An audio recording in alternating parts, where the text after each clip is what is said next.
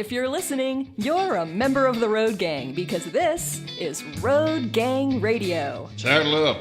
We're wasting sun. It's Jimmy Mack.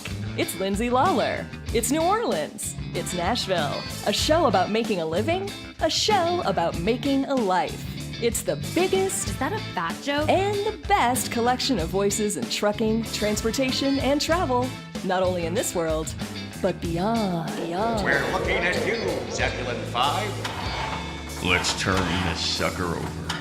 I think that's your cue, Phone Master Dre. Oh, it is. The sun is up, and so are we at the House of Degas, also known as Brad Bentley's Stopping Grounds, Passport Studios, with your host, Jimmy Mack, but he's also got someone creeping in the corners. We'll get to the guy creeping in the corner in a second. Speaking of creeping in the corners, our good friend Brad Bentley was more than just a fly on the wall last night at the Hiring Our Heroes Awards Gala. We want to give a big shout out to Werner. They, by the way, took on Geo Aerospace and JP Morgan Chase as the nominees for the Lee Anderson Veteran and Military Spouse Employment Award finalists. Of course, it's self-explanatory. Who are the folks that best take care of military spouses and make sure that they actually have the employment and all the necessities they in fact need. And it turns out that even up against big boys like GE Aerospace and JP Morgan Chase, it turns out that they in fact were given the award last night. So a big old congratulations to our friends and folks over there. But, Dre, by the way, do me a favor. Somebody's trying to get into the chat. I got some other stuff I want to read here. Would you allow Mr. Croak into the chat while we get to all of this kind of groovy stuff? I'll do that right now. I'll take care of it, Dre. I'll do that. Oh, okay, because it's not asking me. Yeah, it's asking me if I in fact will do it. Hey, guys, good morning. Before we actually get to Dean being here, lean and mean and on the scene, all this newfangled technology makes things really spectacular, but sometimes it makes things distracting. Dig this. Officials from Maine's largest healthcare provider have apologized for sending their condolences to hundreds of people who also happen to be still alive. A computer system error, I almost made Dean choke his coffee up there. A computer system error caused Maine health officials to send letters of condolence to more than 500 living people to inform their next of kin of their reported deaths. Maine Health, which, by the way, is the state's largest provider of medical services, sent the false condolence letters to 531 people on October 20th. Happy Halloween, by the way. WCSH reported, Maine Health sincerely regrets this error. You think? That's what they said in the prepared statement. Well, obviously, they took a little more time preparing the statement than they did trying to figure out whether they should tell people they're dead or not. Maine Health sincerely regrets this error. The cause of the mistake? A computer program that generates estate vendor letters. A computer program that generates estate vendor letters. By the way, it was about money, so they couldn't wait to fire those letters off. That's what ABC News reported. No medical records listed any of the individuals as dead, and the computer program has since been corrected to prevent future occurrences. By corrected, I think they mean Grady's corrected from The Shining. I corrected her. I took the computer program out in the middle of a highway and threw it out there. Yeah. What in the name of sweet mother of pearl? Maine Health is a non-profit healthcare provider that operates a level 1 trauma center. Oh, I have faith in that. And 8 other hospitals, according to NBC News. It employs more than 20,000 people in Maine and New Hampshire. It was their main concern, man. Come on. I'm going to mainline this conversation right back into you. Here's who we know for certain is alive and well, and that, of course, is DAT's Dean Croak. How are you, my friend? Yeah, good morning. Great to be with you. Gosh, what a great start to the show. Indeed. Good morning, brother. By the way, we hope everybody's out there losing their heart on iHeart, has the audacity to listen on Odyssey, is yakking it up on YouTube. As a matter of fact, a whole bunch of folks are yakking it up on YouTube, including BB the King, our good friend Trucker Bosun. Shout out to you for the 10 spot. Our good friend Marshall Platter. Shout out to you for the 10 spot. Our good friend Joe J. Shout out to you for the 5 spot. Chowder is out there. Brad Bentley is out there. James Billingsley is out there in Oklahoma. Lots of stuff. The Nobles, of course, has always made their appearance and told the family good morning. Great to have you guys. Lovey and Earl, 504. This is Road Gang Radio. Girl. The greatest transpo show in the known universe. And yes, it's even better than the one on Zebulon 5 with Dr. Philostratus, the proctologist of space trucking. This here is the action, and you can be a part of it at 615-292-6366. 615-292-DEAN. Croak. Nemo. Nemo. Oh, okay. Hit that digital reality. Dean, how are you doing? What are you doing? Where are you right now? Still in Boston. Still haven't travelled for a couple of weeks, even though it's conference season. Just getting ready to hit the road again. Some customer visits. I've got a bunch of truck shows. So, as we talked about on the last show, this is truck show season. We've got Trucks for Charity in Connecticut. We've had a couple of really successful New England truck shows. We raised nearly $60,000 over 2 truck shows here for a couple of cancer foundations, one for a young boy that's battling cancer for the second time this year, and the Dana-Farber breast cancer. So we had a couple of really good weekends, the last 2 weekends in a row, where almost 200 truckers, across 2 weekends came out, fall weekends. Both of them very interesting. We're in apple orchards because it's apple picking season up here in New England. So the scenery was spectacular. The weather was great, but the big hearts that truckers have after working incredibly long weeks and taking their time after hours to get their trucks shiny, to come out and take time to show how proud they are of their equipment, but also to raise money for families that are doing it tough, just amazes me. And I did a post on social media about it, and I'm not sure a lot of people got it, but all you read about in the industry is the less than 1% of the industry who apparently have trouble with English language, and who are, the 1%ers who are probably the 1%ers who have been in the industry for maybe 50 years that I've been watching the industry, no matter what cycle we're in. But I made the point that they're not the majority of the industry. The majority of the industry haul freight under 250 miles. They're the guys that are at these truck shows every weekend. They work 70, 80 hours a week, and they pony up on weekends and come out and raise money for families. They're the backbone of the industries. But the point was that the guys that were at these truck shows come from all walks of life and cultures. Some of them speak broken English, but they're all citizens. They're all hardworking people, but they are the US trucking industry, and they aren't the people that you read in the media and on social media. So I kind of tried to make this point on LinkedIn. I'm not sure it resonated with most people because, as you know, the squeaky wheel gets the most attention in the media. And of course, I think it got drowned out. But I made the point that the majority of the industry are represented by the folks that go to these truck shows. And even though they aren't the long-distance guys, they are the guys that move. I think it's 93% of the freight that gets moved in this country moves under 250 miles. And they are the guys that go to these truck shows. Yeah, and it's a great point about there's 1% in one direction, but that you have to realize there's 1% in another direction as well. And this is kind of my news tip, or making a decision out there on the roads and highways and byways to be a PR spokesman for the trucking industry. I'll make this really clear. I don't mean being a PR spokesperson for the ATA or any other organization that speaks for truckers. That's not what I'm talking about. There is a lot of stuff in the news right now about a lot of what is going on that is wrong, a lot of what is going on that is troublesome. So it doesn't need your help, is what I'm telling you guys out there. And I'm not saying that you should counteract things that are the truth. That's not what I'm saying. But you should remind people that if any good comes of what is happening right now, it is about making the space safe and making the space more profitable for people, most of whom are absolutely playing by the rules and doing what they should be doing. And they come from all walks of life and all different cultures across this great country of ours. And that's not to minimize what's going on out there, because what's going on out there is wrong and has absolutely destroyed a big part of our industry. There's no question that some of the illegal stuff that's been going on, both at a federal level and at a training school level, corporate level, driver level, some of the stuff going on out there is absolutely wrong. So I'm not trying to minimize that. I'm just saying that, in the big picture, don't forget that that's not the trucking industry.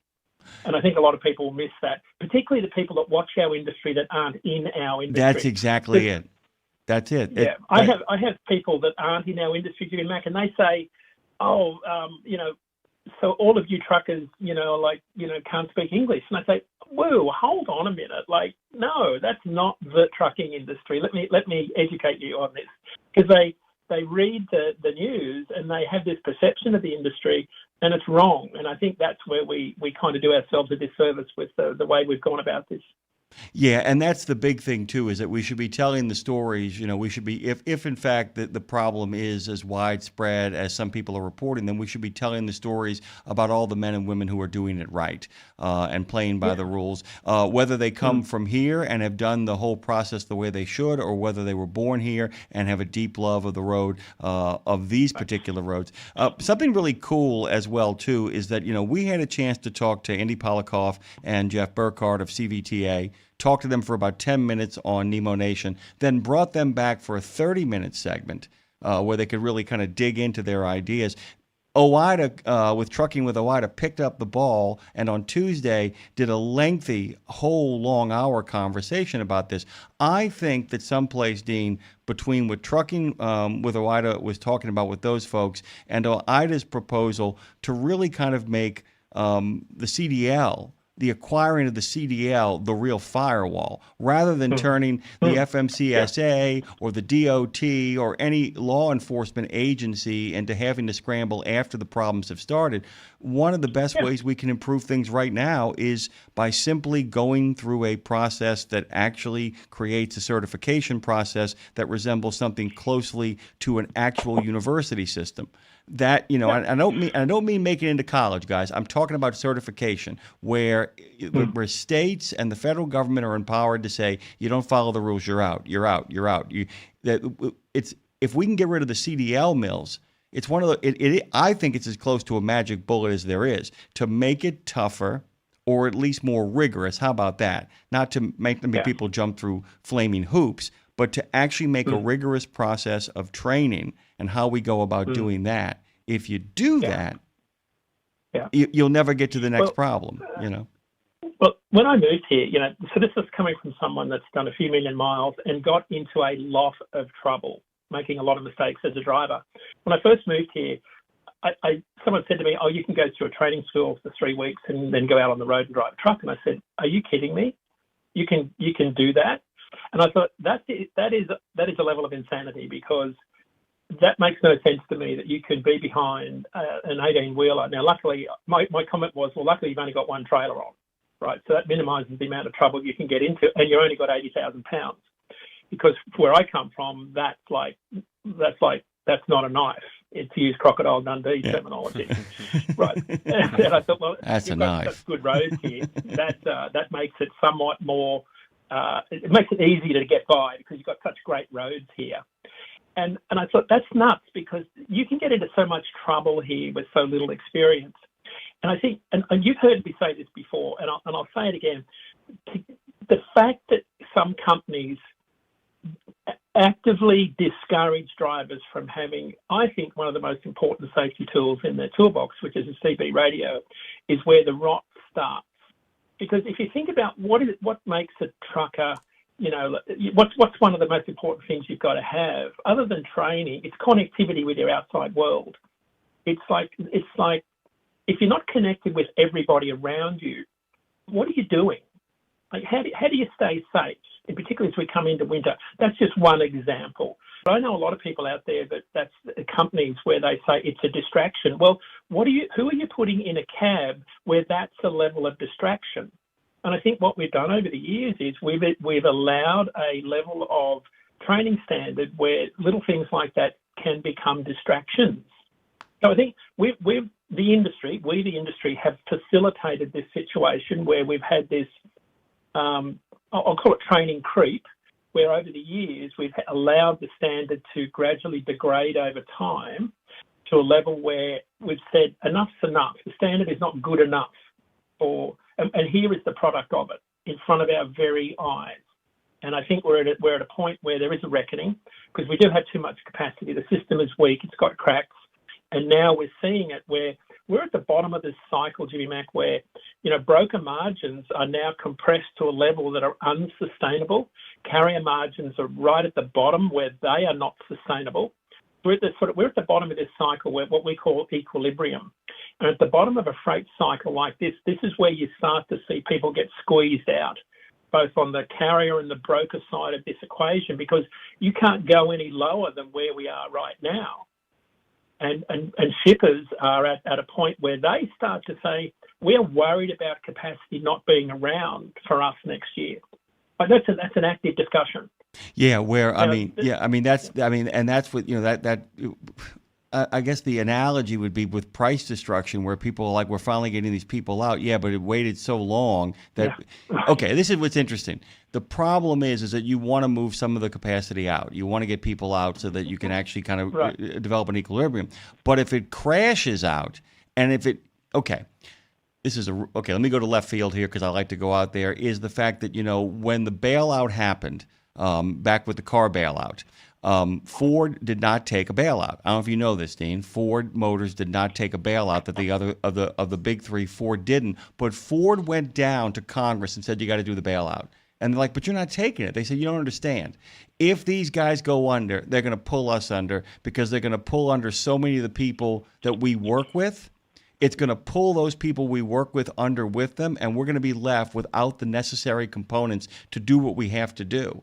And if, in fact, the destruction of what is happening right now, if it destroys it too much, it means when we finally get back up to speed, that will be a cycle that we don't want to get into. The idea, if that becomes the predictable cycle of overcapacity, destroy everything, and even things that should have been able to hold on, and then you come back and then you hit the switch again, and then we get 2021 where people don't realize the entire system clogged up because there was such a pent-up demand for goods and getting out there that it clogged the system, and then everybody races back in, and once again the whole cycle starts all over again. I mean, it's a mess. Oh, Dean, we have to go to the phone here real quick, and we're going to talk to Chowder. We're going to have to do the way we always open the show with our pledge and national anthem, but I wanted to get Chowder in here. What's going on, brother? Morning, family. Good morning, my favorite Bostonian, Dean. Morning, Brad, hiding in the corner. Hope we all are well today. Thank you, sir. What's going on? Did we lose him? I think he's still there. He got his morning in, Dean. He got to say good morning, but that's as far as he got. Guess we lost Hey, his Chowder.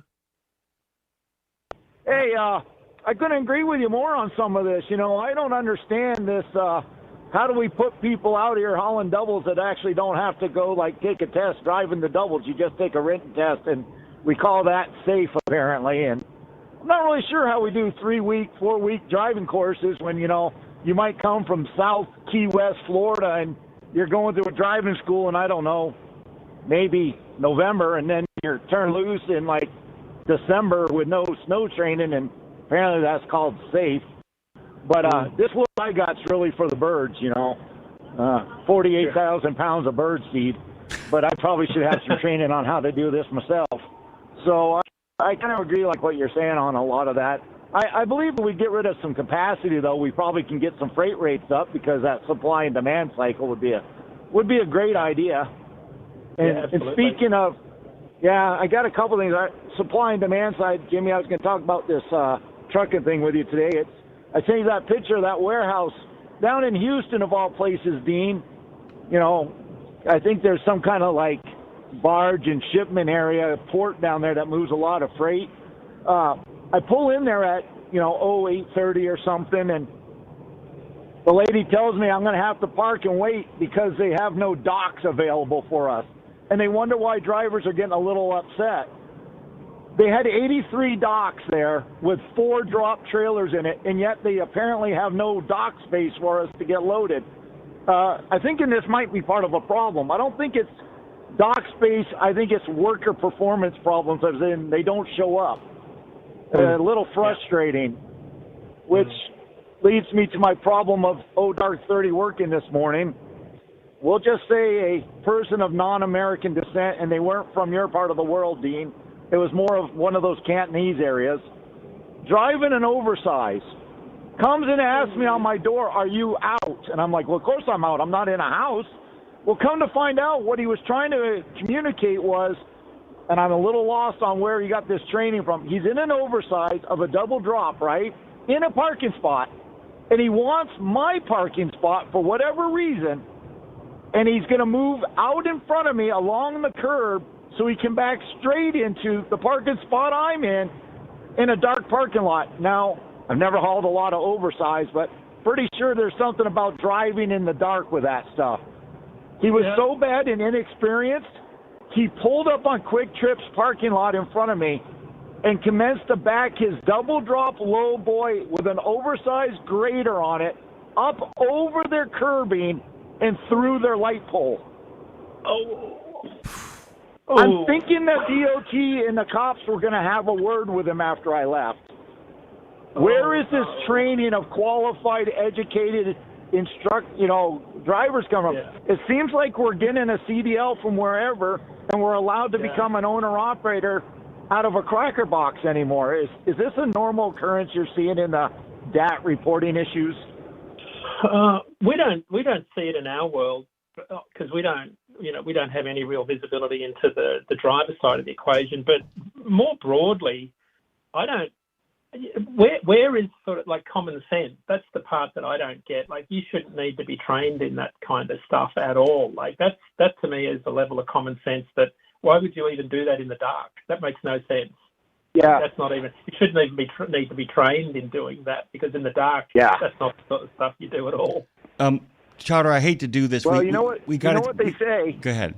You can get everything off of Amazon except for common sense and critical thinking. So maybe that's the problem. That's a good place to end it here. Charter, would you do me a favor? Would you say, belatedly, here is your pledge, national anthem, Embracing Cup of Java? Ooh, we lost him. We lost him. Okay. All right, Charter, thank you so much for the call. We'll take a quick break here to get the pledge, national anthem, Embracing Cup of Java from Pastor John. Take it away, Dre. I pledge allegiance to the flag of the United States of America and to the republic for which it stands, one nation, under God, indivisible, with liberty and justice for all. Oh, say, can you see by the dawn's early light what so proudly we hailed at the twilight's last gleaming, whose broad stripes and bright stars through the perilous fight o'er the ramparts we watched were so gallantly streaming, and the rockets rocked alive, the bombs bursting in air gave proof through the night that our flag was still there. Oh, say, does that star-spangled banner yet wave o'er the land of the free and the home of the brave?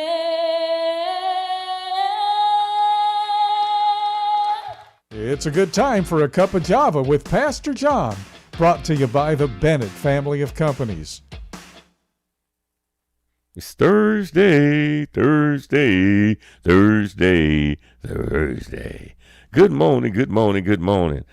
Romans 12:1 says, I appeal to you, therefore, brothers, by the mercies of God, watch this, to present your bodies as a living sacrifice, holy and acceptable to God, which is your spiritual worship. And now notice what Paul is telling them. He says, I'm begging you, I'm pleading you, give God all of you. And when you give God all of you, he said, God will use every part of you. So my brothers and sisters, as an encouragement to you today, make sure that you released every part of you to God so that God can take what you released and use it for his glory. God bless you, brothers and sisters. Be safe in your journey.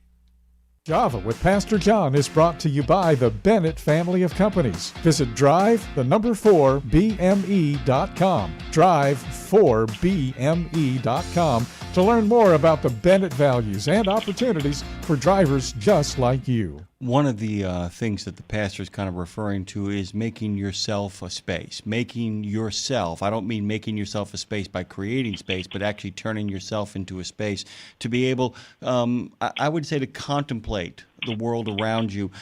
We all know about the UPS tragedy in Louisville. The crash occurred around 5:15 p.m. on Tuesday, November 4th, shortly after a UPS cargo plane took off from Louisville's Muhammad Ali International Airport in Kentucky. And all of that, by the way, was caught on a driver's dash cam, and you can see that over on CDL Life. There's nothing gruesome about it. It's just the explosion, but it is terrifying. You've been warned. At least 9 people died as a result of the crash of Wednesday morning. 10 others are hospitalized, including 2 people listed in critical condition. We'll get more information as it goes along. I'm not going to speculate, nor should you. There's a reason why the people who are actually in charge of those investigations take their time. That's one of those things where you want to make sure you get everything right. What we think we know when we hear about an accident and what really happened are often not the same thing. So I would tell you guys just to allow space for cooler heads to prevail as this goes on. Dean, I'm going to tell you this right now, though. I have, as you know, I have some contacts in law enforcement, and I have been told that if the shutdown doesn't come to an end sooner rather than later, there is talk among the air traffic controllers who are overextended, exhausted, and not being paid, that there may be a very unmerry Christmas and at least a very disruptive Thanksgiving in our future, because that doesn't just impact all those vacation travelers. The amount of cargo planes that affects, the amount of people who make their living by driving into airports and picking up stuff from airports are going to be deeply affected if this goes on any longer. We live in interesting times, do we not, Mr. Croak? It looks like there might be a little bit of movement with the president himself, pretty much telling his party member, who is the Speaker of the House, to get off his tuchus and get something done to kind of seal the deal and bring the government shutdown to an end. We can speculate if the events on Tuesday night had any impact on that. The president seems inoculated from it, but those Republican congressmen might begin to feel pressure in regards to their home district, given the numbers that came in. Like I said, guys, I'm speculating here, nor am I being partisan. Dean Croak joins us this morning on Road Gang Radio, the best live transpo show in the known universe. The best pre-produced transpo show in the known universe is immediately after this with Trucking with Oida. I want you guys, when we come back, to, well, give a listen to your National Days Up, brought to you by Truck Down. Get out of the ditch, get back on the road. It's truckdown.com. 50 states, 8 provinces. They've been doing it since '97. We'll be right back with Dean Croak. That guy is here. Get $25 off on your next preventive maintenance service. Stop by TA Truck Service and save when you choose Castrol oil and a Fleet Guard oil filter, now through September 30, 2025. Enjoy premium performance with trusted brands. Castrol, protection for the long haul guaranteed. Fleet Guard, run cleaner longer with filtration science. Our ASC certified technicians are ready to deliver expert preventive maintenance and more. TA Truck Service, Castrol, Fleet Guard, your partners in preventive maintenance. Thursday. In a video game, if you get enough experience, you level up. And when you level up, you gain more skill. And with enough skill, you beat the boss and win the game. Sounds a lot like trucking, doesn't it? Except in trucking, you don't beat the boss, you become the boss. And if you want to be the boss, you gotta meet the boss. And that boss? Carrier's Edge boss, Jane Jezraoui. Want your drivers to level up? Carrier's Edge has the training, comprehensive safety, compliance, and best practices on one website. It's a simple subscription with no contract and no commitment. Learn more. Try it out. Level up. CarriersEdge.com. Hey, come on! We're starting the game! All right, I'm coming. Wait for me. CarriersEdge.com. There was an era when truckers were out there, alone, long rides, dark nights, miles from home. As part of the Road Gang, though, Dave Nemo helped change all of that. As a voice in the darkness, Dave kept drivers going with music, jokes, and of course, friendship. And if you miss those days, Radio Nemo's got something for you. Nemo's Night Beat puts the gang back together with an hour of trucking tunes and road songs, classic comedy, and those fun factoids that you came to expect. Nemo's Night Beat is Dave at his very best every Monday night at 7 in the Center on iHeart, Odyssey, and Live 365, as well as Tuesday night at 9 on Reese Across America Radio. So head on over to RadioNemo.com and join the gang on the beat. Nemo's Night Beat. Welcome back to Road Gang Radio. Join Jimmy Mack and Lindsay Lawler's Gang of the Airwaves by subscribing to Radio Nemo on YouTube. We celebrate all kinds. Make it official. After all, if you're listening, you're already in the gang. The Road Gang. This awareness celebration of National Days, as I was telling you before, is brought to you by Truck Down, because the quickest way back on the path is truckdown.com. Since '97, truckers with maintenance issues have found service providers through Truck Down. These days, they serve 50 states. 8 provinces. Speaking of provinces, our friends from Canada will not be here today. They had to make arrangements. They'll be here next week. No problems, no worries. But they had some stuff they had to work on this week. Jim reached out to me at the beginning of the week to kind of make sure that we would shift over. Go to truckdown.com and then turn your attention to National Men Make Dinner Day. We got 2 Louisianians here, one from Cajun country, one from Creole country, and the husband of a first-class caterer. You bet your ass there's some dinner-making men in this neck of the woods and on this show right now. And just to make sure we remain in the spirit of Movember, let's make an effort to cook at least one healthy meal for ourselves and the folks we love this month. Just don't ruin Thanksgiving with tofu. Throw on an apron, sharpen those knife skills, and create incredible evening meals for yourself, your friends, and your family. There are still many men who are not taught to cook and don't take the initiative or confidence to enter the kitchen and create a meal for themselves or a loved one. Hey guys, there is a grand tradition of being on the road and being part of a chuck wagon. That guy's always tough and can always handle a pistol, so learn how to use that skillet. This day is all about giving men the strength to get in there and whip up something nice. Dean, I wanted to ask you, you always, you have to concede the kitchen to the lady, of course, because that's what she do. But you can cook a couple of things, right?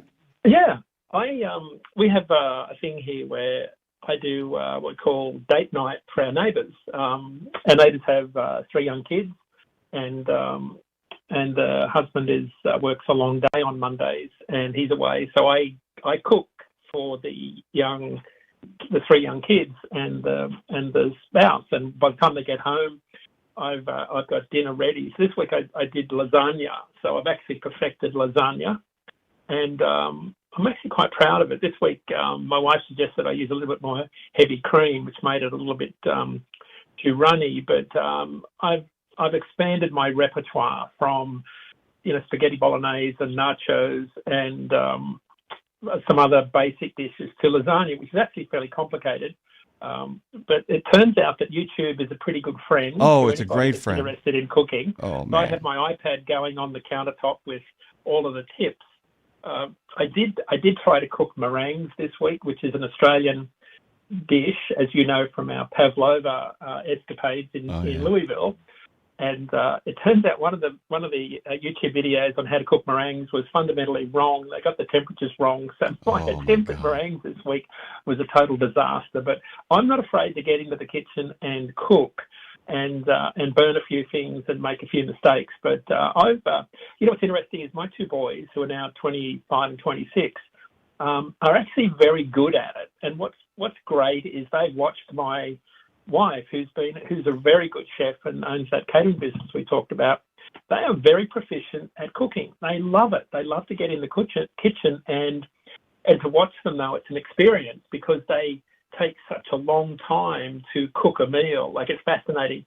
But they get in there with their partners and it's a full-on dinner and a show. It's a discussion, and it's actually a really fun experience for them. Whereas I'm in there just cook and then sit down and eat. For them, it's the actual cooking is the experience. That's the best part for them. Yeah, and that makes a big deal too. I'm also going to encourage a lot of our friends out there, many of whom are like, well, how do I get started? I would suggest people starting to some degree raw. I don't mean raw meat. But what I mean is there are things that you can just chop up in regards to salads. Simply working on salad presentations is a good way of getting yourself in the flow. It does two things. One, it takes time to actually make them look nice and do them right, and to distribute the food in the bowl or on the plate in such a way that you're getting a little bit of everything as you make your way through it. And the second thing is the fact that anything you take the time to make, you take the time to eat slowly because you want to admire your work. That's a big thing that people often discover when they start cooking for themselves. My wife has some real dietary, genuine concerns, is both vegan and gluten-free, and was often despondent until we met, being like, I don't know what to cook. And I'm like, I cook your red beans and rice right now. That doesn't have any of the stuff that usually goes along with it. I can make it taste just like the thing you want to taste like. A friend of mine once said, you want vegetables? We can make all kinds of spectacular stuff to kind of go with you. By the way, they're honking in the back. They want me to come out. I refuse to do so. But my mom, who's a really good cook as well, every once in a while, if she's making anything involving a flat top, burgers, any sort of meats, I'll walk in and she'll be like, hey, do you mind cooking this? You're really good at that. Right. And get good at it, guys. Get good at it. It's about the patience. It's pre-tripping. That's the key. Yeah. The key is the best cooks. And I've noticed a lot of the guys out there can cook really well because they know how to pre-trip a trip. It's the same thing. Logistics. It's logistics and planning and sequencing, and it's knowing the art of work, which is how do you think about the end product and how do you build it from. It's just like loading a trailer. For me, it's the exact same process. Like, what does it look like at the end, and how do I put it all together? And it's like when I load a trailer, I just visualize it all laying out in front of me, and I just put it all together. Like, it's the same connectivity in the brain. I just go to the shops, put it all together, and that's it. But it's a little bit more difficult when you actually try to cook it all and put it together. And I have to say, I have to call my wife 4 or 5 times and FaceTime and show her the lasagna cooking in the oven and does it look right? So don't be afraid to ask questions and get it right. But it's a lot of fun. I actually find it pretty rewarding. Yeah, I've always said the joke is it's the same as there's so many driving analogies here. Don't be afraid to pull over and ask for directions. Don't ever be afraid to pull over and ask for directions. And by the way, my brother, who was the manager of a restaurant for a long time, I was actually a kitchen manager. He was a restaurant manager after being a long-term waiter. And you don't become a manager unless you can get back there and cook. He always said it's 3 presentations. And I said, what do you mean? He goes, when you do your prep work, he said everything should be laid out in a way that looks nice. That somebody walking into your kitchen before you start cooking would be like, oh, this looks amazing. What do you got in store for us? And then so the presentation of the ingredients, the presentation of what it looks like when the final ingredient or the final dish goes into the stove or on the oven or the flat top, and then of course the presentation of the meal itself when you bring it out. He said if you look at those 3 destinations, it really kind of keeps you straight. It's a trip that has 3 places where you pick it up, where you make the ride, and then where you deliver the goods as well. Before we actually we've talked about the non-domiciled CDL and ELP enforcement not having the capacity impact. We're going to talk about that in a second here. I want to say good morning to Pack Rat, who's given us a call on Road Gang Radio. Hey, Pack Rat, tell Dean hi. Hey, Dean, hi, and good morning, Jimmy Mac. Yeah, good morning. Good morning. I wanted to talk to you. I have a change in lifestyle that I wanted to share that with you. But before I do that, I just wanted to ask you something about Aussie culture, idioms. Well, I had a friend a few years ago. He went to our church. He was from the land down under. And he says if you ask somebody, are you busy? And a typical response might be, like a loser flat out drinking. Are you familiar with that? Yeah, absolutely. Yeah. Yeah, we have some weird sayings. But yeah, like if you see in Australia drinking out of a water hole, they're furious because water's pretty scarce in the outback. So yeah, flat out like a loser drinking. Yeah. There you go. Yeah, it's like one of the more funny ones we have is a departure one is like someone will say, "We'll see you when the mud dries," to which someone says, "I hope it rains forever," which is like just a fun way of saying we'll see you around, but most people don't get it. But see you when the mud dries is a more common way of saying, "Well, see you later." Well, awesome. Yeah. Well, I'm in a new lifestyle right now. I'm not in the freight business anymore, and I know Jimmy Mack. I didn't tell you this, but my company, we don't get paid for freight. We're not freight hauling. We're in the landscape business, and we sell products. So the revenue my boss generates comes from a product that he sells. So, which I think is a good thing in this day and age. Yeah, and by the way, can you kind of unpack that a little bit more? I'd love Dean to kind of talk about that. So Pat Gratt just onboarded on a new job. He moved from hauling freight to this new kind of situation. Can you talk a little bit more about it to kind of get a sense of what the market is in regards to what you're doing? Yes. We're in landscape. Our biggest thing is mulch. And my boss saying that no matter what the economy is, people always find time for gardening, so they'll always be buying mulch. And we do lots of wood chips. Like our big thing is at the sawmills gathering up wood chips, and we take them to paper mills where they turn it into pulp. And that's what I'm doing right now. Is I'm holding these big loads of mulch. Like we're hauling sometimes like 40.5 tons of mulch on a load. All right, I want to make sure I'm getting you straight and Dean can kind of help me out here. So basically your boss sells this stuff and you guys are the delivery system for what your boss is selling. Am I understanding that correctly? Exactly, yes. So it's his fleet is what you're telling me. Are you guys independent operators? Or you work for him and his fleet? How does that work? Exactly. He just owns the trucks and maintains them and has them there for the purpose of delivering the product that we deal in, and we don't have to rely on the freight market. We're kind of in a niche market. Yeah, Dean, you've talked about this as well, haven't you? And by the way, Marshall has talked about this as well actively, that there are certain sectors of the trucking economy that continue to move back and forth regardless of whatever the conditions of the overall market are, aren't there? Yeah, there's some sectors that are fairly insulated from the general economy. Some are doing pretty well. We've talked about it a lot on this show. I think there's a lot of sectors that are fairly insulated from what's been going on. I mean, the broader economy, one of the things that I did want to talk about this morning was this is probably not related to what we're talking about now, is that, cardboard shipments are down again, which is, we're in a K-shaped economy right now where the goods economy is in somewhat of a recession, but, the services economy is doing quite well, but we don't haul services on the back of our trucks. But he does. But you actually just made the point. He does, because that's a service. That's the kind of thing that whether you're an office complex that wants those wood chips laid down in between the grass or whether you want some mulch to grow some new stuff, that makes a lot of sense. And the idea that cardboard boxes, though, are about what you put the goods that are getting shipped in. So as the goods go down, the need for boxes goes down as well. That's the connective tissue there. That's really cool. I mean, it's not cool that it's happening, but that's a really cool connective tissue. Pat Gratt, what's the rest of your day look like? I got to dig in with that guy here. Yeah, okay. No, I just got to deliver a load of 40 tons of chips, and then I go back home empty. Outstanding. By the way, congratulations again. It's well-deserved having a regular route and having a little stability in your life. I know it's been crazy out there. Thank you, Pat Gratt. Okay, thanks, Jim Mack. Dean, Jim Mack, all the best. All the best to you as well. By the way, today, speaking of chips, is National Nacho Day, Dean. Along with Make Dinner, it's also National Nacho Day, which I know Lindsay will be excited to talk about because she's the queso queen. The ambassador herself loves a bit of queso. Okay, so let's kind of dig into some stuff here.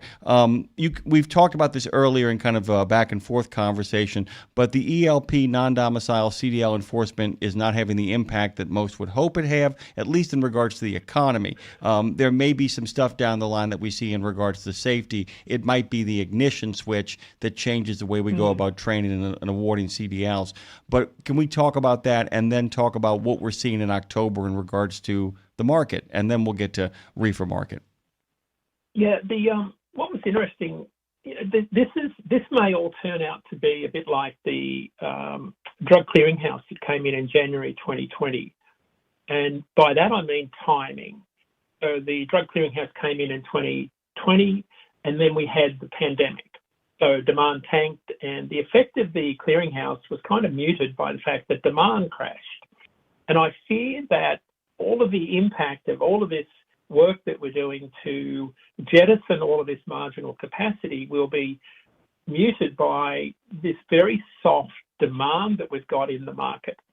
To the point we just talked about, cardboard box demand fell to its lowest reading since 2015, right? So we're not making a whole lot of boxes that, freight goes in. Just as one example, manufacturing has slowed even more last week when we look at the ISM PMI index. So when we think about demand, we're seeing softening demand. And that just means that when we look at rates, we're not seeing rates move up as capacity exits. Normally when we go through these sorts of, fundamental changes in capacity, when demand is sort of strong, you see very noticeable changes in spot rates. We're not seeing that. Rates went down last week, which is really unusual at the end of a shipping month. So this is fascinating to me because at the end of October, right at Halloween, you normally see spot rates go up. For many, many years, you go back through week 44, Halloween, the last shipping month of October, you always see spot rates go up because we're leading into Halloween and you start to see Christmas trees and turkeys and hams and all those things start to move. Refrigerated volumes start to increase. Now, we look at load posts on our volume, which is where brokers start to post more refrigerated loads. And I went all the way back for the last 10 years, load posts on our load board have increased on average 17% in the week of Halloween for the last 10 years. Last week, they dropped 14%. So you say, well, why is that? Well, it's got a lot to do with the government shutdown and the fact that, the SNAP benefits had already begun to have a big impact on the purchasing of those perishable goods. So what we saw is the impact of things going on in the market that affected the impact of spot rates at a time when we would normally expect the market to be going up. It started to go down. So we are seeing what's playing out is as we try to jettison capacity, every time we make a fundamental shift in capacity exiting, there are moves on the other side of the equation on the demand side that mute that effect. Now, we are heading into the first quarter where demand drops, which means that all of this excess capacity that will leave will be muted by the fact that we've got a very soft quarter. Now, we're already seeing the third quarter was very sub-seasonal. We're already heading into the fourth quarter, which is already starting to send signals into the market that it's going to be a sub-seasonal fourth quarter for a lot of carriers. So it just points to a market that's looking like being much weaker than what a lot of carriers would have expected. So even though a lot of us are hoping that rates improve as we push a lot of the marginal capacity out of the market, I think the reality is that we've got to start to realise is that because demand is so weak and this next market cycle will be a demand-driven event, no matter how much we want capacity to exit, we need demand to fundamentally change and our economy to improve. We're not going to see that happen anytime soon because there's so much uncertainty in the freight market on the manufacturing side, because US manufacturing is the biggest thing that's going to change this market. And we're just not seeing any signal from manufacturers that are going to report anything good, because manufacturers this week came out with the ISM PMI index and basically signaled to everybody in the market that the freight recession is deepening, particularly the goods manufacturing side of the freight recession. So bottom line is that no matter how much we try to reduce capacity in the market, the demand side is deepening even more. By the way, I think you'll see where I'm going when I kind of respond to this, is the fact that everybody keep an eye on the price of both the fuel pump for commuters, but also the fuel pump at the diesel pump as well, too. Because we've talked about the destructive prices collapsing, the idea of prices collapsing destructively. If, in fact, you see a cratering of the prices of diesel or gasoline at the pump, that is not a cause for celebration unless, as an owner-operator, you've really indemnified yourself. Might give you some breathing room there. But my worry is that it is going to take a collapse here, Dean, to kind of get us out of this before we can even begin to build back up. Is there any bottom to this? Because, I always tell people, how you got through a recession with a soft landing is when the price of gas, the price of diesel drops a little bit, but seems to be relatively stable and then begins to pick up again as the economy improves. If you get that massive collapse in the price at the pump, that's a really bad sign. That's 2011 economics. Remember that massive collapse at the pumps where people, but it did finally get us out of it, but that's incredibly destructive. Are we headed towards something destructive here, I guess is what I'm asking you. I don't think so. I think there's too much market manipulation going on. I think there's too much manipulation of oil production and oil prices for that to happen. We've got excess inventories. I think the Saudis, OPEC, I think there's a lot of excess capacity in the market where there's going to be a lot of excess capacity artificially holding up oil. I don't see the sort of destruction on oil prices that might fundamentally shift the price at the pump to a degree that we're talking about. I could be wrong, but I don't. I hope you're wrong. I was hoping you would tell me that. I was actually hoping you would say that there's enough mechanisms in place. That's really good news. That's the one thing I keep on. I'm so paranoid about that. That would just set off my real canary in the coal mine moment. But I want to kind of shift over here and talk about SNAP for a second here. It's been, of course, at the center of everything, and there's still a conversation to be had. By the way, the markets, based on the arguments of the Supreme Court the other day, the markets improved based on what Amy Coney Barrett and Justice Gorsuch had to say, because all signs are pointing to the president's not going to be able to hold on to his tariffs. There's a lot of evidence at the Supreme Court that they're going to say you can't do this because of some of the questions that were asked. So there was some stuff there. But I want to talk about the SNAP thing, too. It really is biting the reefer market, is it not? Yeah, I think so. And look, this is where I'm flying a little bit blind because we haven't had a USDA truckload produce update since the last week of September. So we don't know what truckload volumes have been like.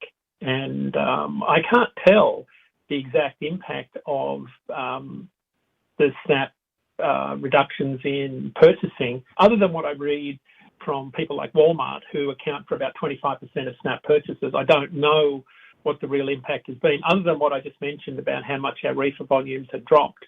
So I suspect that I can connect the dots. If I see load posts down, I can pretty much say that we've seen a big drop in refrigerated volumes because a lot of that fresh fruit and veg moves on the spot market because of the very nature of the time-sensitive aspect of fruit and veg production.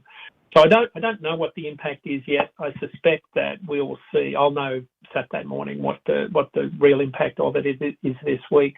But we are seeing, when we talk to our brokers out in Salinas and the Central Valley, they are seeing much lower consumer demand this time of the year, which is unusual for this time of the year. This first week of November. So we're heading into a fairly soft freight market, and I think consumer spending is going to be down this Thanksgiving. I think that's what the tell is that we're seeing so far early in November. Freight rates are dropping, and I don't know that we'll see our forecast is interesting. We saw a really big lift in the market in the middle of October. There was a flurry of activity in middle of October, and a lot of folks in the market thought, wow, the market is changing, and it looks like we're going to see a very busy end to the year. And then the steam just completely fell out of the freight market. And what it looks like is that is literally exactly what happened, and the market has cooled right down. And for whatever reason, it hasn't picked up again. And that's been the general sentiment across the entire freight market, is it's cooling right down again. So that could have just been, a flurry of activity heading into some of the more, the Halloween period. But this is a very fickle market that we're in now. And I suspect what we're seeing is a lot of late-minute reaction, and a lot of shippers are holding on to inventories and then a lot of last-minute replenishment shipping. Because they're not holding inventories just in case. They're holding it. They're doing a just-in-time delivery. So they're waiting until they get the signal that people are going to buy stuff, and then they're shipping it as fast as they can. And that's what I think is going on in the freight market. By the way, I got a couple of things here for you I want to point out to our friends out there. And by the way, I understand the concerns some people have. These programs like SNAP, I want to make it really clear, the majority of people who are receiving SNAP are often military families with the person often overseas, sometimes, and the families at home, often are military families compensating for their situation. This is interesting too, though. Walmart, actually, you could make a case that there are people who work for Walmart who then get their SNAP benefits who spend them at Walmart. I mean, and that is part of what is going on here. Remember, the majority of people who receive SNAP are, in fact, employed. And there is a real great philosophical discussion to have about should we be subsidizing Walmart's wages? Should Walmart simply just raise their wages and, allow these people to buy the products that they, in fact, are responsible for shipping and, in fact, and laying out on the floor of these places. But this is affecting people who have jobs as well. The truck drivers who bring the goods and services that SNAP, that get purchased by SNAP benefits, the people who actually work places where they actually compensate for their lower salaries with SNAP. Many people working incredibly hard. It goes back to the original Ford comment we made in the other half of the hour, where we talk about the idea that there are things that are functioning that will get pulled under if, in fact, some of these things go sideways, which I think is what is causing the incredible urgency around getting this done. The other thing is, too, and this is me actually asking you a legit question, do you think part of what happened in October is going to happen again once in November and then once in December? Burst, meaning that we get to the week before Thanksgiving and we have a burst and a flurry of spending as people. So we'll get these bursts and the people will point and go, see, it's getting better, and then it'll go back down. Is that what we're kind of That's kind of what I was alluding to. I think you articulated it much better, because I just don't think people have got the confidence to spend continuously. I think what we're seeing is more reactionary to people's confidence. They don't have the confidence just to sit back and spend. I think people are very nervous to spend, especially lower income earners. They're going to spend as they need to. And that's that K-shaped economy we're seeing, where lower income earners are only going to buy as needed. Jimmy, we're seeing it on my wife's catering side of the business. We're seeing a massive shift in how people are spending, where people have cut right back on spending. They've pared right back on everything from weddings all the way through to Halloween events. So there's a big shift in the entire economy on what people are spending. So I think you're going to see some big bursts. You'll see something around Thanksgiving, absolutely. But I think you'll see a big shift this year. We're expecting it in our market, like in DAT's market. I think you'll see big surges when you get closer to Halloween, but to Thanksgiving. But I don't think you'll see that normal ramp up in volume that we can always bank on in the 3 weeks leading up to Thanksgiving that we typically see each year. It'll be much closer to Thanksgiving. From now. Stick around and let me know when you have to get out of here. We have a little bit of time to talk on the other side of the break. If you got to go, you got to go, but I'd love you to stick around for a little bit. You got to go? Get out of here then. And I'll by the way, just listen up. I got a great anecdotal story about exactly what you're talking about in regards to Halloween. We will find more time to talk. Dean Croak has joined us this morning, as he always does. We got some more stuff coming for you very soon. As soon as Claire reaches out, we'll get you scheduled to give us a market update every Monday. Thank you, Dean. Good talking to you, brother. Thank you, guys. Bye.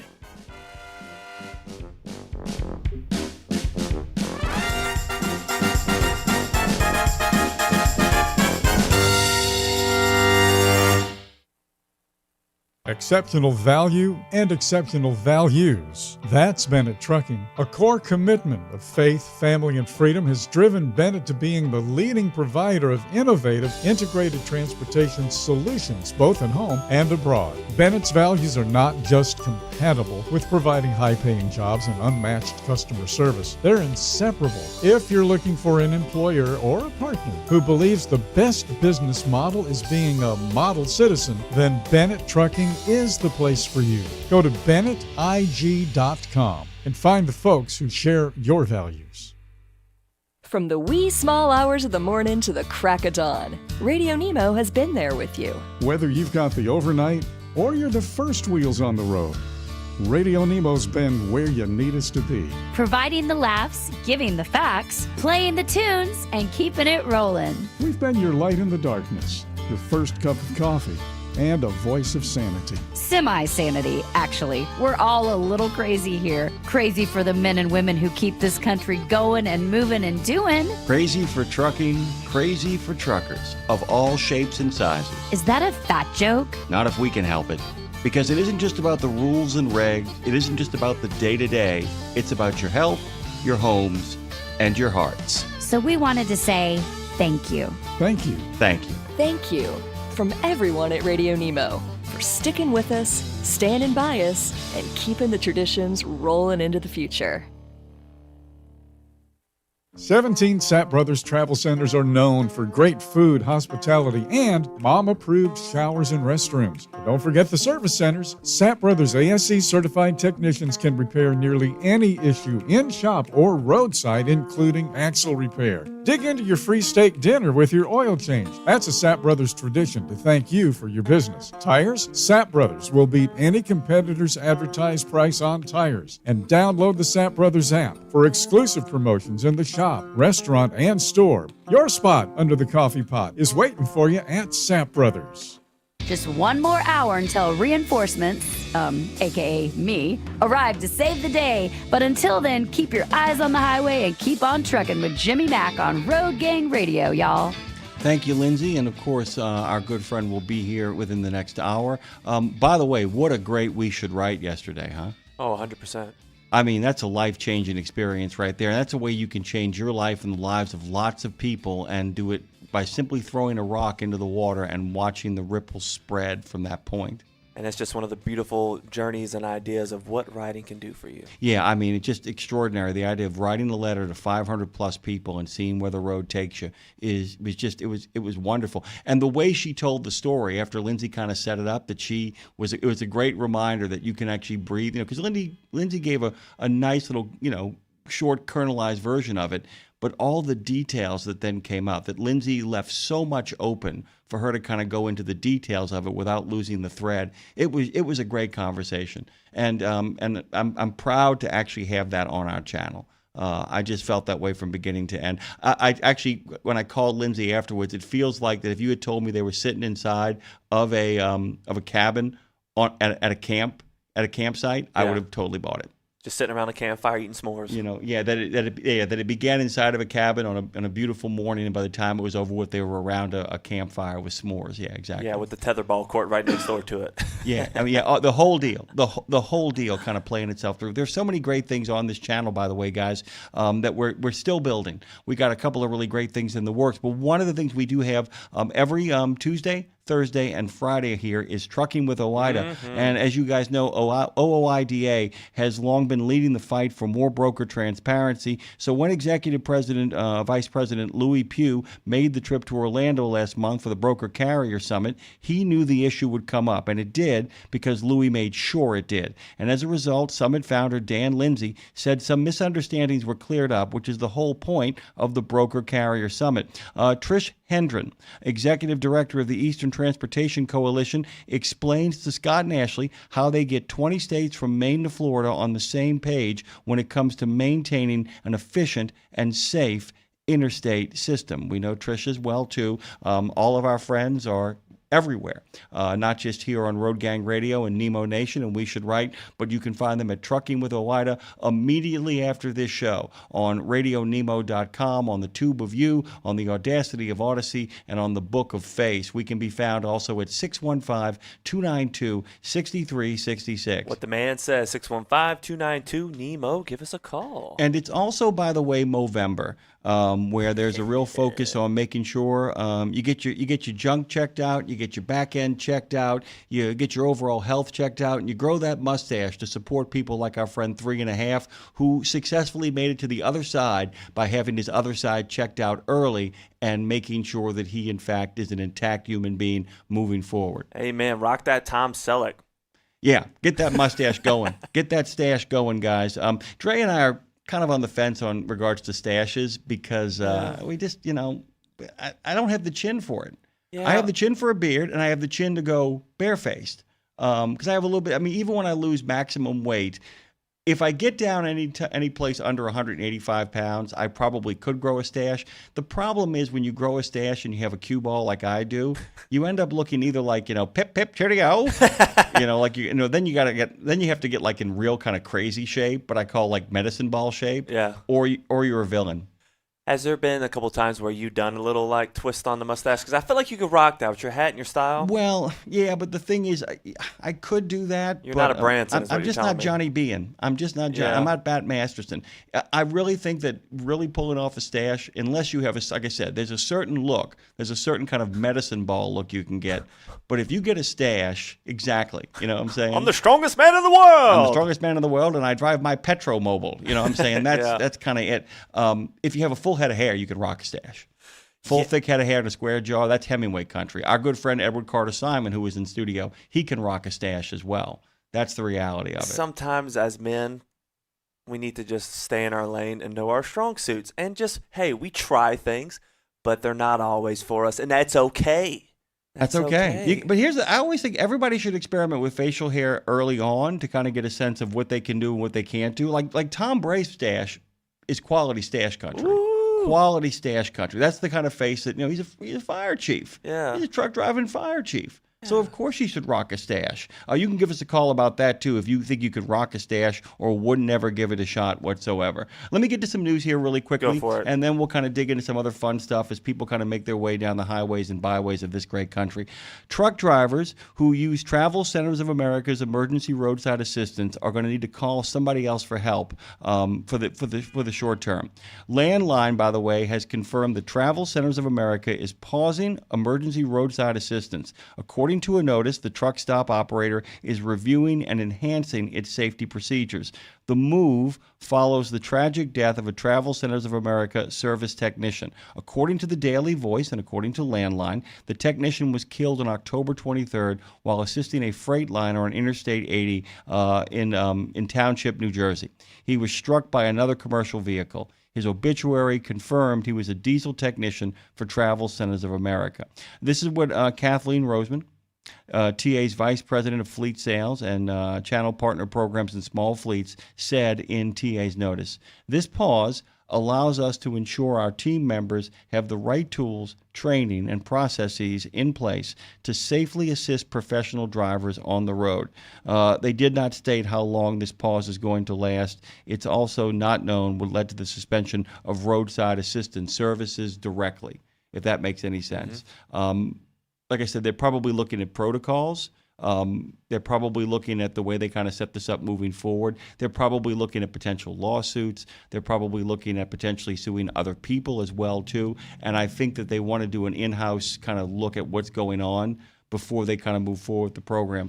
Only services, by the way, on the roadways are effective. Travel Centers of America will continue providing services in parking lots, rest areas, and other non-roadway locations, which means if you get to some place where it's safe for their people to operate, they're still going to show up there for you. They're still going to be there for you. It's side of the road stuff we're talking about here, guys.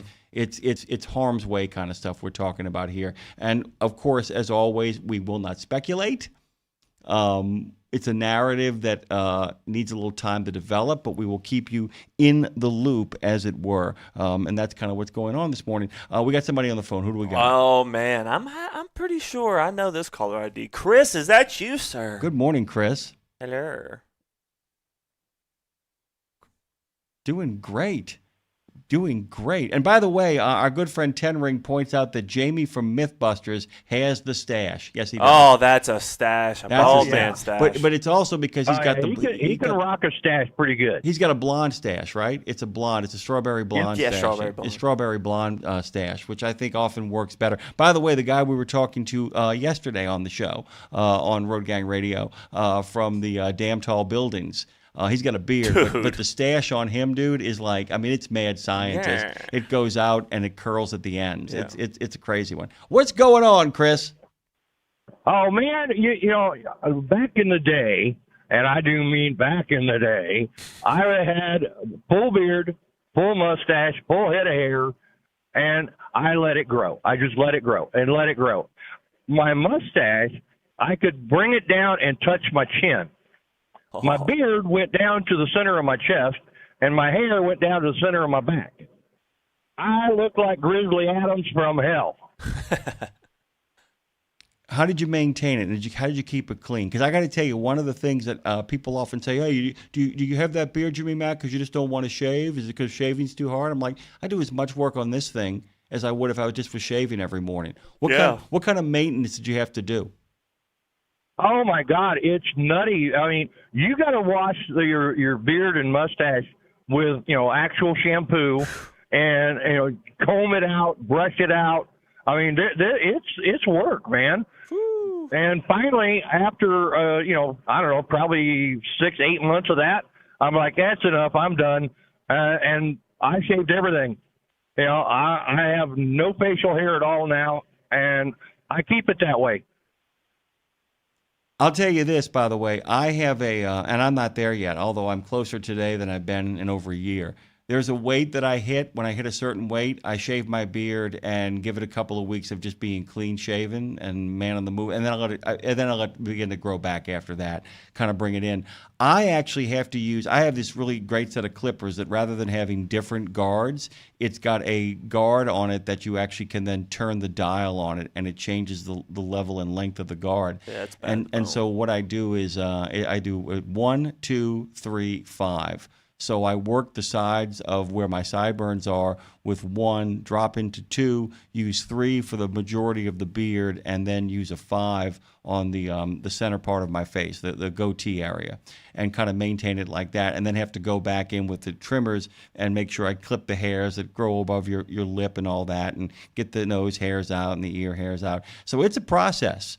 I mean, I got it down to a science, but maintaining the beard properly. Because here's the other thing: one of the best reasons I'm glad I quit smoking cigarettes is I remember you can't wear a beard these days if you smoke cigarettes unless you were willing to wash your face 4 or 5 times a day. Thoroughly. Thoroughly. True. Because, man, I have to tell you, my nieces were the reason I put down cigarettes finally, because they'd be like, oh, gross, I don't want to kiss Uncle Jim. And yeah. So, yeah, that's the reality of it. And it's funny, too, that, I'm always curious about people who maintain beards in y'all's job, Chris, because, man, oh, man, the smell maintenance of a beard, people don't realize that a lot of the maintenance of a beard is not just keeping it trim, it's keeping it clean.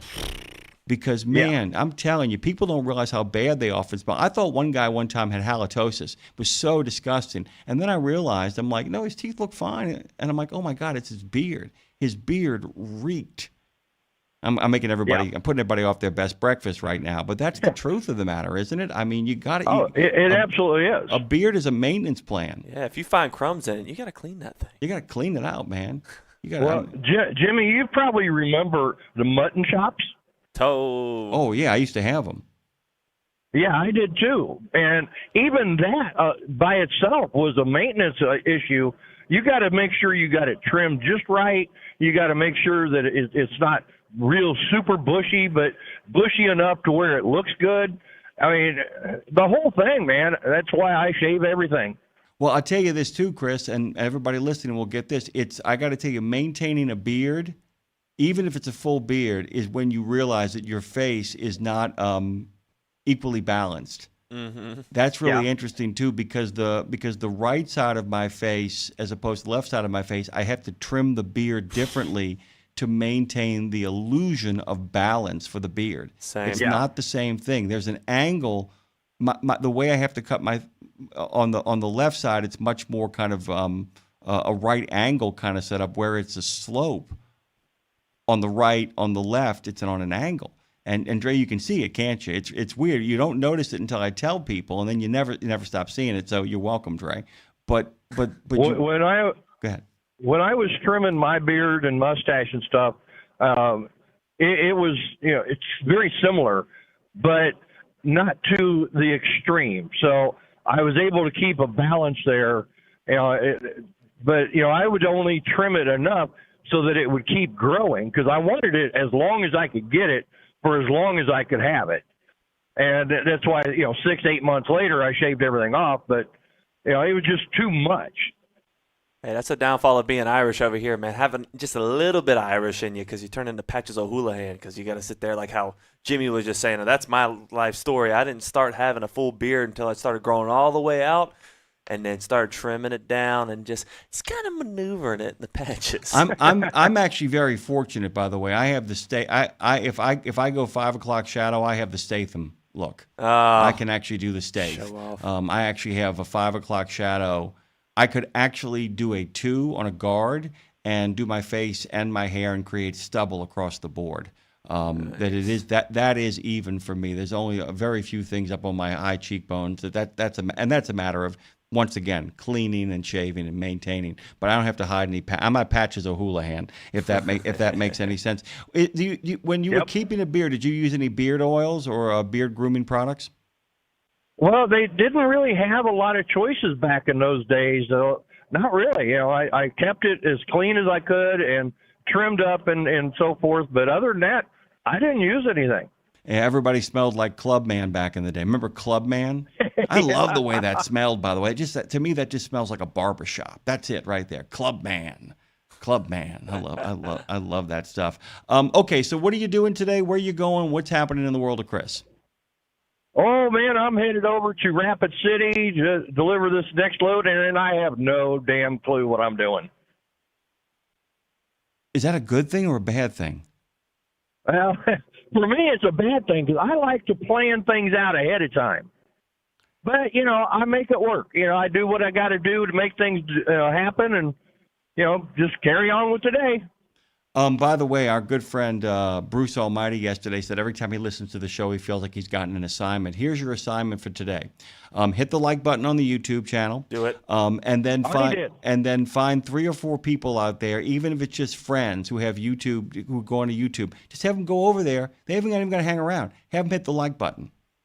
I'm telling you right now, I'll see what I can come up with. It makes such a difference, my brother. We're going to have to do some breaking news here in a second as Dre gets that set up for us. But Chris, it's great to hear from you. Any storm chasing plans coming up? No, I've been trying to keep a track on the patterns, and at the moment, it's kind of up in the air. We're going to get some pretty good snows in the west area. To the Midwest, I'm not quite sure yet. You got to watch some more patterns. All right. Well, here's some quick stuff before we actually let you shuffle off this radio coil. Our good friend Trucker Boson, and by the way, he's telling the truth. He's got the Dr. Strange goatee. Bruce Almighty says good morning. Tom Bray says, I've had my stash at varying sizes, Fu Manchu to military length since 77. At one point after the Army and before the fire department, I even had the Grizzly Adams beard and hair. Outstanding, by the way. He had it in middle school. Don't lie to me, Tom. Yeah, I mean, it's like that guy came out of the womb with a 5 o'clock shadow. Thank you very much, my good friend Chris. Good talking to you. All right, everybody have fun. Be safe. Catch y'all later, man. Dre, I need a little breaking news here. Can you do it for me? Breaking news! Soon, brokers are going to have to comply with a final rule issued by the FMCSA all the way back in 2023. Beginning January 26, 2026, brokers, freight forwarders, and financially responsible providers will need to comply with new broker security regulations, including the suspension of operating authority if the available financial security falls below $75,000. The original compliance date was set for 2025, but the FMCSA delayed it for a year because its new registration system wouldn't have been ready. I love when they do stuff like that. Just admit you're not ready. Yeah. And be like, we're going to push it back. Why? We ain't got it down yet. So what did the broker rule do? The FMCSA's final rule aims to protect motor carriers and shippers by ensuring that adequate funds are available to satisfy unpaid freight charges. It contains 5 major provisions. Assets should be readily available. The rule specifies that only acceptable assets include cash, irrevocable letters of credit issued by federally insured depository institutions, and U.S. Treasury bonds. 2, immediate immediate suspension of operating authority. The FMCSA is going to suspend the operating authority of a broker or freight forwarder if the available financial security falls below $75,000 and is not replenished in the 7-day calendar. See where this is going? 3, surety and trust provider duties in financial failure or insolvency. This rule requires that if the surety trustee becomes aware that a broker or freight forwarder is experiencing financial failure or insolvency, it must notify the FMCSA and initiate cancellation of the financial responsibility. FMCSA is then going to publish a notice of failure in the Fed Register. Filing bankruptcy under Title 11 of the U.S. Code does not constitute insolvency under the rule. 4, enforcement authority. By the way, a surety company or financial institution found in violation faces a monetary penalty and a mandatory 3-year ineligibility period to provide broker freight forwarded financial security. And number 5, entities eligible to provide trust funds for BMC 85 filings. Loan and finance companies are no longer eligible to serve as BMC 85 trustees. If you want to learn OIDA's take or get a more comprehensive vision of that, then you have to head on over to Landline to check out Mark Schwemmer's article. It is on their page today. Go to landline.media and find all the stories you need to read to be able to function as an owner-operator and on the highways and byways here. And don't forget, Trucking with OIDA comes immediately after this show at RadioNemo.com, Live 365, and everywhere else, including iHeart, where we say good morning to all of you who have joined us there. I want to talk about LinkedIn for a second. Do it. Because one of the things that a number of people who came on the show said they have been following is, our friends at Freight Waves drawing a bullseye, Craig Fuller drawing a bullseye at the ATA, and the ATA trying to push back and all of this stuff. Our good friend Ike Stevens of the Bonehead Trucker made a comment that actually made me giggle a little bit. He said, when did Road Dog Trucking, meaning the former platform, when did it become a logistics channel? And what he meant... And I want to get him on the show to kind of talk about that comment at some point. And it's not just about them, by the way. I always like to pick on our corporate overlords, the Death Star, as it continues to undergo renovations over there. But it's a problem that is growing in a lot of ways. It's a lot of B2B conversations are happening these days. And many people pay lip service to you guys out there. I don't know if you've noticed this, and this is me tooting our own horns and reminding you guys what we're up to over here. One of the things that we do is we always try to ask the question, what should truckers know? Look, I am thrilled that people from the ATA or OOIDA or any other organization can come on here and talk directly to other people in logistics, talk to other people who are directly, involved in the transportation supply chain, et cetera, et cetera, et cetera. Look, DAT covers a lot of stuff. Do you notice that Dean always is focused on what these numbers and these facts can do for you? So if you don't have a profile on LinkedIn, may I suggest you get a profile on LinkedIn? And you don't have to participate. You don't have to do anything but the bare minimum. Make your connections and start following what's going on there. Yeah. And you can call this show. You can call our guests. The phone lines are always open. And Dre's going to screen you. And here's the thing. We used to have a problem in the old platform. We'd have open phones and open conversation. The problem is we'd get a guest on, and somebody would be like, I want to talk about the thing I heard 50 minutes earlier. And the guest was on another topic, sometimes incredibly helpful. And on a roll, we bring the person in there, and they would try to hijack the conversation. Oh, yeah. But you're always welcome during any guest that we have. The only place I would make an exception is that rapid fire, those 2 30-minute, 10-minute rapid fire things that we have on Nemo Nation, because we're just trying to get information to you as quickly as possible and kind of let you know what's going on out there. But head on over to LinkedIn if you get a chance, if you don't have a profile over there. And like I said, don't become a presence. You don't have to do any of that. You don't have to go out there and look for business opportunities, et cetera, et cetera. But it is a good place to see what the people who actually are making decisions that affect you on a regular basis are talking about and the connections they're making. And as Lindsay likes to point out, the parties they're throwing where you're not invited. And the business Facebook. And the events that they're going to where you don't get a chance to make it because you're out there on the road driving. It's also, by the way, I would really encourage many of you guys, it's not a place for political postings. The people who make them find themselves isolated really quickly, and I mean that on both sides of the equations. It's a lot of people talking business, talking information. it can get contentious, and it has if you're following what is going on with Craig Fuller and the bullseye that he has affixed through his own platform on the ATA. If you don't know what that argument is about, I can sum it up really quickly.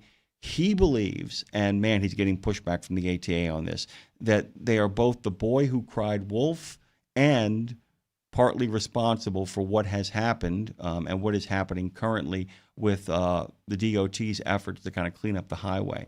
He thinks that their constant push and their constant pushing of the narrative of driver shortage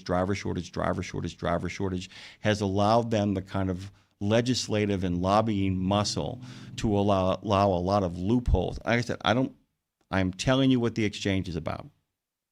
What they're arguing is that he's saying you have created an environment by which all of the stuff that we're now dealing with, from CDL mills to non-domiciled drivers to unsafe driving practices to 18-year-olds behind the wheel with no discernible training, all of this stuff that people are up in arms about is in fact the result of your efforts to create the out there. There is the narrative inside, and then there's the narrative outside. If you push anybody from the ATA who is in charge of that message, they will tell you it's about qualified drivers. That's an internal message. But they never go, Fuller, not me, but they never go on what we would call widespread platforms and make the other argument. We have a driver shortage. Or as Dave mentioned on Nemo Nation, or the future fear, as it were. Well, we're okay right now, but if we don't do something about this right now, if we don't start onboarding as much cheap labor as we possibly can, we are going to be looking at a driver shortage of 100,000 in the blink of an eye. It's always coming. It's always coming. It's always coming. So either they're telling you we have one now, or what they're most of the time saying is we will have one if we don't take the necessary blank steps. That's the fight that's going on right there. And part of the reason why, if you are an owner-operator or if you are simply a person who's made a commitment to this lifestyle and this living, then you might want to get a LinkedIn profile. You ain't got to do nothing about it except just be a fly on the wall. I went to a meeting yesterday where everybody was aggravated that I brought popcorn, not because I didn't bring any for them, but because they didn't think to bring popcorn.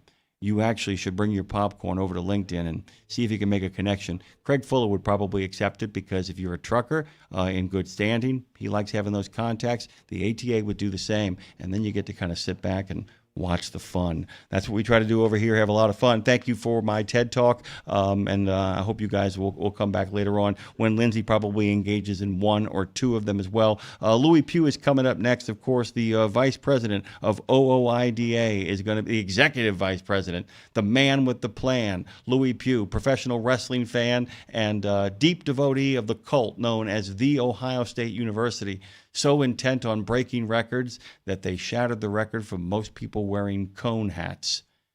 And they defeated a grammar school to do it. Brutal, man. Brutal.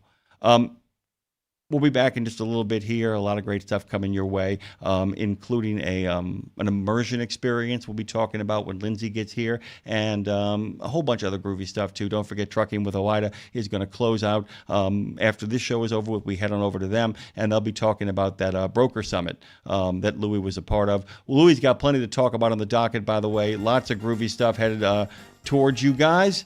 Hang on tight. Don't get thrown to the wolves. It's Washington Trucking Week. We're going to deal with the fat cats and wade through the swamp of Washington, D.C. We'll be right back after this.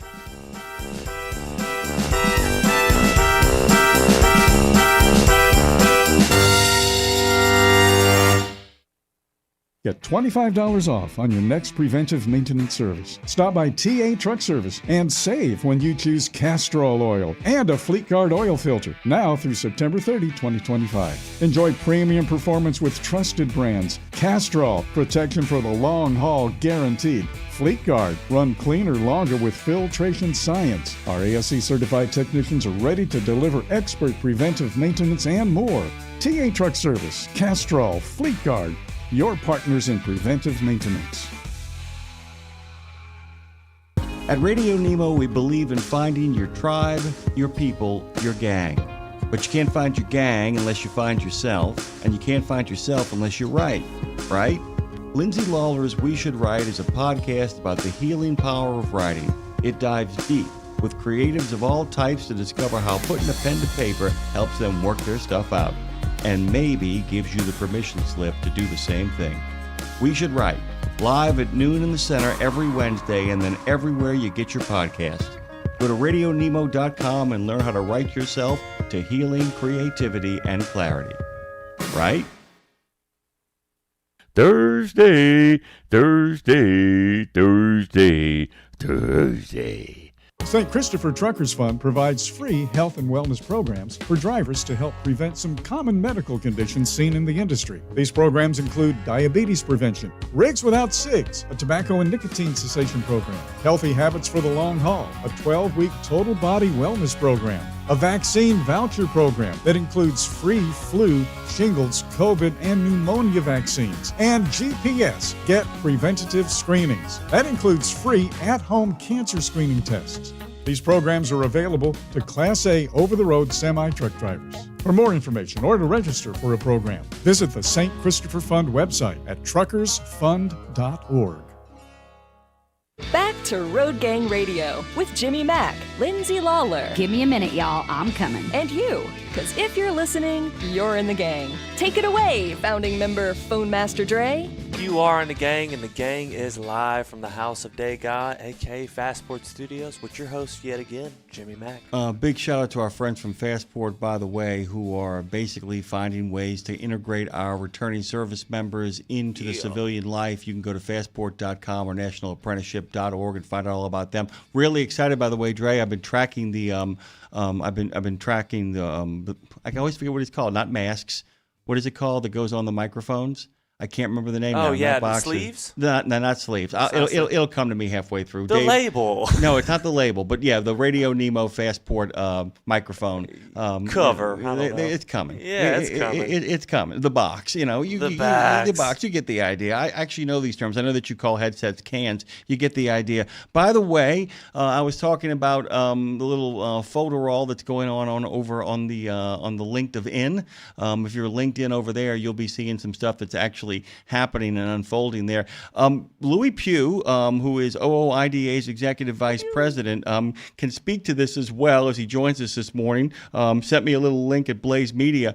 Dude, I'm telling you, man, everybody inside of trucking knew that there was a myth in regards to a driver shortage, but the problem was it was accepted everywhere else as kind of gospel. You'd literally have people I'd go to dinner parties, people like, I heard they're not gonna have enough truck drivers in 2 minutes, and I'd be like, no, that's not what's really going on.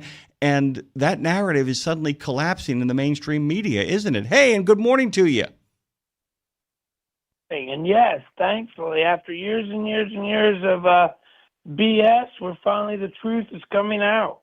Well, brother, if you want to say the other word, by the way, the FCC is not lurking in our corner. I mean, it's bullshitsky, dude. I mean, this is really what it's kind of come down to here is the fact that, it's always been more and more people would talk about this and kind of push back on this in the industry. But that narrative has literally been picked up by almost everybody now. They're saying, like, we've been sold a bill of goods on this, which is how they got so many abusive practices through. Is that the case? Yeah, I mean, that's 100% the case, and I'm glad people are starting to realize that was bullshit, and you're correct. I mean, for the last 40 years, we've been regulating and legislating from that narrative, and that's why we're where we are in highway safety, and all these people that shouldn't have CDLs, and all these people who can't speak English getting licenses, and why driver pay is low, why retention rates are terrible, overturns terrible, all these problems, the majority of these problems, that's where it comes from. I mean, even some of the safety technology they want to put on trucks, because we don't want to train truckers. We just want to put butts in seats and turn them loose, and then we'll get these little computer gadgets to help them, herd their truck down the road. You bring up, this is a point that we haven't talked about, Louis, that I think is just spectacular, is the fact that, look, nobody is against new technology or onboarding new technology. Some of it is, in fact, groovy, and the fact that a true professional truck driver can actually put that together, can pick and choose what they want to do, is terrific. But they should be the ones making the choice, and they should be the ones upgrading their training skills. Making this mandatory and forcing this upon people who don't need it is just one more way of turning trucking into a piggy bank or a protection racket for bigger players in the industry. How am I doing? Yeah, you're 100% correct. I mean, any trucker, is going to want is safety technology that works. I mean, because every trucker wants to be safe. So, I mean, but it's got to work. And a lot of this stuff really isn't safety technology for the highway. It's more driver management tools. And again, because unfortunately some carriers have pretty low hiring standards. So, like I said, they want to put as much of this stuff on there so they can micromanage their drivers when they're out on the road. I am kind of curious now about the US DOT crackdown on CDL mills, but included in that is the denial of the driver shortage. And we've had them on our show, you've had them on your show, we've also had the NAPF TDS on our show as well too. There really has to be some sort of coalition between players in the field and players who are in the training system to kind of really make sure that each one is preventing CDL mills from getting into this market. What is OIDA doing? What are you guys doing to kind of make sure that the CDL training registry and that the CDL training in general, that the standards are raised? How do we stop the fly-by-nighters from sending people into the roadways as menaces? Yeah, well, I've just been going to continue to do what we've been doing forever. I mean, is continue to push for higher training standards. If entry-level driver training really had some teeth in it, and we had some better training standards and mandatory hours behind the wheel, mandatory trainers sitting in the passenger seat, not sleeping in the bunk while the trainee's driving, all these little things, if we could get that stuff in there and then people audit and oversee this, and those people being FMCSA or DOT, of course, to make sure that these schools, we wouldn't have these problems. We wouldn't have these CDL mills. They wouldn't be able to operate. And unfortunately, some of these major accidents we've seen, if these practices had been in place, we wouldn't have had these accidents because these folks should have never gotten behind the wheel of a truck in the first place. That's what everybody misses in this. It's not about putting them out of service on the side of the road or giving them tickets or whatever. What it comes down to is the people should never get to that level. They should never get handed a set of keys or a CDL license in the first place. Yeah, and that in many ways is the firewall. That's the firewall that can actually be constructed here. That if we can actually put something together from a training perspective, and also that grand proposal from some of your members about the idea of making ELP dependent upon the CDL test itself, that prevents us from ever getting to the point where we don't want law enforcement agents having to make subjective determinations about whether or not somebody can speak English. I mean, not that it shouldn't happen from time to time, but if there's a way to kind of slow the pipeline down to prevent people from just jumping the fence, and I don't mean that in regards to borders, I mean that in regards to kind of, getting ahead of the scale by going to a 3-day training cycle, ending up with an organization that throws them out on the road along with throwing the keys at them. How do we do this, though? I mean, what is a way that we can make sure that the USDOT and the FMCSA really are able to effectively enforce and track down the bad players in the CDL mill cycle? Well, it's kind of a twofold approach, but I mean, really what needs to happen is Congress needs to mandate or make some sort of a mandate that FMCSA or DOT has to follow, because then it's codified and it's a law. It'll take a lot more to get rid of it in the future. So, I mean, truckers need to be reaching out to their lawmakers, and I'm actually in D.C. as we speak this week, and I've been on the Hill talking about this with some, and some lawmakers are starting to hear this from their constituents, which is great, about training, and they're asking some questions. So, I can't say it enough. Call your lawmaker. Tell you how this stuff affects you, what you see out there on the road. I mean, if you're a victim of one of these schools, you should tell. Also, if you're a victim of one of these schools or you know about the school, reach out to DOT. There's that National Consumer Complaint Database hotline. There's other ways you can get a hold of them. Get a hold of DOT. Let them know that these schools are where you were a victim of these schools. Because that's the only way we're going to fix this stuff. Is people have to speak up. And I say this all the time. Washington moves slow, but the squeaky wheel gets the grease. The other thing is that you bring up such a good point about victims, because that's one of the other ways that you guys have helped kind of make the charge here, and a number of our friends out there on the road have made the charge.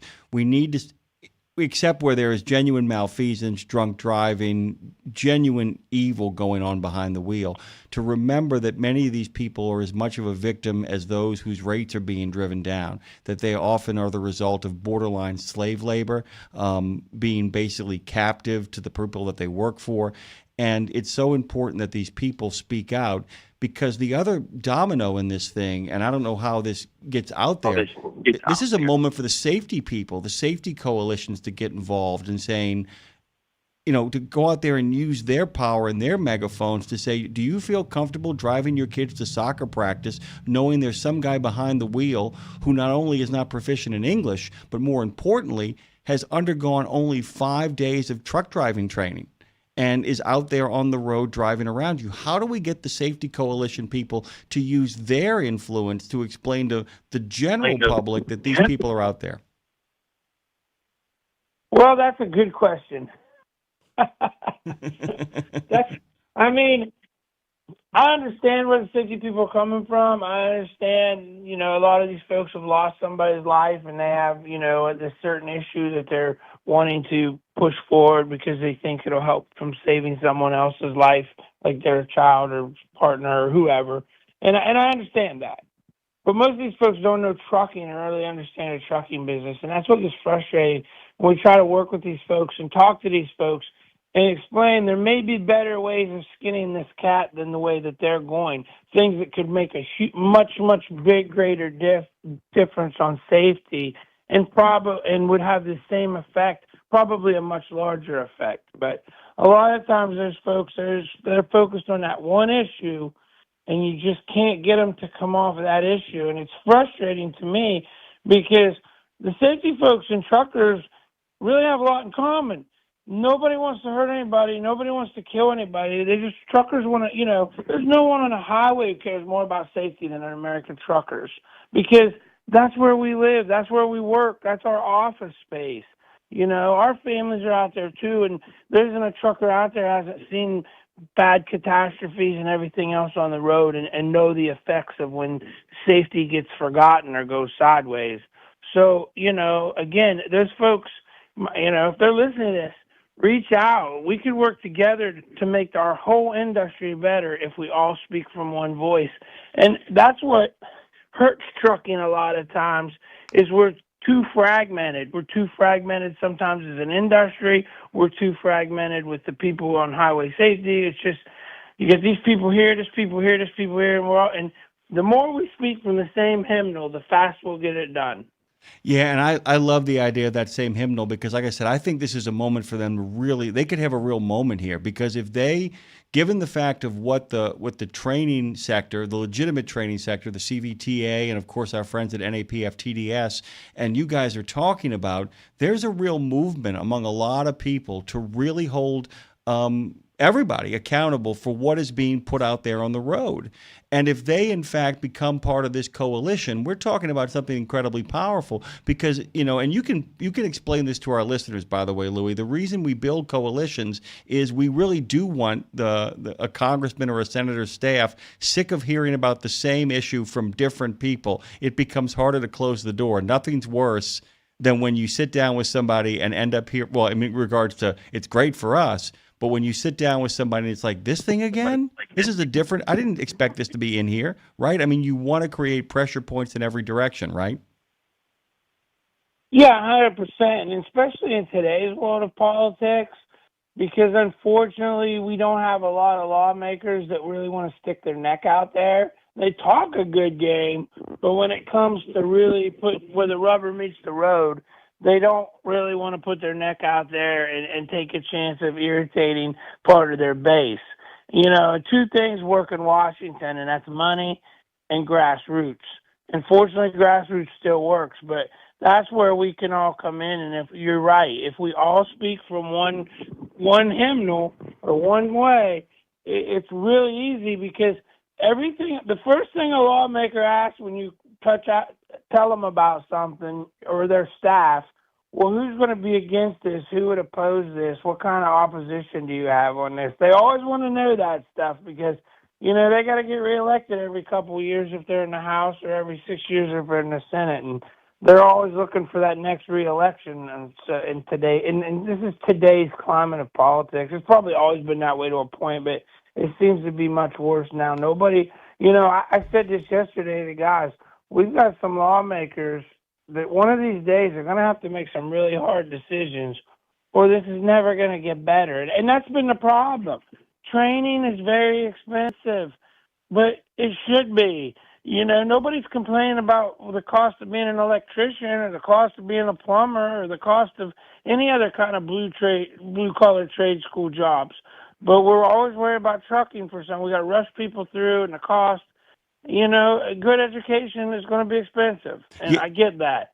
Paying truckers properly, it's going to be expensive. It's not going to be easy. You know, but truckers have been paying for lost time and all these things for years. Now we're all paying for it on the highways. And then finally, parking. There's nothing sexy about parking, but we need parking, and it's hard to. And people don't want trucks parked in their neighborhood. They want their goods, but they don't want trucks. Well, you can't have it both ways. And, you know, that's what the sentiment I've been trying to say on the Hill as of late. If you really, really want to fix highway safety, there's three things that we need to start focusing on, and that's training truckers, paying truckers, and making sure that they have a safe place to rest. And if we would put our efforts, the folks on Capitol Hill and DOT, into those three baskets, most of these problems that we talk about will fix themselves almost overnight, and safety numbers will start going the right direction. Excuse me. And by the way, here's another thing, Louis, too, and this is something I believe, and I've been saying, that if you train someone to be a truck driver properly, he or she will actually know their worth and know when they're getting screwed. Oh, wait, did I just articulate what might be the problem? That if you actually train somebody for everything that they need to know as best you can before you put them out there, they will actually understand their value, because they won't be picking up bits and pieces if they get lucky and hang around in the industry. That's a big thing, too. Proper training also lets the driver know exactly what he or she is worth. We got a quick comment from Michael here. Very quick comment from Michael before we get back to talking to Executive Vice President of OOIDA, Louis Pugh. Michael, fire away. Good morning, guys. All right, I'm here to say that, Louis, you're absolutely correct. They're more inclined to worry about getting reelected and doing the right thing for truckers. It all boils down to the pay, like you saying, and that one big trucking organization that started all of this, it boils back down to them. You know, they try to bring in foreign drivers to cut the rates and cut the pay and work drivers for nothing. Now, this is the backdrop of it. You know, a lot of things have to be changed, and I want that training up. I want FMCSA and our people in Washington to do a better job, because we are getting messed over, and to get rid of some of these brokers. Thank you very much, Michael. Well said. We turn back to Louis, who just got a chance, by the way, to spend some time over in Orlando. Tell us about that real quick before we pivot to other things that are on your mind. How was Orlando, Louis? It was wet because it was raining, but but no, it was good. I was asked to come speak at the Broker Carrier Summit in Orlando to talk about issues and problems that carriers face, and their wants, their needs, their desires, their frustrations, whatever, from brokers. And honestly, it was well received. In fact, I even brought up the 300-pound gorilla in the room there while I was there, broker transparency. And, of course, trucking and brokers kind of see differently on that, but kind of explained where we come from on that. But it was a good time. Folks were very attentive and very interested. Brokers are a necessity a lot of times for folks out there, and there are good ones. There's a lot of bad ones, unfortunately, but there's bad folks on both sides, unfortunately, that kind of mess it up for everybody. But we catch flack sometimes for going to these events and told we're in bed with brokers and support the brokers. And the sad thing is that's not true at all. We're for truckers, but the only way problems get fixed is if people can sit down at a table or at an event or a conference or whatever and have an adult conversation. And sometimes things get said that you don't like or you don't completely agree with, but everybody has a reason. And the more that you can do these kind of things and explain your side and they can explain, we can hopefully find some solid ground and places where we can all work together to make our industry better. Because, that it kind of goes back to what I said earlier. That's the problem in trucking is we've got too many little silos of people all over the place, and we're too fragmented. And the more we can all get together, we can move mountains. And we could have a whole history conversation about deregulation at the end of the 70s and the beginning of the 80s. By the way, that was a bipartisan thing. There is no one individual to blame for what went on there. But all of those conversations, one of the things that people are realizing that maybe one of the ways to kind of make that happy middle happen, not to overregulate the industry, but at the same time bring some order, is to figure out getting everybody on the same page and to allow the FMCSA and the DOT to serve as umpires, calling balls and strikes and calling them consistently and fairly, that the rules don't just apply to the men and women driving. They apply to shippers, receivers, brokers, and everybody else, CDL training schools, everybody else in the industry. If I understand you correctly, you're saying we're not asking you to change too many rules here, although we'd like some more parking and there's some transparency stuff. We're asking everybody be held accountable and responsible at the level the truck drivers are, correct? Yeah, we got plenty of regulations now, and pretty much we have regulations to cover most of these problems. The problem is how they're being enforced or being looked at. We need to tweak a few things, but that's what really enforcement stuff comes down to, a lot of this.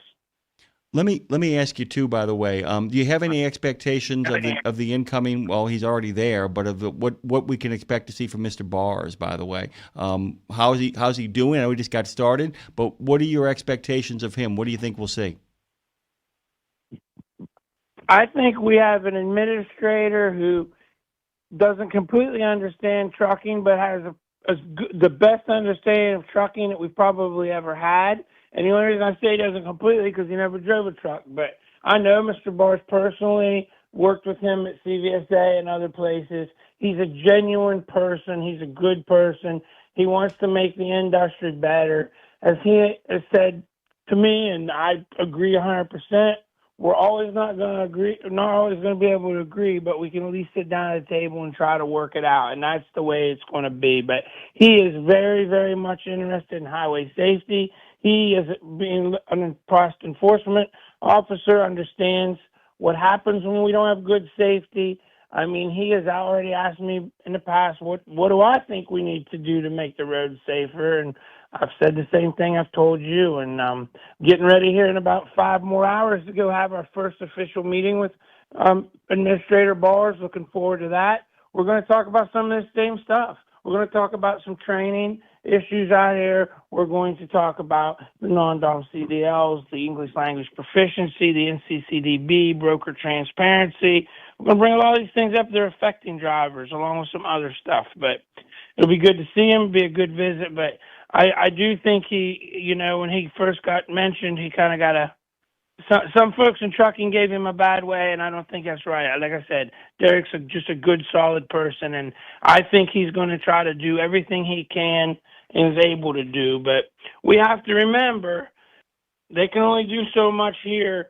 Some of this they have to get their orders from Capitol Hill. They're not in charge of everything that sometimes we think they should be in charge of, like shippers, receivers, and stuff. So, but we're really seeing, DOT's been really good so far this year of listening to truckers and addressing the problem, Secretary Duffy and stuff, and I think that will just continue to go that way, and it trickles down from Duffy down. So Yeah, and by the way, it's like one of those things too, where that he in many ways is simply the ability of Secretary Duffy to be able to have his policy coherently executed. That's what the executive branch is about anyway. Is that they have a policy in place now, and it is not like Boris is going to come in and reverse anything Duffy has done. It's going to be a matter of taking Duffy's ideas and strategizing ways for them to kind of get executed at the level that he was. Our good friend Tom Bray, by the way, says, my contention has always been there's a shortage of qualified drivers, and lowering the intake standards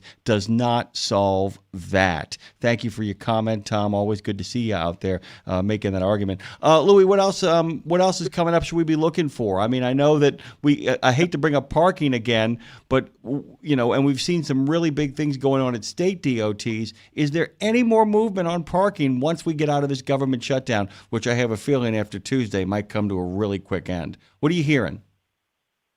Yes, parking. I mean, there's been some talk about that. I had a meeting with myself and Doug Morris, with the governor of Maryland. He's interested in parking, and so we hear from a lot of state DOTs.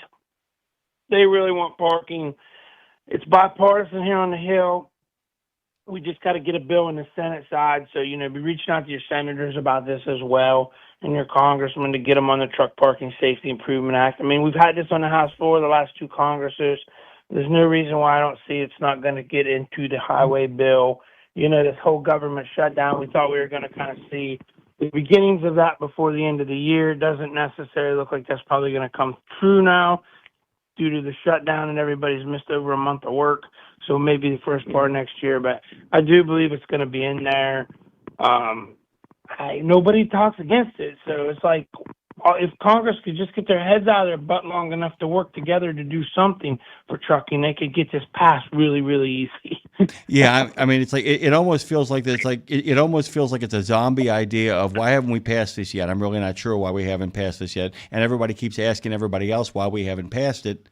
At some point, why don't they all just sit down and pass it, right? By the way, Louis, I always leave a little bit of time for this. You guys are taking on Purdue this Saturday. It's going to be pretty easy, isn't it?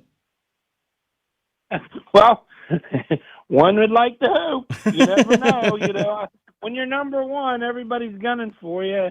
And of course, when you're Ohio State, it feels like you're getting gunned for all the time. So sometimes not so good teams can really get motivated, and really good teams can sometimes take things too lightly. So you never know. It's never over till it's over, but it should be easy. I mean, I feel like we should win the season out, and our first big test. I thought our big test was going to be last weekend against Penn State at the beginning of the season. I mean, I thought the Texas game and the Penn State game were going to be the two critical games, and we saw what happened to Penn State. So I guess the way I look at it, our next big game that I'm really a little concerned is Indiana, probably in the Big Ten championship, because that looks like where this is heading. Yeah, and it looks like Cignetti fixed the problems that he had last year. I don't mean that he had problems last year. To go 11-1 in your first season is kind of remarkable. But there was a lot of issues that he knew he had to kind of shore up, and it seems from the way things are going on their side of the ball, they've done that. That's going to be a really great game. I'm looking forward to that.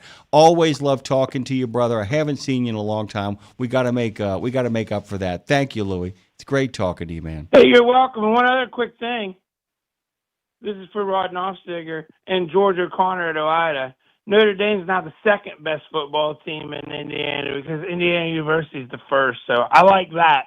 Well, what's funny about that is I give them a little bit of a hard time for that as well, too. But remember this, that the Irish have bragging rights until those folks go to South Bend and manage to win a game over there. But it's nice that they're higher ranked. Yeah. That's a big deal. Thank you, Louis Pugh. You're the best, dude.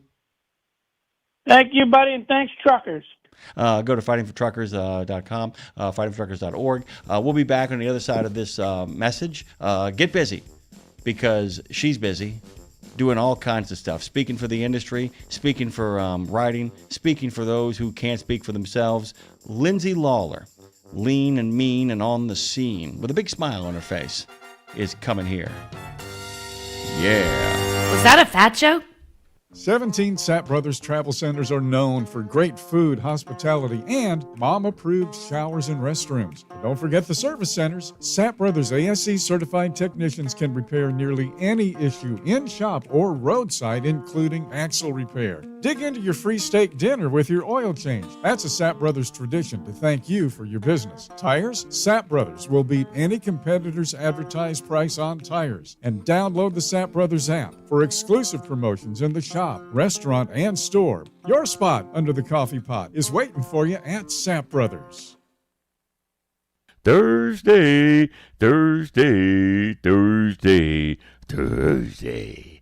At Radio Nemo, we believe in finding your tribe, your people, your gang. But you can't find your gang unless you find yourself, and you can't find yourself unless you're right? Lindsay Lawler's We Should Write is a podcast about the healing power of writing. It dives deep with creatives of all types to discover how putting a pen to paper helps them work their stuff out, and maybe gives you the permission slip to do the same thing. We Should Write, live at noon in the center every Wednesday, and then everywhere you get your podcast. Go to RadioNemo.com and learn how to write yourself to healing, creativity, and clarity. Right?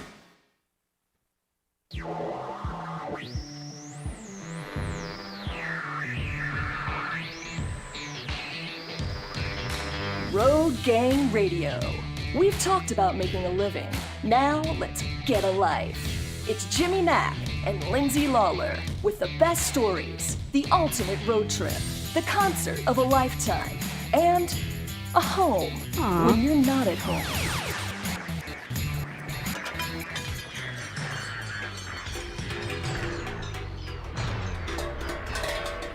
The wheels have come off, but we're still rolling. Yeah, we are. We're still rolling. Don't mess with our mojo. Just ask Louis Pugh. We're still rolling. Pew, pew, pew, pew, pew, pew, pew.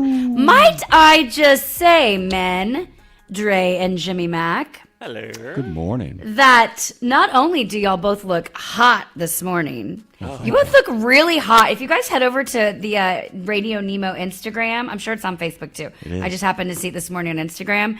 The clip that was cut, you guys look hot. It's like we got a hot on air team over here in programming. I don't know what's going on. It's a great look for both of us. I'm actually really pleased. Yeah. With it. I was delighted to say the least when Tara posted that wonderful clip Come of on. Nutty Buddy finding the show again. We're going to try to get some of what Louis had to say. We got that clipped. Locked and loaded. We got that clipped as well, Lindsay. Because, well, man, but back to you guys. Thank you. Thank you. I didn't even know that picture existed. Let's be honest. It was fantastic, It wasn't was it? hot, and you both look fabulous this morning. Oh, Dre, you're like, I'm cool, I'm chic. I didn't try so hard, but I'm a it bouncer. just happens. Yeah, I'm a bouncer. And Jim, the sport coat with the hat and the buttons. I'm just saying, gentlemen, you're really pulling it together, and I'm here for it. Well, a certain level of sanity has begun to descend over here as I don't want to say. It's not true. Stop lying to everybody. Don't speak for me. Yeah. What are you guys talking about? We'll get to the craziness in a second here, but in regards to how this studio functions, we don't have to put out fires every 5 minutes. Yeah, that part. Okay. Remember that He's part? right. So we actually, it's funny because Dre came in this morning looking all chipper, and I came in, looking the way I looked this morning. I was like, hey man, looking good. We actually had the same reaction too on the walk-in. Like, you look pretty good. So do you, man. And we got the lovely ambassador over there as always. Thank you. Looking what I call chic cash. Yeah, but you haven't even seen my pants. They're gold. Oh my God. Whoa. Oh my God. It completes the ensemble. Ensemble. But like I said, there's a certain level. If you also watch the way we dress, guys, we are living proof that you, in fact, can be out there and be styling and profiling, but also be dressed in a way that allows you to work comfortably. I want to make this really clear, too. Nobody here is like, dressed up into anything that they can't sit down in. Nobody's dressed up. Barefoot. Yeah, in the park. Yeah, we're not going to the Met Gala. No, not yet. Not yet. I assume we'll be there soon, but. Hey, by the way, you can go to the Met Gala and be real cash if you do it right. Yeah. If you do it, I don't want to go to the Met Gala. No. Not yet. By the way, Marshall says, good morning, Ambassador. Trucker Bosun says, sir. attention on deck, the Ambassador has arrived. Thank you. Welcome. Trucker Bosun's also pointing out the fact that Louis Pugh said before that Ohio versus Indiana is going to be epic. Absolutely correct. We're getting to that point in the football season where the moment of Where truth. it's over for the Cowboys. Oh, he's done. Done. And they continue to make awful trades. I mean, I never believed I would say this. The New York Jets got the better of somebody. The other week, the Jets made a trade where they sent Sauce Gardner over to Indianapolis. The Jets got a couple of first-round picks out of it, but it's a great trade for Indianapolis because it shores them up on defense and gives them a first-rate cornerback. And then Dallas says, hold our beer, I can do that better. I'm Jerry Jones. Man, they got fleeced in that trade. They got fleeced in their latest trade. And this is going to go on and on and on. Basically, the governor of Louisiana turned LSU football into the Dallas Cowboys of college football. Basically where it's like, I have nothing to do with any of this, but I'm going to involve myself anyway. I mean, and that's just the story of Jerry Jones. Ladies and gentlemen, Jerry Jones. Ladies and gentlemen, Jerry Jones. It's like, I have the best brand in the world. How can I damage it? You know what? I think it's my dad's fault that the Cowboys are losing. I blame him for everything. You know why? Do you know why? Why? I can't blame myself. Continue. Go on. I think it's my dad's fault because, hi, Dad, I know you're listening. Because when the Cowboys, I've told you this before, when the Cowboys, like, have an interception or whatever, or lose just in general, and they'll cut, if you're watching with my dad and they cut to Jerry Jones, my dad laughs. It's almost like he claps. So I think my dad wants them to lose so bad despite Jerry Jones that it's his fault. But no, if they were to win and go to the Super Bowl, he would also equally cheer. But you know, it's like the minute they do something bad, he's like, yeah, you take that, Jerry Jones. I'm like, well, it's so hard when you want your team to win, but it's also you want to stick it to the owner, to the man. Listen, guys, it's a very hard life. I need some sympathy. You got it. It's hard. It is hard to be a Dallas Cowboys fan. Well, let me tell you something. I believe this, by the way. I don't know how Ohio State has gotten as far as it's gotten because its fans are angry even when they go 12-0. They get angry about not winning by more.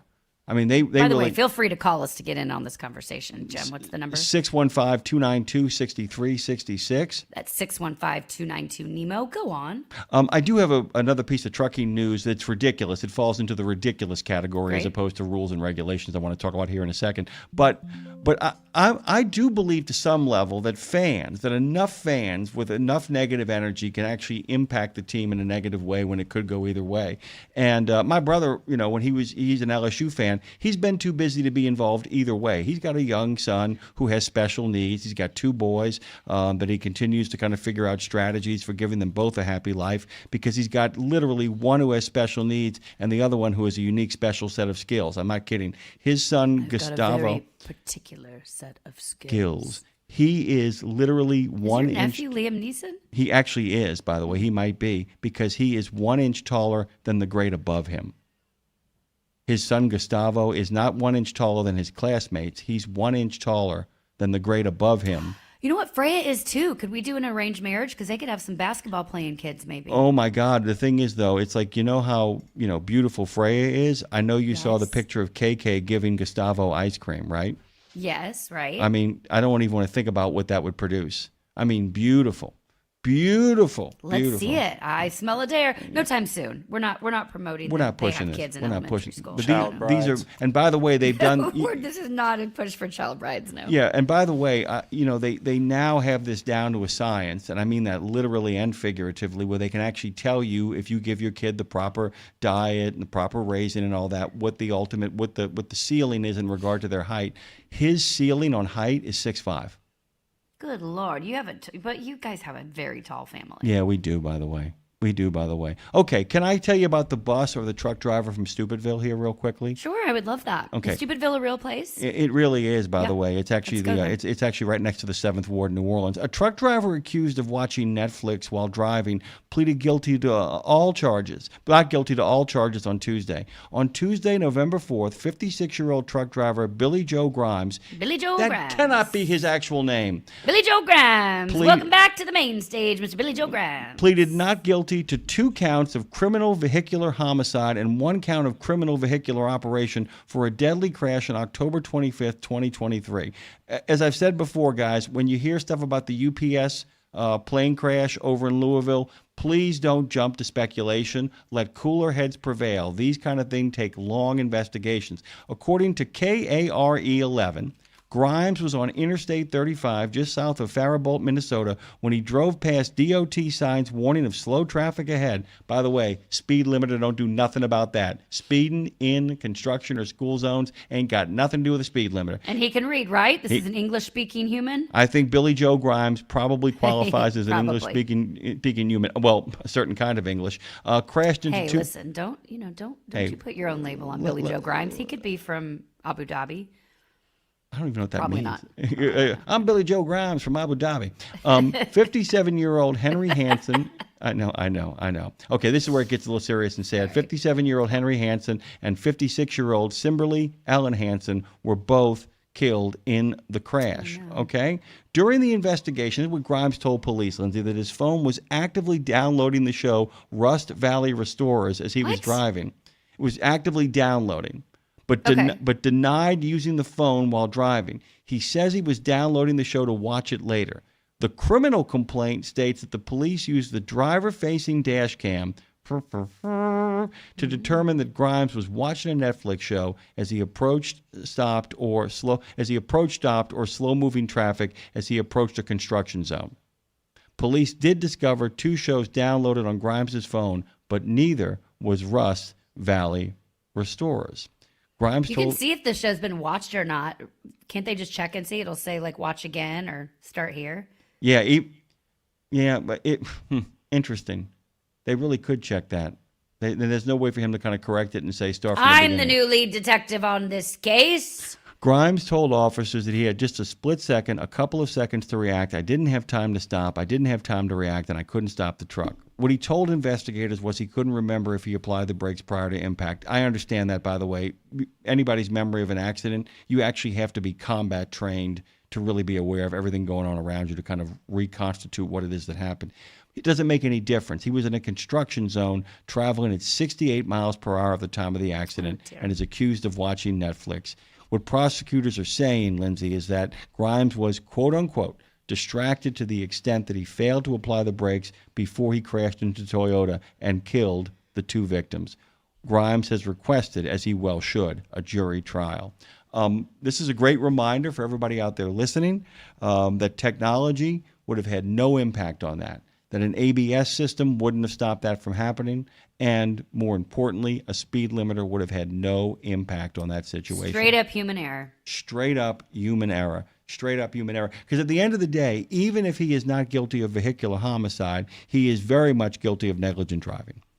65 in a construction zone where signs say slow down. Netflix or not, you're in the wrong. I mean, I hope he's got deep pockets, or I hope whoever is representing him has deep pockets.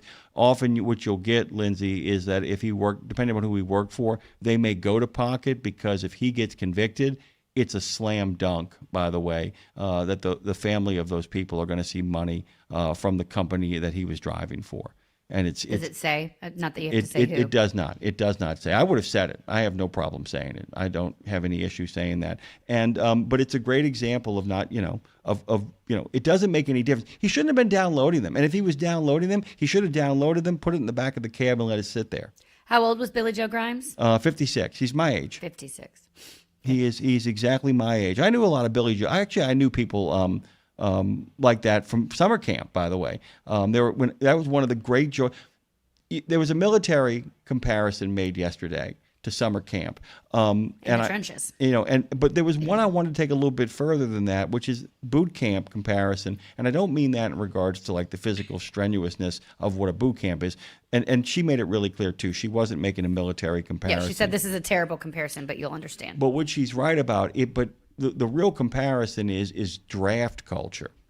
See, because like now it's an all volunteer force. It's people who have considered this. There's a whole bunch of reasons. It's a profile those people fit. But back in the day, people would get drafted, and you'd end up in boot camp with people from all over the country. And for the first time in your life, a lot of people got exposed to people they never got exposed to before. When I went to summer camp, Lindsay, I can't tell you, I'm a Southerner, but as you can tell from my accent, I come from one of the most unique Southern places in the country, where we all sound like deep fried New Jersey. Well, we would actually go to Camp Maryhill, which was in central Louisiana, and there would be boys from northern Louisiana and boys. Remember, a lot of these boys were country boys, were farm boys. What's a farm boy doing at a camp? Meeting people, getting a chance to meet people. You know, a lot of these guys go to really, really small schools, don't know anybody, have never seen anybody. And I would go to camp and meet people. I wouldn't be surprised if at some point I met his comp, Billy Joe Grimes. Billy Joe Grimes, and I don't care. Billy Joe Grimes, and I don't care. I have two fun camp stories really quickly. I actually won the competition where they throw everybody off the docks into the water, and you have to represent your cabin. And they throw a watermelon in the water, and whoever can get the watermelon out of the water is the one who wins it. They wouldn't do that now because somebody would probably drown. I'm surprised nobody drowned back then. I was the guy that got the watermelon out of the water.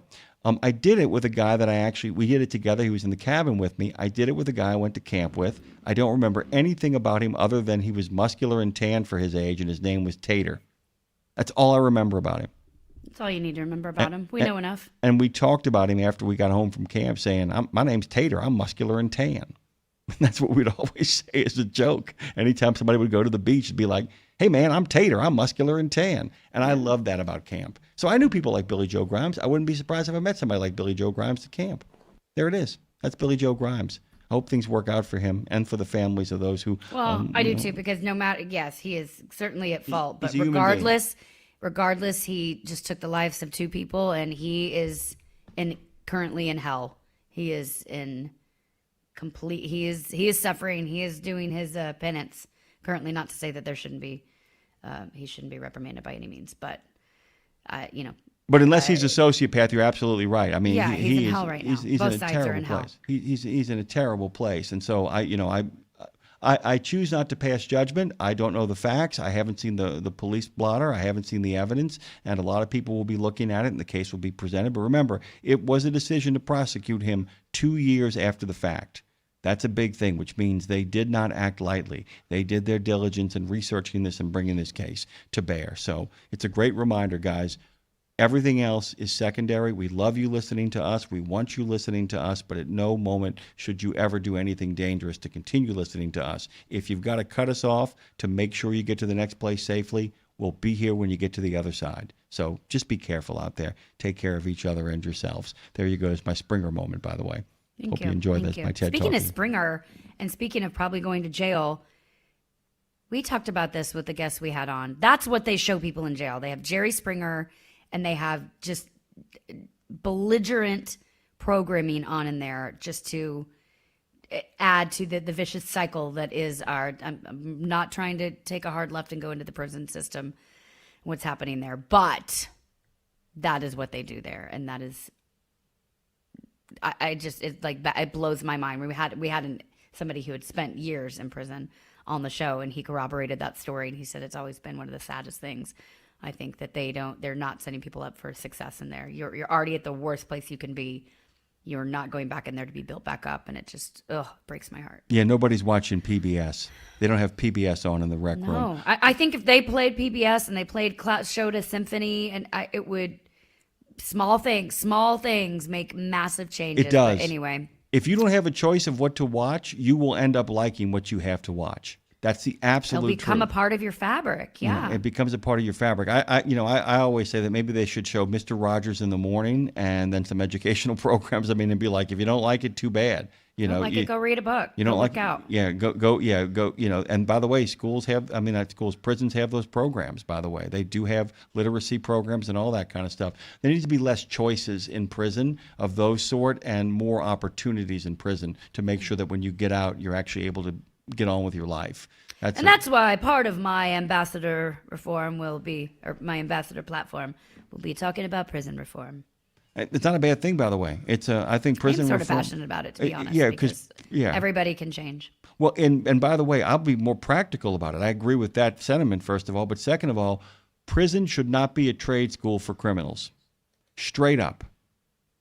And I mean that literally, that the trade being criminality. I think that they should be trades at the trade school. I believe that. But you follow what I'm saying, Lindsay? Yeah. It shouldn't be a trade school. It shouldn't be a trade school to learn more. You shouldn't go in there and you shouldn't go to prison for a crime and then get better at the crime while you're in prison. Exactly. I'm better. I came out with a better lesson in crime. Now that I've done my 6-year stint, now I'm ready to be a real professional criminal. That's not how it should work, and that can become a real sort of issue. We do have Marshall on the phone. We're going to get him on here now. Lindsay, say good morning to Marshall. Mr. Good Plata. morning to Marshall, Miss Marshall Plata, Marshall Plata. What's going on, brother? Good morning. I have a story for you since you mentioned about throwing a watermelon that involves a swimming pool. Welcome to story time. Go on. It's a story of motivation, and it applies to trucking. There's a very wealthy West Texas rancher who has tens of thousands of acres, thousands of cattle, a number of producing oil wells, typical beautiful West Texas ranch home with a giant Olympic-sized swimming pool. But he has one unique thing. He has a daughter of marriageable age. So he decides to have kind of a coming out of party for her and invites all the eligible bachelors for 100 miles or more around to come out to the house. But prior to the party starting, he has the swimming pool stocked full of alligators and water moccasins. He brings all the young men out by the pool, points out the condition of the pool, and then announces that the first young man who will swim the entire length of the swimming pool can have his choice of 3 things: $1 million cash, 1,000 of his finest acres of land, or his daughter's hand in marriage. He no sooner gets these words out and a loud splash is heard at one end of the pool, followed by a dripping, wet young man coming out the other end of the pool. He has swam the pool in Olympic record time. So he runs over to congratulate him and everything, and then he asks him, well, son, which of the 3 things do you want? Do you want the $1 million cash? He says, oh, no, sir, that's not what I want. Do you want the 1,000 acres of land? Oh, no, sir, that's not what I want. The rancher starts smiling. So you want my daughter's hand in marriage? So, no, sir, that's not what I want. He says, wait a minute, you don't want the $1 million? You don't want the 1,000 acres? You don't want my daughter's hand in marriage? What do you want? He says, I want to know the name of the fellow that shoved me in the swimming pool. He was motivated, but he was motivated by revenge, not greed, not a desire to build an empire or love. But love is something you have to have in trucking. Because you got to love what you're doing, or you won't last in this business. Because, I mean, you're up against the DOT, the cops, the shippers, the scheduling. It's a tough job. And in all likeliness, you're not going to become wealthy driving a truck. There are a few guys who may make it by building an empire, and take one truck and one trucking job, and turn it into a business that's profitable. Joyce, Brenny, some of these, Randy Martin, he took 80 trucks and turned it into a 4,000 truck fleet, so it can happen. But you really got to love what you're doing if you're going to make it in trucking, because it is hard on you, hard on your family, and you're up against everybody. So that's my little story for today. Actually, I should give credit to Zig Ziglar. That's who told the story originally. Take credit. You gotta love what you do. Can we expand on that for a minute, Jim and Marshall? Please. You gotta love what you do to be in it, because I have met I have met, for the most part, truck drivers I meet love it, but I have certainly met truck drivers when I've said, how long you been driving? Do you love it? And it's that met with sort of with that meh, whatever. I do it for something to do. Now these and that would be in any industry, obviously. But I'm curious. There's two. Okay, here I guess here's my question as I keep talking, because there's 2 things. I think you can either love what you do for a living, and that's a beautiful thing, or you do what you do in order to make money because you love the things you do outside of your job. There's kind of 2 different ways to move through life as it pertains to work. Would you agree with that, Jim? Yeah, I absolutely would. You don't have to. I actually would. When you finish, I have a thought and a question I want to ask Marshall and all the truck drivers, but please go on. Well, because as what I just said, as that pertains to trucking, so I think you either actually that's one of 2 things, and you won't continue to be a trucker if you don't have one of two things. You either love driving, you love everything about that truck, you know about trucking, you've been trucking forever, you know the rules and the road and the regulations, everything, and you live it and breathe it and you love it. Or you drive a truck to make your living because you love the road. You love seeing things, you love going and doing and being in different places, being on the move. It's one of the two. But if you don't like either of those things, I can't imagine you would be a driver for longer than a year or whatever. Without going crazy. But it's do you find that, Marshall, with drivers that you know, they either love actually trucking or they love the idea of being on the road? It's one or the other? For the most part. I had a good friend out in California who would always say, if you asked him if he was a trucker, he'd say, no, I just drive a truck to make a living. He said, I'm not a trucker. And he wasn't. He was actually a chef originally, and wound up getting into trucking, and then he stayed in it, and this guy could cook. Man, I was always glad to see him when he was around if he was cooking, because, boy, he can cook some great meals. But Ted was his name, and he was from Las Vegas, and he was not a trucker. I don't have trucking stories. I'm driving a truck. I'm doing a job with the truck. I'm using it to get to retirement. And he said, then I'm going to do something else. But you know, he was not a true trucker. There are other guys who are born, bred, and raised in trucking, and they eat, sleep, and drink trucking. Right. You know, and I've been all the way in between all those numbers and stuff. So some people, you know, it's just a way to make a living, and they, like you say, they make their living, then they go home and they don't even want to think about a truck. Yeah, so, and as Trucker Bosun says in the chat, you have to have a nomadic spirit to make it in trucking. Something, whether you recognize that or not, there's something that calls you. Less today than you used to, because today so many of these companies now are really pushing regional trucking, where you just run certain areas. A lot of them are doing strictly dedicated, and you haul for one customer, and you go out and you come home every night. There it is. And that's getting very, 30 years ago, 20 years ago, that was very unusual. Now, the industry has kind of pushed that and stuff, and in part for quality of life for drivers. But there are still some of us that are still, you know, what we consider over-the-road drivers. I go wherever they send me. Well, with limits, I don't go to New York or up to the Northeast.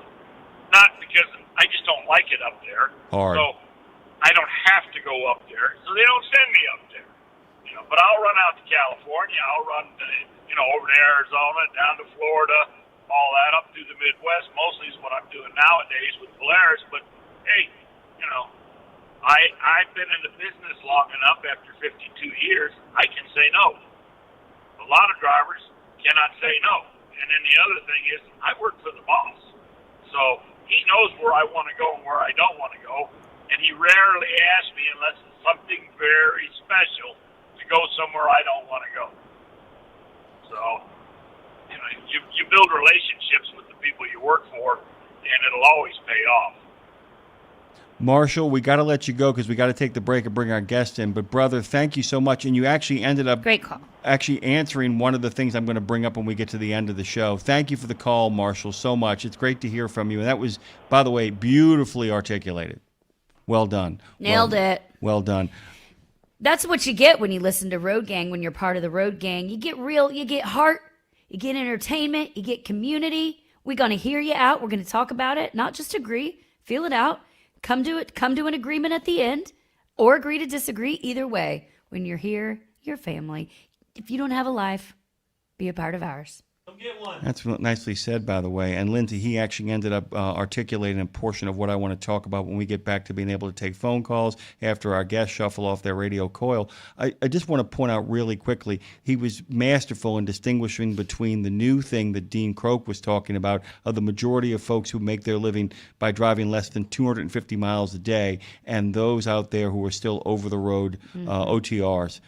Those guys, if you don't love that lifestyle, you either want to get away from something or you're out of your mind. There is a way to be home every night and still be a truck driver for a living now. More and more, that's becoming a reality. Those folks might just perceive it as a job that they enjoy or a job that they do. But I think if you're OTR, man, if you don't embrace this lifestyle, you're going to have problems. It's going to make you soul sick really, really quickly. It's a good point that you brought up. Well said. Tell them about the next guest we got coming up here, Lindsay. This is really groovy stuff. It's up my alley. I have no idea. Exactly. I'm so confused about what's about to happen, and that's okay. Exactly. I mean, in a good way, because I'm ready to listen and learn. I mean, yeah, and it's Randall Statler, who is the Executive Creative Director at Dimensional Innovations. We're talking about Atlas 9. If you go to atlas9.com, you'll be like, what in the hell am I looking at? I know. I thought for a minute, I'm like, wait, the website didn't fully upload. It's on Microsoft in 1987. I'm like, oh no, this is part of the gag. I get it. Okay. It's part of the immersive experience, Atlas 9, because that is an immersive experience coming to Kansas City, and that's what we do here. We tell you places to stop along the road, roadside attractions, things you can do on your off time. Don't download Netflix. Go to Atlas 9. More on that coming up. Get $25 off on your next preventive maintenance service. Stop by TA Truck Service and save when you choose Castrol oil and a Fleet Guard oil filter. Now through September 30, 2025. Enjoy premium performance with trusted brands. Castrol, protection for the long haul guaranteed. Fleet Guard, run cleaner longer with filtration science. Our ASC certified technicians are ready to deliver expert preventive maintenance and more. TA Truck Service, Castrol, Fleet Guard, your partners in preventive maintenance.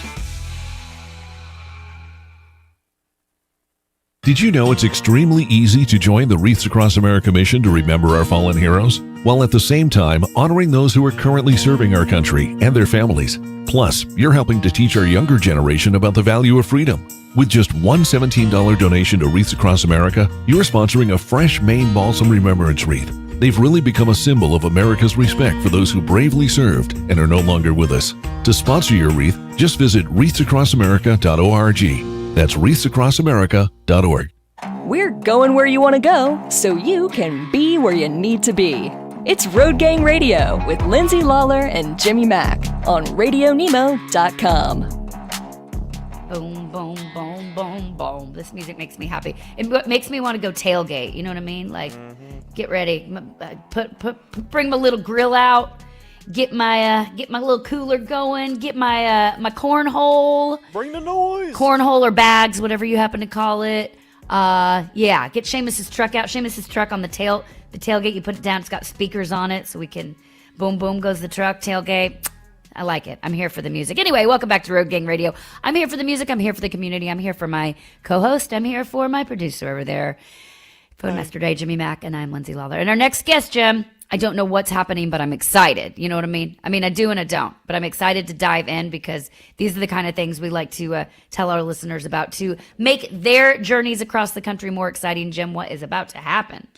Good God Almighty, you walk into a fictitious 90s movie theater. It's been transformed. Scenes from quote-unquote forgotten films of the 90s have materialized. They've come to life.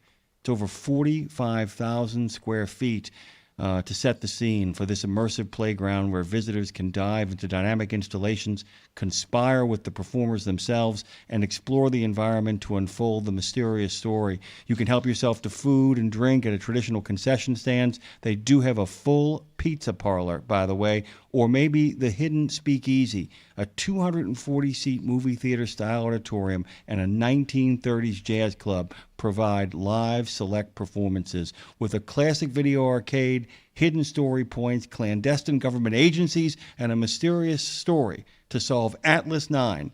It's the Midwest's premier narrative-driven immersive art experience. And if you still don't understand this, we actually have the guy who is going to explain it all for you this morning. Welcome back to Road Gang Radio, where we are absolutely delighted to welcome to the show Randall Statler.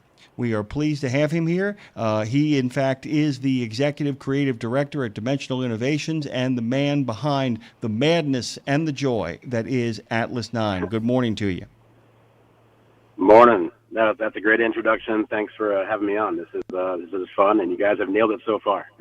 Yay! Well, we're excited to dive deep. But my very first question, Randall, and good morning.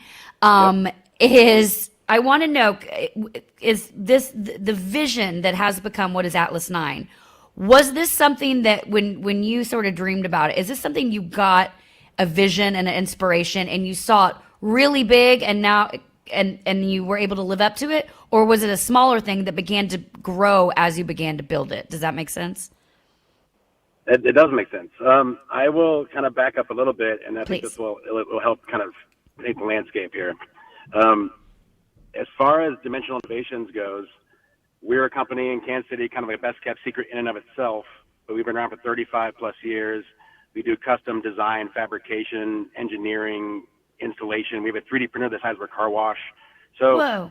the history that DI has is steeped in the movie industry. So we designed and fabricated and installed all the interiors of AMC and Cinemark theaters back in the 90s when they were doing the multiplex boom.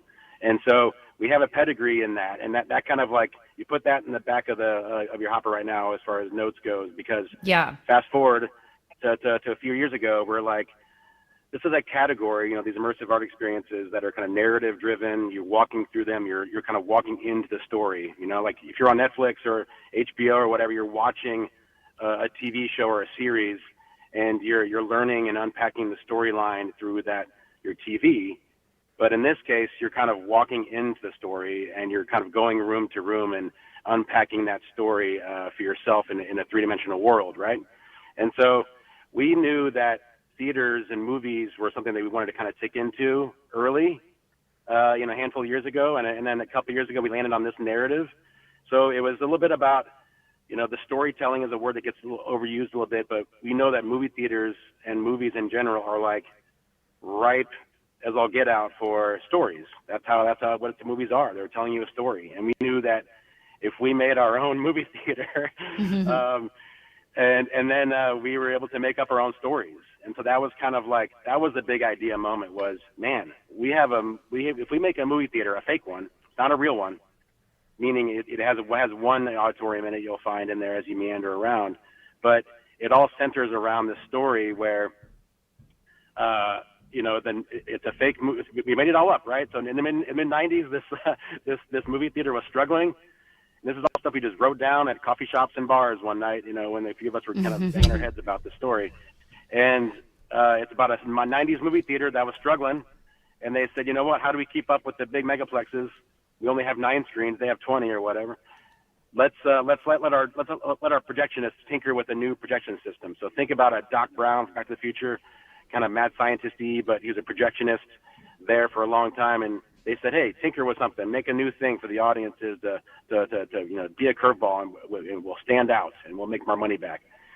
And he tinkered with this thing, and you can research that through computer terminals here and different clues throughout the space. You can kind of dig into Frank Roberts. That's a character that is real to us, but you'll never meet him. But you'll know him through video logs and diaries and clues and journal entries. But when he made this projection system called the Holomax, it went sideways and went crazy. And so what you can uncover here is the story about how the projectionist creation called the Holomax went crazy and brought everything in the movie theater, from the films in film reel storage room to the ones playing on the big screens to the popcorn and concession stand. It brought that stuff all to the real world, so to speak. And that's what you're walking through as a fan or a visitor, is you're walking through that building, going into the theater manager's office, going into the projection room, finding clues there, or you're going to the auditorium and watching a live performance show with people hanging from the ceiling and doing crazy projection map synced dances, routines, and interpretive weirdness. And then you have artful rooms done by artists all over the country and local Kansas City artists as well. And so it's kind of you're walking through abstract things and art installations. Things are interactive and light-based. Some are sound-based. Some are just interesting, weird popcorn rooms. So it's a little bit of everything.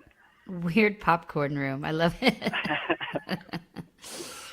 I wanted to. So it was the history that we had. I wanted to kind of put this in context about what people are craving these days and what is really on people's minds, because you've touched on a zeitgeist that has been building momentum over the last decade or so, whether it's Meow Wolf, whether it's Universal Studios and its creation of original content for its Halloween Horror Nights, whether it is Punch Drunk with Sleep No More. There is a real urge, much of it spurred on by the reality of video games where, people are literally creating open-ended worlds where people can exist in, sandboxes where people can exist in, that these are works of art and works of entertainment that demand to be seen more than once. That actually ask for the viewer to participate in a way beyond just talking back to somebody doing, call and repeat from a stage and all of that kind of stuff. And I'm wondering, when you plan these events, when you put them together, because there's so much logistically. If you guys head over to Atlas 9's Facebook page, guys, you'll see some videos of what this looks like. And it looks like a movie studio, a movie theater. It isn't like, oh, I kind of see what you did here. It's the thing itself. It is a simulacrum.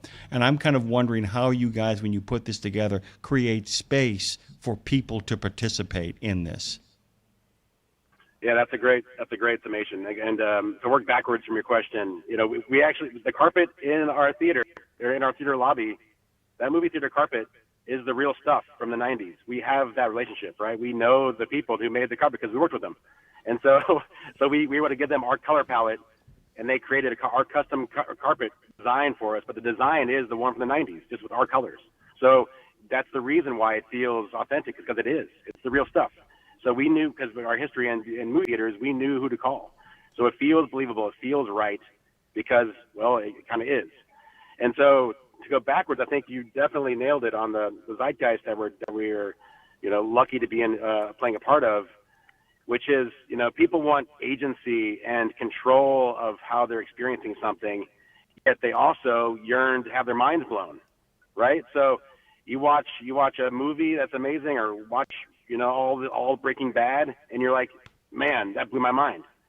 But you're not participating in that. You're being like you said, it's being served up to you. So how do you give people agency to walk around and distribute that floor plan? Literally, that story is distributed through a floor plan that, with great care, was designed by, our team, because we're experience designers at heart. That's what we do at DI, is design experiences for people to walk through. So the theater, no pun intended, about how you're walking through that is no accident. So, providing spaces that are small and tight, and then big and grand. And so there's this always that sense of adventure. What's going to happen around the corner is very much by design, because we want people to feel like they just don't know what's going to happen next. And the live performance aspect is a big secret sauce here. We partnered with Quixotic. They're a local kind of dance fusion troupe outfit out of Kansas City, but they have residencies in Miami, and you name it. They throw amazing parties for corporations, and they do amazing live shows with, live music, contortionists, aerial acrobatics, fire. There's no fire here at House 9, by the way. But there's light and sound they play with, amazing costume design. And so we brought them in to add to that experience. So even if you're spatially walking through the space and rounding a corner and being surprised by the physical design of the room, we've designed into this experience a layer of live performance. So performers will be many of them are dressed with costumes that are born out of the art rooms.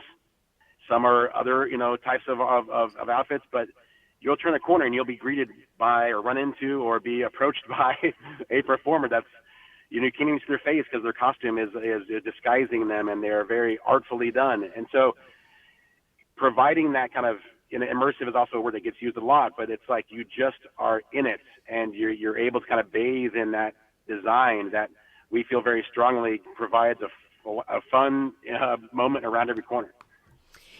For me, Randall, I feel like these days I either want nothing or everything. So I either want to be at home and left alone and and just being reflective, or I want to be so wowed that it's like I left my couch for what?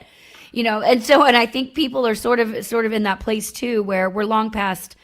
I hate people that are still saying we're starting to come out of COVID. I'm like, no, we are out of COVID. We're long past out of COVID. But people are.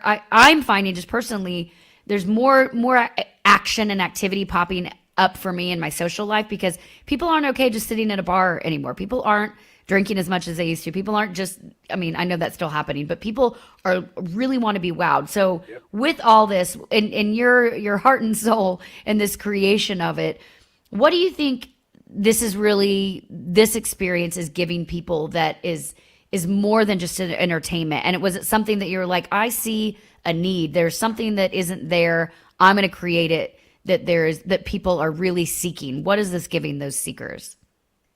Yep. I mean, there's a few answers for that. That's a great question. There's a few answers there. One, I think people love, voyeuring into other worlds, right? They're curious. They want to know what's out there. They want to see what's out there. And sometimes that's fiction. And so they want escapism. They want to be transported somewhere else and be stimulated in ways that, like, a good book does, is take you to different worlds, take you to different parts of the world, and it can time travel you even, right? And so people crave that, and I think that's a classic, story. Humans are designed to consume stories from, it sounds corny, but caveman days, right? That's verbal, records and stuff, and the storytelling is how humans are designed to consume the world around them. And we're in sensory overload mode now, but I think at its core, it's about I want to hear a story, and now you get to kind of experience a story.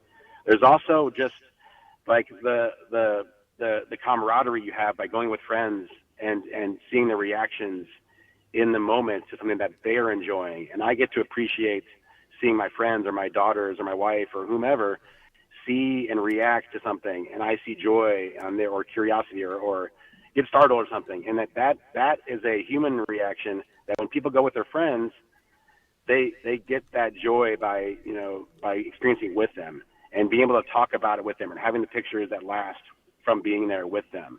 And I think that's a big thing. Is the real world? We call it the meat world, right? Like there's a digital world and there's a meat world. That's our world. We walk around it. We're all made of meat, right? And so I think people crave that because, and there's a little bit of, I don't want to go on a soapbox about the digital, cell phone age, but, we've had a lot of that past 20 years or whatever, right? And so I think at its core, people want to experience things and be in something and be told a story.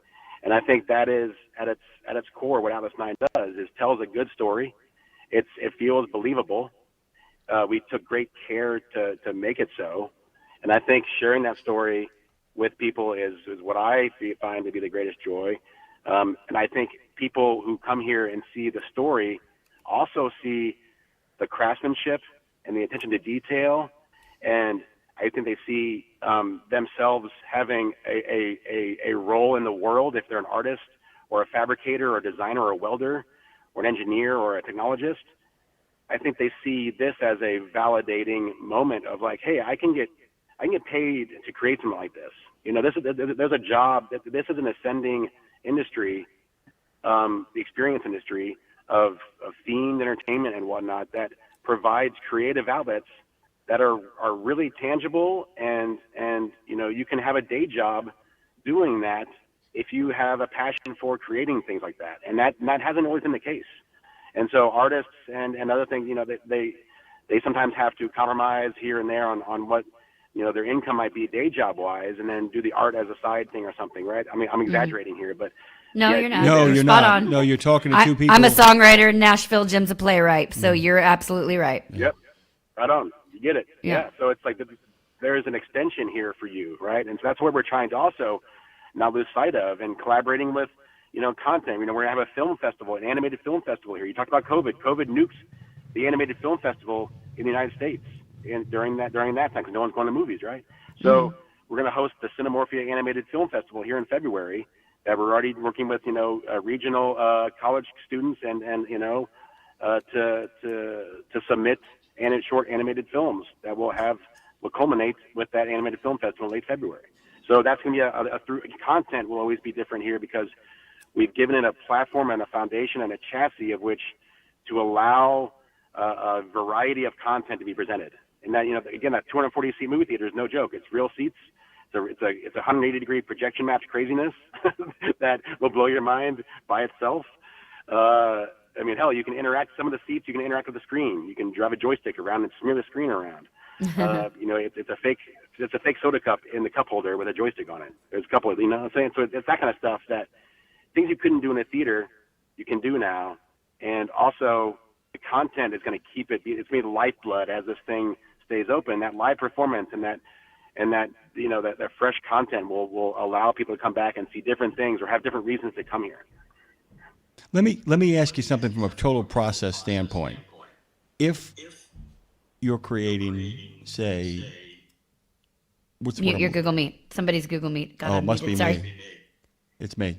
I had to log off. If you're creating a script for this, okay, this is a back and forth script process then, because you have to have the basic foundational story out there, and then the people who are building and designing play such a large part in kind of creating what that world is going to look like, that they're going to then come back to the people who are creating the script and give them cool gadgets and possibilities that might then affect the story in ways that, writing a screenplay or a script don't always do.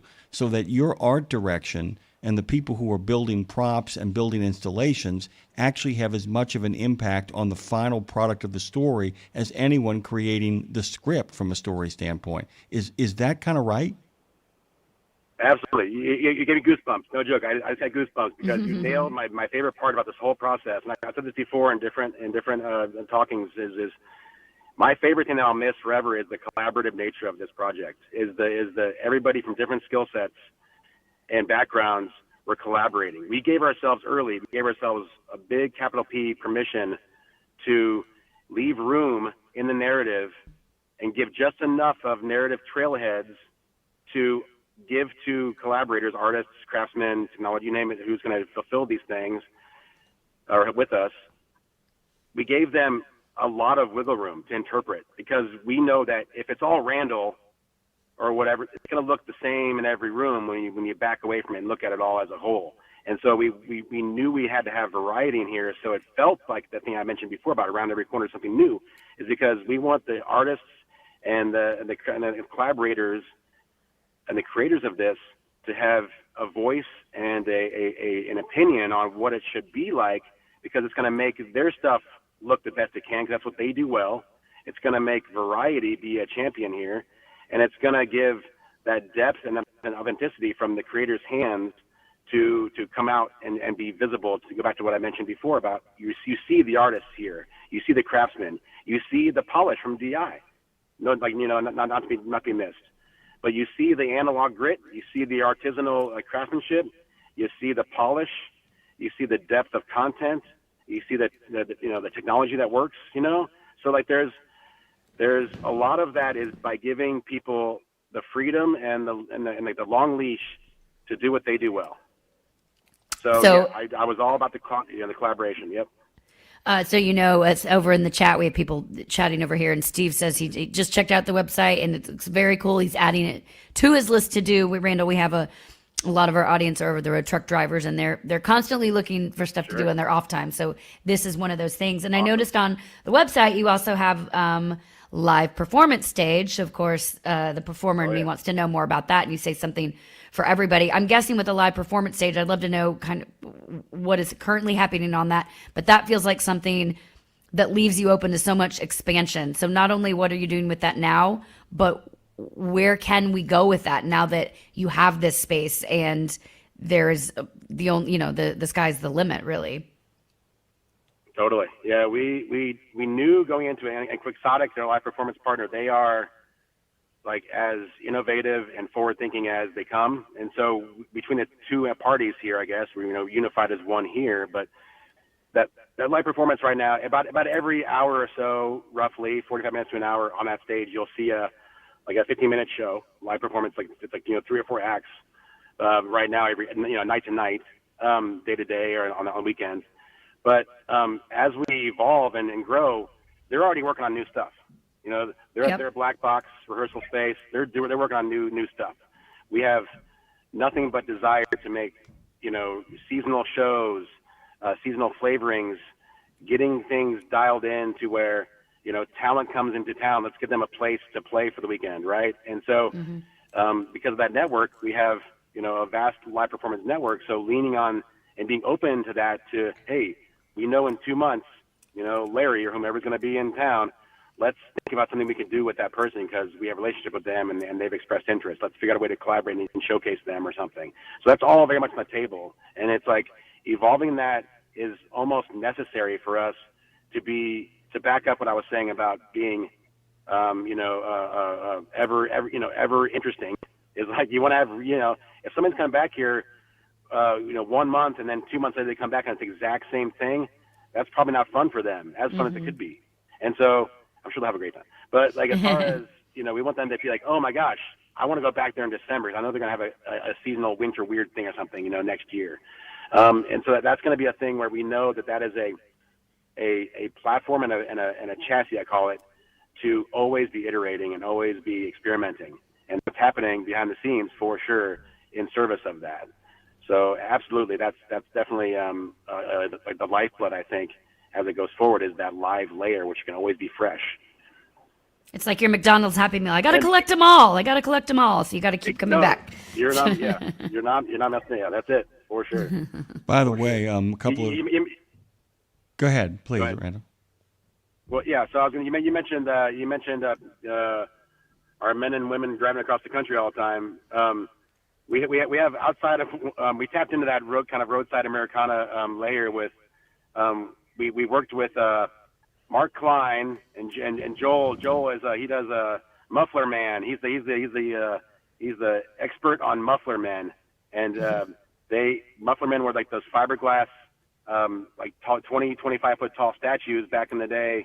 Holding mufflers up in front of like automotive shops, and then they kind of twisted and changed to like holding groceries, and these big classic mid-century fiberglass sculptures. And we tapped into the guy who had the original molds, and we had him make a custom astronaut holding one of the Atlas 9 signs out in front. I'm looking at it right now, actually, and so that is a on the roadside America kind of map, if you want to call it that, which is tapping into that kind of era of travel and back in the early days of movie theaters. And so there's a whole story behind that in and of itself. So we, no stone unturned as far as how to tap into like the authenticity and what the backstory of everything. So that's a layer I kind of wanted to bring up because I'm looking at it right now. And you mentioned people who drive across the country all the time. I'm sure they've seen them. Yeah. And so that's a fun layer to look out for. Randall Stadler is joining us this morning. He's the Executive Creative Director at Dimensional Innovations, and we're talking about, an immersive experience like no other, Atlas 9. I would really encourage you guys to head over to atlas9.com. If you do so, here's my recommendation. Make sure that you click on the gallery. If you do, and by the way, your computer has not slowed down if you get there. You haven't jumped back in the day. Well, you have jumped back in the day. It looks a lot like back in the day used to look. But if you click on those pictures, you get a clear sense of what you'll be heading towards and how immersive this experience actually is. One of the phrases you used that I just thought was amazing was analog grit. And, we talk about authenticity so much here on this show about, the real deal versus the simulacrum. And this is really so important that there's got to be something tangible. It can't just be the idea of something. It has to come right up to the beyond the uncanny valley and really be there, right? We're talking about we want to put you there. You should smell the air conditioning being pumped into the movie theater, right? You're on it. Yeah, totally. Well, one of our biggest secret weapons here was a woman named Corey Hinesley, and she is a Kansas City-based show set designer that works on movie sets and TV commercials and music videos, and she. I'm gonna crib her right now, and she said a big part of her world is creating the non-spoken script for characters.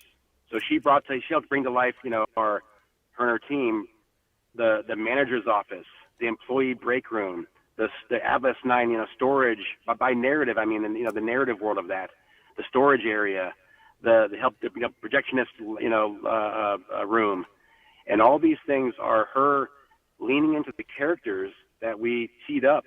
And she said, "I'm going to bring Melissa Hartwell to life." That's the theater manager who went missing during the malfunction. But you're going to walk into that office and see photographs of her and her shoes and her jacket and her computer. And you can go on and log into and see files and emails. You can see her, her grade school photo of her as Dorothy because she loved movies back when she was a kid. And so that that level of authenticity was very, very, very important to us. So we used real projectors from drive-ins that we harvested and had relationships with, and we got to have these old, and that's the ones that we used and made Frankenstein versions of those by, combining different old hardware, welding them, you name it them, and if you know your stuff, you're going to see that is, that's that model. That's what they used in the 60s or 70s or 80s or whatever. Those are going to be real things that we've made into other things. And so when you walk around them, we're not afraid of a little bit of a rust or a little bit of grit, like you mentioned, or, that there's a level of that I think feels good. And you could, if you find yourself in a couple of these rooms, you might look at these artifacts and go, oh my God, I remember that.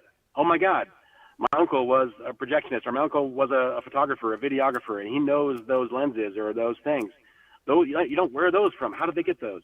And so there's a lot of that there, where the authentic things, the found objects that are of value, the authentic layers there add up. And so if you couple those with some fabricated things that are then, kind of roughed up a little bit to make them feel a little bit old. Once you do that combo of that, you have a very, very real, extendable world that feels like that's a real person's office. Because it really is. Because that's really her stuff. So cool. We were talking with Randall Statler. It's atlas9.com. You can head over to. Guys, this place is it's a gold mine of expansion. It's like the intersection of creative design, technology, immersive narrative, and experiential culture. I don't know. I'm just making crap up now. Real world downloadable content is what it is. It's all in one. It's co-creation at its finest. So go check it out. atlas9.com. If you're looking for ways to expand your horizons in your brain and your excitement, this is the place. Randall, thanks so much for making time for us this morning, and keep us in the loop as the seasonal offerings come about. I will do. This is great. Thank you all. Appreciate Thanks, buddy. Thank you. Atlas9.kc is all of their socials, all of them, at atlas9.kc. You can find them. And the fact that it's .kc means there's room for this to expand into other cities. Oh, I have some ideas beyond this. Same. I was inspired. Same.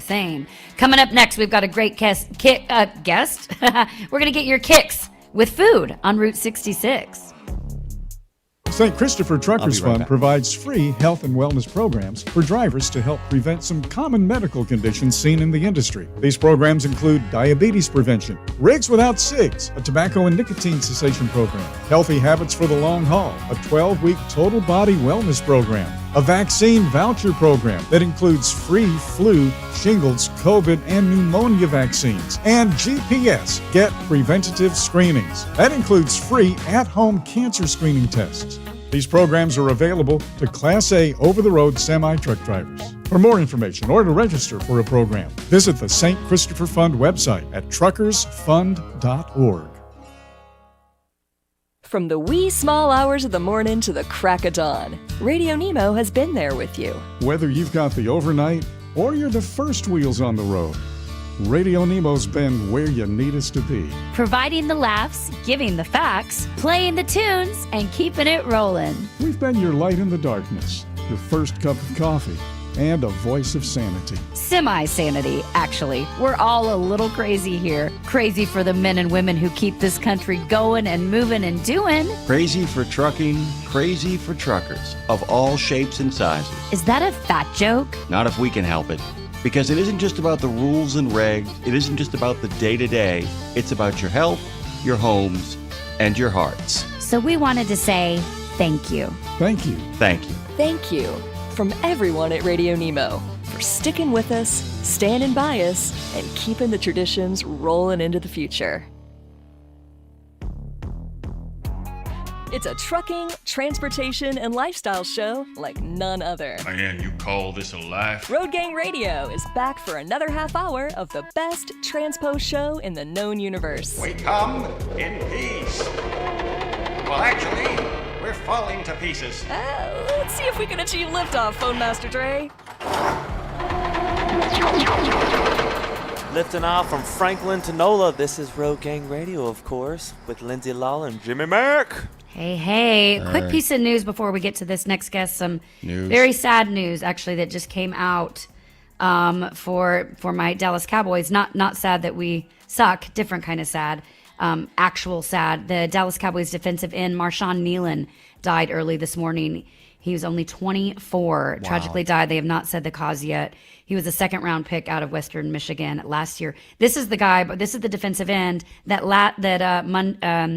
Monday night against the Cardinals, Jim. He is the one that recovered the blocked punt in the end zone for his first career touchdown, and the Cowboys lost, by the way, against the Arizona Cardinals. But he was the one that recovered that blocked kick in the end zone, scored.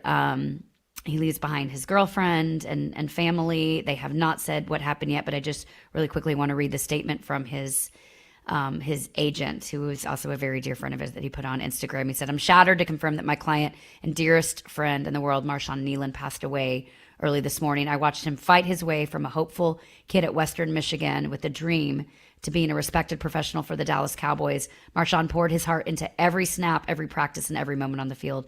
And to lose someone with his talent, spirit, and goodness is a pain I can hardly put into words." Bummer.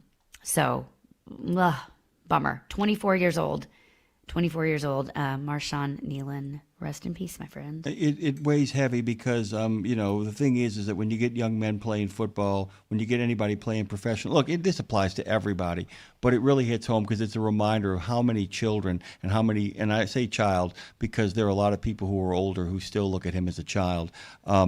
It's heartbreaking because we know how many people carried hopes and dreams, how many people made sacrifices to get him to that moment. Yeah. I mean, plenty of people who had stage moms and stage dads. Not all of them were awful. Not all of them were like, helicopter Some had the parents. right intentions. Some had the absolute right intentions, and because the child very early on figured out, I love football, I love singing, I love being on the stage. I have a dream very early on, and the parents went, okay, buckle up, here we go. And a lot of people, a community often it takes to put a child into a position where they can be drafted by the NFL, or they can make a young debut at the Ryman or something like that. We often, we get so resentful of people's success, but we remember there's a lot of people who made a lot of sacrifices often to get them there. So our heart breaks for all of those people on this day and the entire Dallas Cowboys community at large. It's incredibly sad, and it hurt. I don't know why, in particular, thinking about it that way really hurts my heart, Lindsay. I'm sorry about that. A lot of people are at a loss today because of that, for sure. So let me do something here. Can I shift you over with some music, and we can actually put a little piece of music here? Great. I thought you'd never ask. And we'll do that here, and to get you and get us all into a mood to kind of welcome our next wonderful guest. Let's go.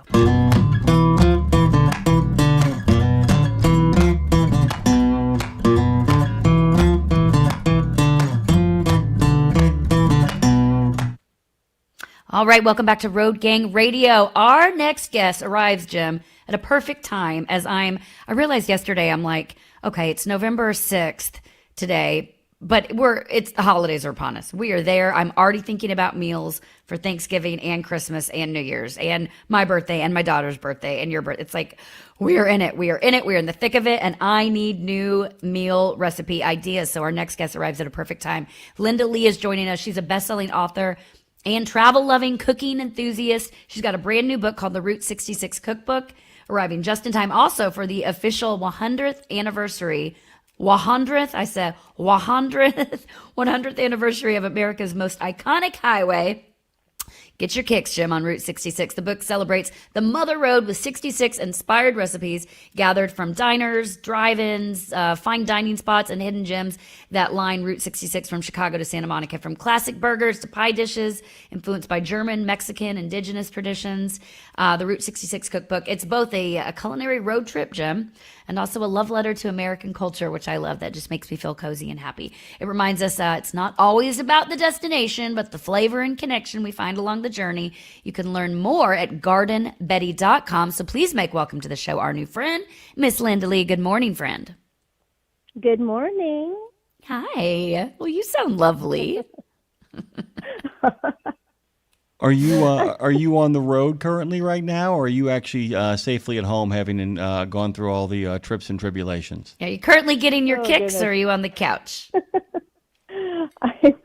I am at home. I just sent my kids off to school, so I'm ready. You have a spirit animal over there, and my co-host who just did the same thing. So to quote. When I signed on to write a book about America's most iconic road food, I imagined drinking my way to milkshakes and sitting in chrome-trimmed cafes with swivel stools and sticky menus. Would it be burgers and corn dogs and soft serve day in and day out? Hey, my kids had no complaints, but the farther along I got on my journey, I realized Route 66 truly encapsulates the quirky eats and regional specialties that are deeply influenced by indigenous foodways and our country's history of settlement. It's beautifully written. It is beautifully laid out. It is a wonderful book for anybody who has a love of road trips, but also a love of making comfort where one can find it. Can you talk about the moment that I just read when you begin to realize something else is going on here rather than just a shake and a corn dog? Yeah, so this project started 2 years ago. My editor approached me. He said the centennial was coming up, and would I want to write a book that honors the food of Route 66? Because there hasn't been a current book about the food in a really long time. There's lots about the cars, the history, the buildings, but not much about the restaurants that started there or that have shaped the highway or that still persevere today. And I wasn't even sure if it was doable because my first impression was, Route 66. Like, I'm just picturing, diners, drive-ins, and dumps the whole way. Like, I don't think I could make a cookbook about burgers and pies. But, it was almost 2 years of research that I spent on this book, and I realized how diverse the regions are. Route 66 goes across 8 states. It's roughly 2,400 miles.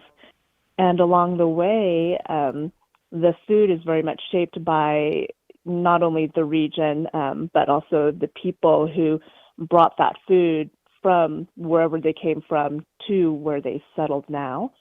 So I was quite surprised that there was authentic New Mexican food there and authentic Greek, authentic Italian. I even found a Filipino restaurant in the middle of nowhere, Illinois.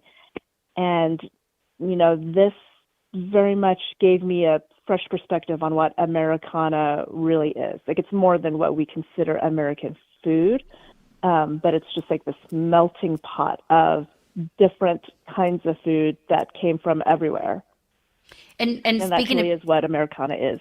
Well, yeah, and speaking of everywhere, it's Route 66 has always been about, stories and characters just as much as the food and what's along the way. So speaking of what's along the way, how did local chefs and family-run spots really shape the recipes you chose and the people? Well, the people, it's interesting because a lot of these restaurants, the Route 66 is celebrating its centennial, but some of these restaurants have been there before Route 66 is ever a thing. They've been there for over 100 years. And so their menus have definitely evolved over time. It definitely evolved with society, so whereas a lot of these places in the very beginning in the 20s and the 30s, they started as lunch counters and, kind of casual fast food type joints for all the travelers and the truck drivers and even the soldiers during World War I. And over time, they've evolved into becoming more of a family-friendly restaurant that caters to all people with expanded menus. Some of them have turned into more sit-down, nicer dining or fine dining spots. So there's just a huge variety in the restaurants, but also just in one establishment, how they've changed over the decades. One of the things, and I want to kind of give people a sense, and they really should get this book, all of you guys out there, because today, by the way, is National Men Should Make Dinner Day. I don't know if you guys know that. Oh, I celebrate that all year long. Yeah, it is, and Dre and I were talking about it. Lindsay, it's also National Nacho Day. I kind of left that celebrate off the that table. all year long as well. I figured you did too. One of the things the book does is it kind of beautifully moves from state to state. It takes us from places that would be very iconically recognizable as parts of that state, but then it also includes places you might not expect to be part of that state. And it also makes a real effort to kind of lay out the physical framework of the geography of yearning, what it's like to actually move across time and space in here. How soon did you make a decision in regards to how you put this book together? Did it kind of emerge organically, or did you have to kind of plan it out, or were you a pantser on this one? Well, as far as how the book itself is laid out, that was decided pretty early on because I knew that I wanted this to be more than a cookbook. It's very much like part armchair travel guide and part history book. And I wanted to bring people on this journey through Route 66 via the food. And that's why the chapters are by state, and you start in Illinois, which is considered the beginning of Route 66, and then you go westward all the way to Santa Monica, California. And when you look at the restaurants, they are in geographic order. So you can, technically you could actually follow the book and make your way down Route 66. As far as how I planned it, a lot of it, because I did a road trip last summer with my family, and we spent 10 weeks on the road. And a lot of it was winging it just because I didn't want to set a schedule and miss something else. There are quite a few hidden gems in the book. You definitely have the icons of Route 66, but there's places that are less familiar to people. And I wanted to leave time to explore and be surprised and to find these places that, not a lot of people know about. Well, with that trip then, just a very simple, quick question. What surprised you most? What stood out most along the way? Or I guess surprise is a better word, making that on that journey. What was the biggest surprise? I guess for me personally, the biggest surprise was how much I really enjoyed meeting hundreds of people and learning about the history of, this one highway in this country. Before I started, I knew very little about Route 66. I knew the surface stuff. But just really digging deeper into the history of why it existed, how it's changed over the years, how it got routed, how it affected all of the communities that were based off of it. There's this Pixar film that was made many years ago, and I watched it with my kids before we left on the trip because it is all about, it's fictional, of course, in cars, but it's about a town that became abandoned after the interstate was built, and that is very much a theme along Route 66 of, they used to be thriving, all of the towns along there, and now they're, some of them have become ghost towns, or some of them are just population hundreds or in the low thousands, but they are still there, and they really do count on people getting off the interstate and taking a real road trip where you experience everything along the journey and not the final destination. What I also thought was spectacular, and I just want to kind of add this because you were talking about the idea of meeting these people. You actually got a chance to meet relatives of people who were instrumental in getting the route declared a historic landmark. I mean, there were, in fact, people that you met along the way whose traditions in their restaurants went back so far, they were able to say, yeah, my mom or my dad or my parents actually were part of the group of folks that petitioned the U.S. government to make Route 66, to make it iconic in both not just name and popular imagination, but to actually codify it in terms of iconography of the American roadway. Yeah, what they did in Arizona in Seligman, designated that stretch into, I believe it is now considered the longest uninterrupted stretch of original Route 66. It goes through Seligman, Arizona, but it's now, they got historic designation for that highway, and they really turned their town around, because it was pretty much on the verge of dying, because not only did they lose Route 66, they also lost the railroad, but after they had that historical designation for the highway, then they really clung onto that Route 66 theme and made it a destination. And when you go there, it's just this a couple of blocks of one town in this like vast vista. It's really actually one of my favorite parts of the drive because it's so dramatic and scenic out there, but there's nothing else up there. So it kind of feels like you're coming up on an oasis. By the way, really quickly, based on my own reading, I can't wait to actually make the French. I cook, by the way, so the idea of making French silk pie. But I got to tell you, one of my favorite things, I couldn't stop laughing from both these places. The French silk pie, by the way, at the Country Dove, and the Rack of Raccoon, or the Raccoon, I can't remember which one it is, over at the Roadkill Cafe. I mean, I can't wait because, and by the way, you couldn't ask for two very different looking places. Guys, just for your sake of sanity, I'm going to let you describe what these two different places look like. The Country Dove, which is just lovely, and then you get to the Roadkill Cafe, which is exactly what you would think it would look like. Tell folks about those two places. So the Country Dove is this lovely tea house that it looks like, was it Victorian? It's like this old Victorian house that is along this one strip in Elk City, Oklahoma. And, it's got like the shutters and the covered porch. And when you walk in, it really feels like you're walking into your grandmother's house. So it's like very cozy, and the decor is like very old fashioned, but very comfortable and clean. And they turned this old house, which, old houses back in the day, there's like rooms, it's not like all open concept like we have now. And each room is filled with, well, first of all, the first floor is a cafe, like a tea room, where they actually do serve tea. And they also have a few dishes that they have, like soup, and they have that French silk pie. And they have like little tables set up inside these small rooms. And then upstairs is their gift shop. But, it feels like you're going through somebody's house, exploring what they have in there. And you have like the kindest ladies working in the front, and the people who go there, a lot of them go there specifically for the French silk pie. Like they're there for like this experience. And when you contrast that with the Roadkill Cafe, this place is in Seligman, Arizona,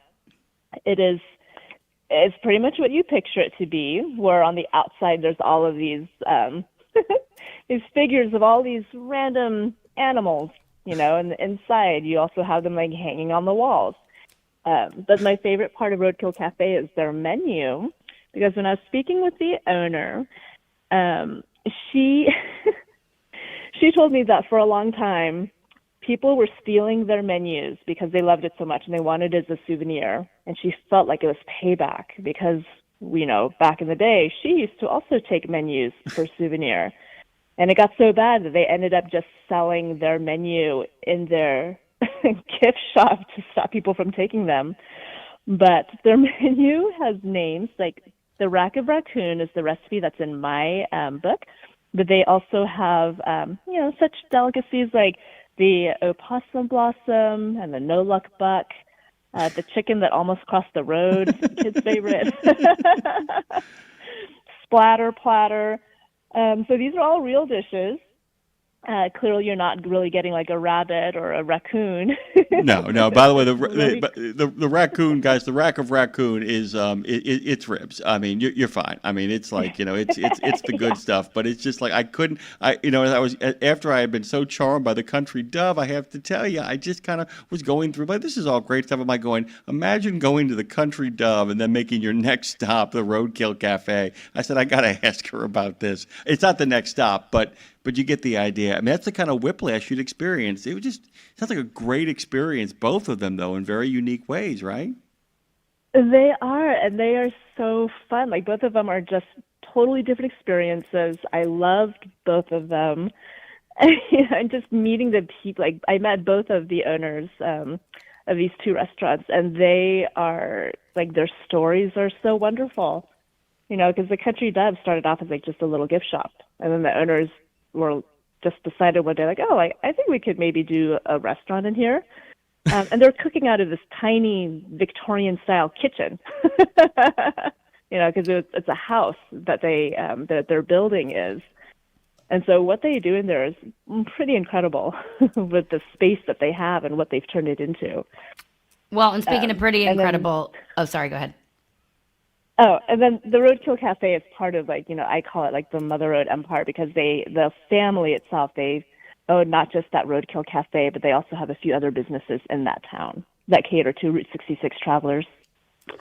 Well, so of course, I'm from Texas, so of course the big Texan stood out to me. I have been there, by the way, and again, leave it to Texas to make something insane, even more insane. They have the world famous 72-ounce steak challenge, of course, that you can do when you go there, and it's $72 to do it. You have to eat the whole thing. Just so you know, by the way, what comes with it. It's a 72-ounce steak, of course, and includes shrimp cocktail, baked potatoes, salad with roll, butter, and of course the 72-ounce steak. You have to eat the whole thing. You can't get up from your seat. You are allowed to, by the way, to cut into it. Make sure it's cooked to your liking before you set in. But nobody can help you. You have to sit where they tell you. Can't get up doing it. If you get sick, you lose. If you don't eat every single bite, you lose. It's insane. I'm not quite sure what you win. Do you know that, or is it you just win a pat on the back? Yeah. So they actually put you up. When I did my trip last summer, that was actually the second time that I have been to the Big Texan, because I've also eaten there on like a prior road trip. But they put the competitors up on, or I guess it's a contestant. They put you up on a stage with the other people who are also taking the challenge. So now you're you're shoving your face in your own squalor in front of everybody. Great. Yeah, in front of everybody, where people can, like my own kids, they're, last summer they were 5 and 8 years old, and they thought it was the coolest thing, and they would be like hovering over, these people's shoulders, looking at them. So bizarre. And I think, when we were there that night, one person did manage to make it through that entire meal, and they got like a T-shirt. That's a grand prize. An extra large. Look at the benefit, though. If you finish, you won't have to pay because you'll be dead a half an hour later, so it'll all work out perfectly. Good God Almighty! I mean, I got to that place, Lindsay, and I'm like going, "Oh my God!" And like we know some championship eaters who would tell people, "Nope, not happening, not doing that." And the fact that people keep trying to do it is kind of amazing to me. Oh my God! Is there any place that you wish that is on your list in regards to I've got to get back there sooner rather than later? There were a lot of them. It's so hard to pick. People ask me all the time, like, what's your favorite, or where would you go back to? But I liked so many of them for so many different reasons. Because one of my favorites on this was Green Chili Kitchen. They were the first New Mexican restaurant in Yukon, Oklahoma. And we had a really nice lunch there where, we ordered a little bit of everything. We had the pozole, which is the recipe is in my book. We also had the green chili apple pie, which is divine. That was their grandma's recipe, and that is also secret family recipe in my book. But we also had the Frito pie and a few other dishes there, and everything was just so authentic and stellar and cozy, and it was just it tasted like it was homemade. So I loved Green Chili Kitchen. I also loved in Tulsa, Oklahoma. I went to the Mother Road Food Market, or Mother Road Marketplace is what they call it, where there's lots of different stalls. Some of them had food, some of them had merchandise. And I found Dr. Custom Bistro there. And they only had a stall at the time that I met them. They were turning out incredible Brazilian food. And the owners are Brazilian, and it's a family-run business. By the time I sent my book off to the publisher, my manuscript there, Dr. Custom Bistro had moved into their own standalone location just on the corner, still on Route 66, with an expanded menu. And the recipe that they gave me are these Brazilian pastel, which is kind of like a big pastry puff with savory fillings inside. And the crust is really bubbly and crisp. And the chef's special pastel was what he made for me that day. And oh my gosh, it was insane. Definitely one of the best meals that I had on my trip. Then, so I did this trip in reverse. I went from Santa Monica to Chicago. because I live in Oregon, which neither endpoint is very close to Oregon. But we started in the west. We drove all the way east, and after we passed the Midwest. By the time we got to Illinois, like I had quite my fill of a lot of like road food as well. Right. Like things were like really hearty and rich, and I was feeling I was definitely 20 pounds heavier, and I was kind of craving rice or just something different. And we were in this town called Pontiac, Illinois, which is very, very small. And I found right on an old section of Route 66 a restaurant that was newer, had only been there for a couple of years, and they served authentic Filipino street food. I was like, oh, that's different. Well, let's go check that out. It was also one of the best food that I had on the trip because I had the chicken adobo wings, which is in my book, but we also tried the pancit, the potbelly, the vegetables that they had. They have like really creative different drinks, like with ume plum, and I was like, wow, like this is really good considering there's nothing like it for miles around. Like you'd have to go to the next big city to find this kind of food. Wow. You're making all of our listeners in the chat very hungry. They're saying, by the way, Linda, people are driving and trying to pull off the road to get some food here. So whatever you're doing, it's working. You can all be a part of it. You can head over to gardenbetty.com to find out more about Sweet Linda and all her offerings. And you can get the book. It's out now, the Route 66 Cookbook, a great holiday gift for somebody. Great holiday gift for somebody who loves to eat and loves the road, which, by the way, is our entire audience, including ourselves. So, Linda, thank you so much for making time for us this morning. The Route 66 Cookbook, it can be yours. Best of luck to you moving forward and with the promotion of this, and hope to have you back. Maybe we can do some holiday cooking recipes with you soon. Absolutely. Thank you so much for having me. You're welcome. By the way, thank you for the gift of root beer bread pudding. Oh, my God. Thank you, Linda. Root beer bread pudding, Lindsay. We're going to come back and talk on the other side of this with our friends, but also with each other. Lots to unpack. Great show today. Yeah, I want to continue to unpack. I have a thought based on Marshawn's passing about what everybody puts into something and then when that's gone. You can give us a call to get in on the conversation as well. Exceptional value and exceptional values. That's Bennett Trucking. A core commitment of faith, family, and freedom has driven Bennett to being the leading provider of innovative, integrated transportation solutions, both in home and abroad. Bennett's values are not just compatible with providing high-paying jobs and unmatched customer service. They're inseparable. If you're looking for an employer or a partner who believes the best business model is being a model citizen, then Bennett Trucking is the place for you. Go to BennettIG.com and find the folks who share your values. It's one simple act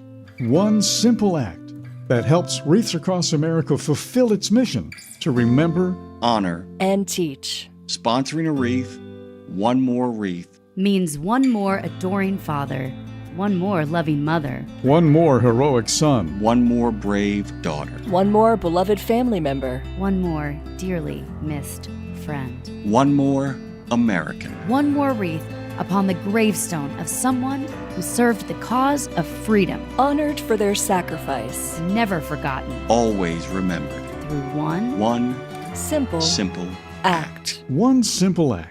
Go to wreathsacrossamerica.org/RadioNemo and keep the mission moving forward. If someone tells you they need to get a life, tell them to join us here at Road Gang Radio with Lindsay Lawler and Jimmy Mack.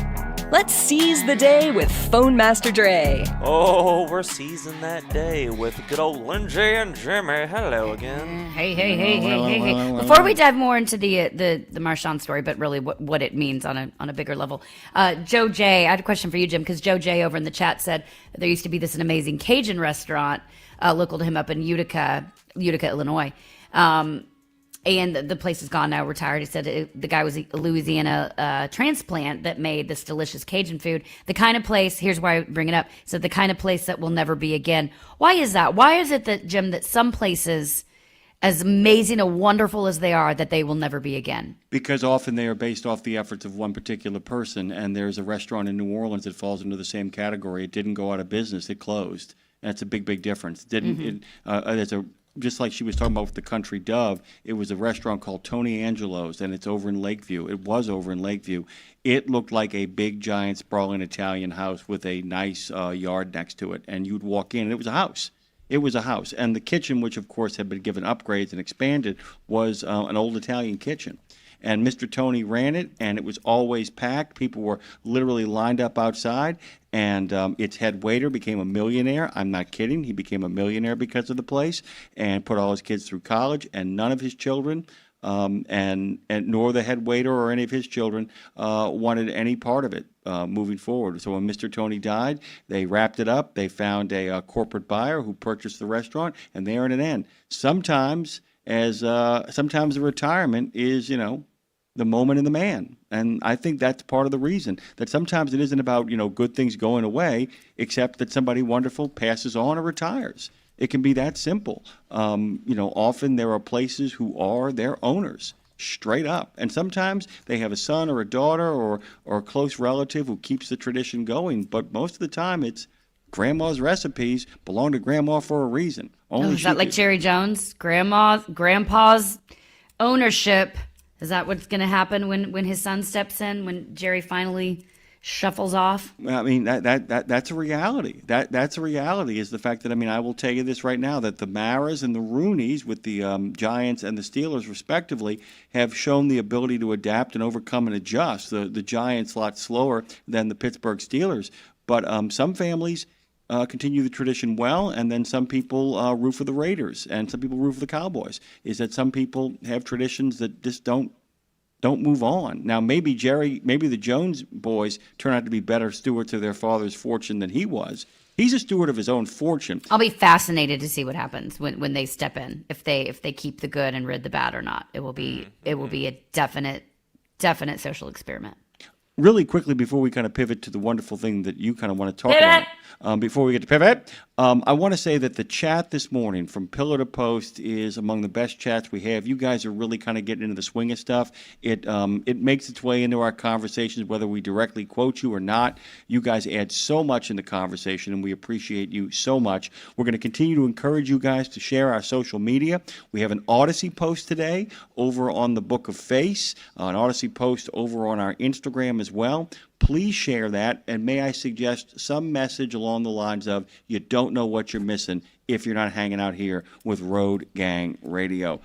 That's my bureaucracy. I'll be given a little bit later on, of course, Trucking with Oida, which we talked about earlier. But Lindsay, I know this is there's something you want to expand upon.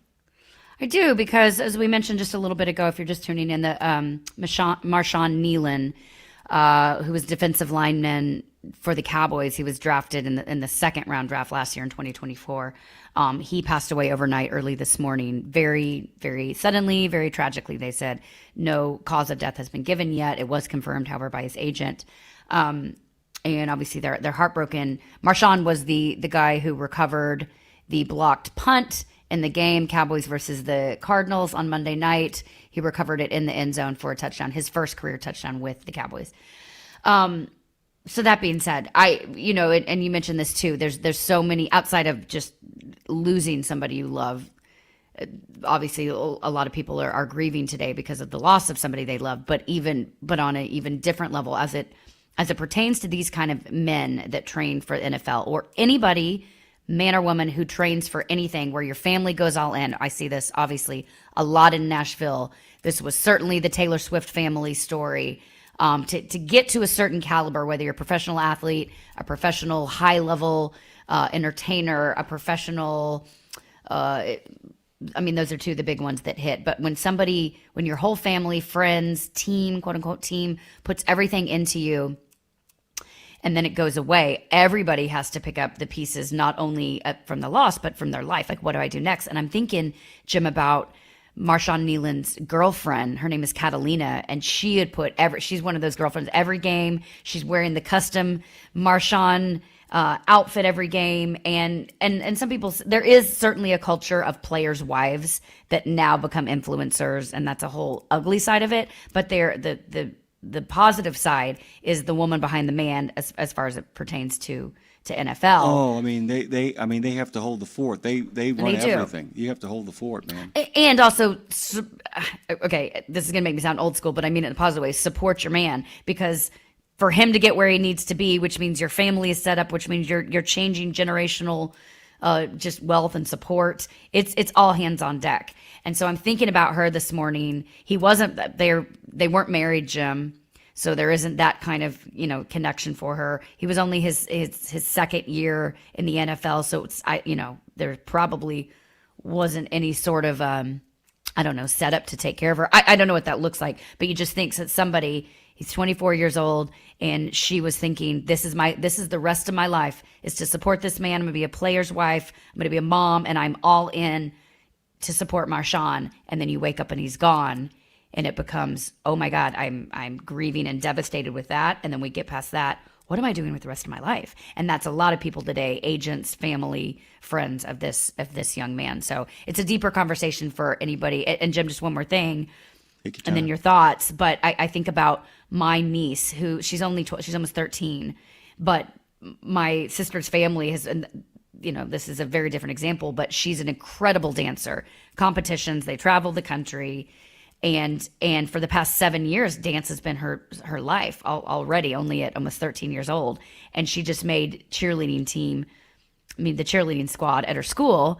And my sister said, I have a feeling she's going to end up quitting dance because she gets a little bit of the vibe and the excitement from cheerleading. And it's like, wow, all those years in where we put everything in. We didn't attend family things. We didn't attend birthday parties because we were all in on the dance.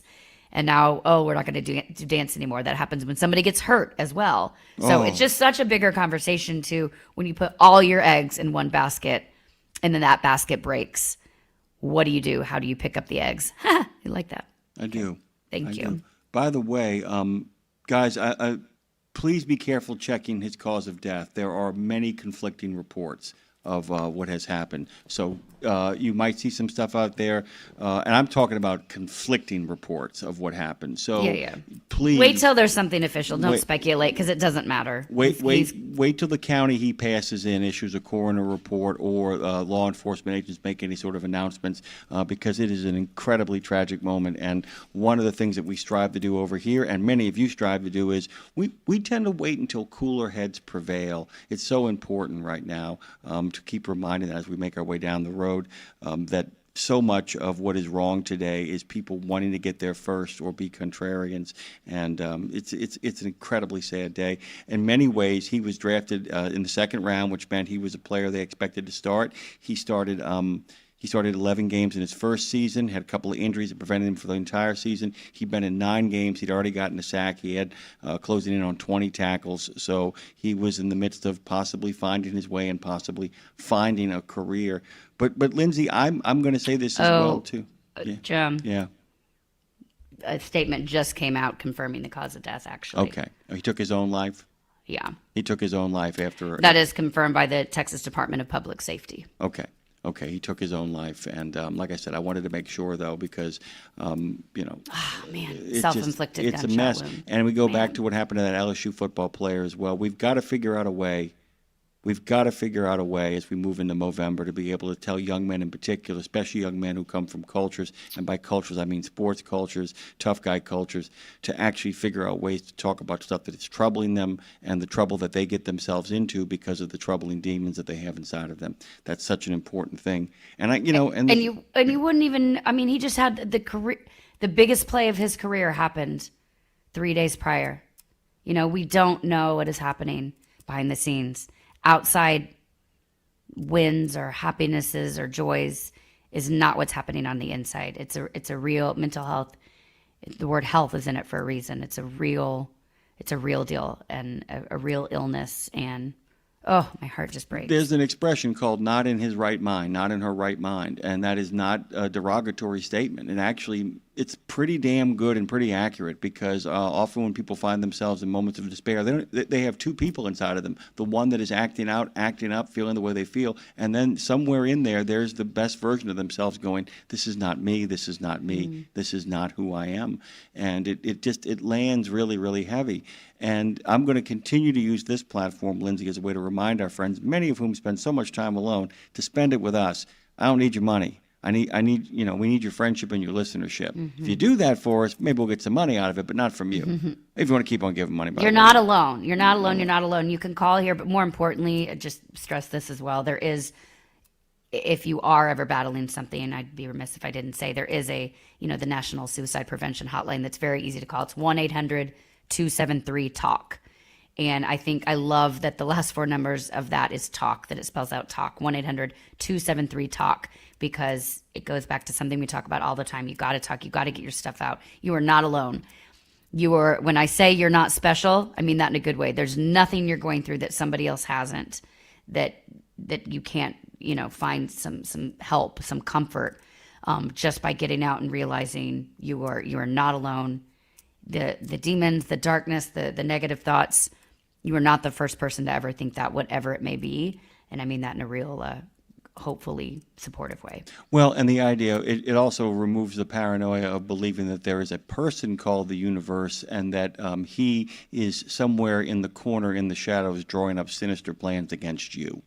That's an important thing to remind yourself of too, that there is a grand plan, and we are a small part of it.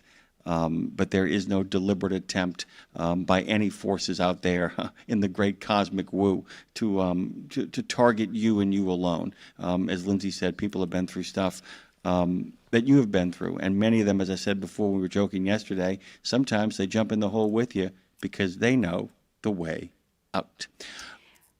Were you, Jim, or anyone in your family, any of your brothers or your sister, when y'all were younger, did it seem like anyone in your family was going to be all in on something that may or may not have actually happened? No, and no. I know exactly what you're talking about. There was in the beginning. I mean, I'm not going to get into my oldest brother's kind of really, really contentious, heartbreaking story. There were thoughts when he first kind of got going that he was, in fact, a brilliant prodigy at 5 and 6, and was bigger than most kids and stronger than most kids and smarter than most kids. But of course, it was the 70s, so other people recognized that and made sure it went no further than that. But there's never been like the guy. I know that you and I have talked about this. My father did. I'm like going, don't tell me this now. When I got later on, well past my teens, late teens, early 20s, as it was a sense of, God, guys, if you have a kid that wants to do something and wants to do it passionately and it's all they think about, push your chips in with them if you can. Push your chips in with them if you can. If it's not of their interest, trust me, pushing your chips in with them will help them figure out whether or not it's really the deal. I don't know if this is going to make any sense to you, Lindsay, but when I say push your chips in, I don't mean make a decision for what you want your kid to be. But if your kid obviously wants that thing and is good at that thing and talks about that thing, do not tell them, you need to consider your plan B. Do not tell them, well, let's all just keep our heads down. Please don't tell them that. Yeah. Oh, please don't tell them that. Please don't tell them that. And don't tell them this either. Keep your head down. Don't make a lot of noise. We don't want to get involved in all that kind of stuff. Literally push your chips in. Go all the way with them. Because if they're not really going to be good at it, they're going to figure it out faster. Somebody will tell them. Somebody will tell them, number one. Maybe it'll help them double down. But if you see a talent, whether it's the ability to run at the speed of light, to throw a ball from an open cornfield, all the way to the farm, if you see their ability to carry a tune, draw a picture, any of that, and here's the big and they express a love of it, meaning like, ask them, do you want to do more with this? Do you want to go to lessons and get better? Do you want to, is this something you want to pursue? If the answer is yes, go all in with them. And it doesn't even have to be a creative thing. I think about, everyone, there might be people that are like, well, I can't support them. I don't have the time. I don't have the money. You can support them by cheerleading them. And here's what's more important to that. Then directing them, finding them a place. Maybe you aren't the one to help them, but find somebody who can, because here's the thing. My husband Seamus always says that he, at a very young age, was really, really interested in the stock market. He was fascinated by it, like at 7 years old, and then going up and numbers, and he just thought that whole thing was fascinating. To this day, he still does. And he said he had gone when he was, I don't know, probably older, maybe like a young teenager, or early teen, preteen, teenager. He had gone to his dad and was like, I'm so interested in this. And his dad was like, you awesome. You can be anything you want. Yes, I support it. Yes. His parents were great about doing that. And God love them. They weren't great about then providing the steps and where to go next. Because they didn't know. They were doing the best they could. They didn't know. So they thought the best they could do would be like, I love you. I support you. You're smart. You're brilliant. You can do anything you want. Great. When you're 13, then you don't know where to turn next. And so Seamus always says, I wish he would have said, he's like, I knew my dad had friends in New York. I knew he knew a guy that was on Wall Street. Like, why didn't he connect me with him? So that is a thing. And it's one thing to cheerlead and encourage them. It's another to be like, I support you. I don't have the tools to make this happen for you. My parents didn't have tools to connect me with anyone in music, but they did the best they could, being like, well, let's take you to the studio. I don't know, or figure out, or introduce you to a friend. So that's the thing. Think long and hard, or go to the old Google and that Chat GPT and say, what is the best type of person for my kid? And then find it. Don't just Google somebody that's going to take your money. Anybody that wants to support your child, and I say this from a music standpoint and being through it, anybody who asks for money up front is not there to support your child. Unless Period. they're a publicist. But your child does not need a publicist yet. Exactly. So, but yes, correct. You need somebody that also sees something in your child and wants to help grow and support it. Yeah, and that's such a great point, Lindsay, because that's my. By the way, I'm going to be kind, because I'm talking about mistakes that were made. And by the way, these are not mistakes of bitterness. By the way, this is not. You have to understand times and place and all that kind of stuff as well. But I'll tell you this: one thing my father always has told his sons and daughter that have children, if in fact the child expresses an interest, he says, search out the expertise of someone rather than the services of someone. And that goes back to what Lindsay is saying. Search out the expertise of someone rather than the services. You don't need a publicist. You don't need studio time. That's not what you need. What you need is someone to kind of, to talk to and say, hey, I don't need you to give me money. I don't need you to, write a story. I don't need you to do any of that kind of stuff. But I'm not sure what I've got here. Would you just take a look and give me your honest opinion? And then tell me what the next step I can take is. I'm happy to take point on this. I just don't know what to do. And by the way, there are all kinds of ways of being supportive of a child. I can't tell you the number of kids I know who started off in that area, that we're talking about, Lindsay, the idea of parents recognizing that they had incredibly talented children and not having, quote unquote, the resources. It's amazing how much we prioritize sports over everything else, man, because if some kid shows up and can run a 40 in 4.4 when they are in fact 11 years old, 12 years old, it's amazing how many parents figure out a way to find the money to make those dreams. Find the resources. People find the resources on that nonsense. But this is something that you can do as well, too. You can actually ask the child, say, look, if we do this, there's certain things that we're not going to be able to do. Because we've only got, if you're of limited means, although it's amazing how hard people will work their ass off to make a little extra money when they're helping their child chase a dream that the child wants. It's that will give them money later. Yeah, I mean, it's kind of crazy how people will work their butts off to make all that stuff kind of work. I think the psychology behind it is fascinating too, because Jim, as I told you, we went to the Oklahoma Tennessee game last weekend, and we got to go down. We were with friends whose son is a linebacker for Tennessee, so we got to go down to the players' lounge after with the families, and they introduced us to the guy who is he's their liaison between the Tennessee players and the NFL. He's fascinating. He's a former Marine. He's been in intelligence, and so now he does essentially intelligence for football for the NFL, which is fascinating. But he was talking about the psychology behind it, how they're literally going when you've got he's like, as high level as the University of Tennessee is as it pertains to college football, he's like, it's nothing. It's light years away from what's happening in the NFL, obviously. And he's like, I mean, they're going back to intelligence from kids, figuring out when kids were 5 years old, because it goes down to what makes a man tick. It's the same, it's the art of war, right? And so he was really diving into that. What makes a kid tick, even back to 5 years old? And he said, now, the flip side of that, if the kid, or when I say that kid, it could be in their 20s, 17, whatever. It's like if the kid is phenomenally talented, like mind-blowing talented, all that goes into the window. We don't care. It's just you want that talent. You want that talent. But if it like superhero talent, but if it's great talent and then also figuring out what makes him tick, that is just it's fascinating to me. It goes back to John Smoltz's great line from that World Series. And by the way, I mean, my mom and I watched Rich Eisen's description of Game 7, and I'm still kind of in awe of what happened in that game. But John Smoltz, I told you that when they were talking about is so-and-so a genius, is such and such a genius, and he goes, I like that word. He said, but nobody ever knows what genius really is. He said, I think people haven't figured out genius. He said, genius is figuring out what your purpose is and then doing everything to make sure that you actually execute that purpose. He said, that's it. And I'm amazed, and I pick on people about this all the time. There's some people we love. And it's not anybody in this room. It's not anybody that I'm talking to right now. This isn't a sly dig at anybody. But the number of times I've seen people, man, you could have the world. And you claim, okay, here's the thing. If you could have the world, and you want that world, then what you're doing in this case is a sin. If you don't want it, you don't want it, and that's fine. There are people who are amazingly talented who could give two poops about it. But the idea of like going, I want this success, why are you going home? Why are you leaving? Why are you running out the door? Why won't you do the lather, rinse, and repeat? Why won't you do it? And at some point, former President Obama has talked about this. Sean Hannity has talked about this, that you have to at some point make a decision to live a life out of balance for a short amount of time.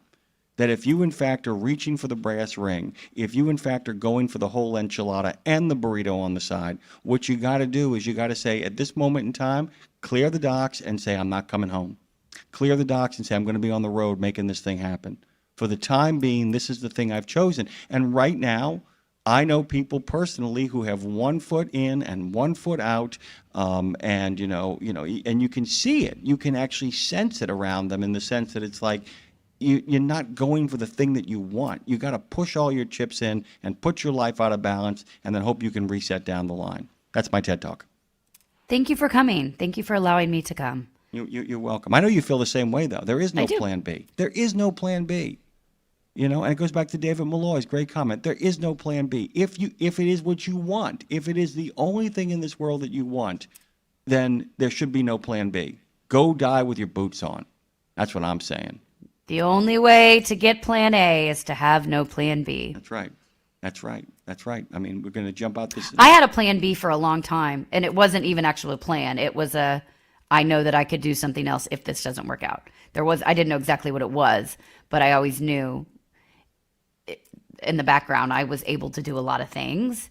And so I would figure it out, I guess, as opposed to being like, I will die if this is not what I do. And I also was able to do a lot of things, did like doing a lot of things, which tells me at this later stage in the game that I was never meant for those things or doing the same thing all day, every night, over and over and over. But it took me until later in life to figure that out and not be like, why am I not making it? It's like, because there's too many things I want to do and experience and have a little bit of my hands in.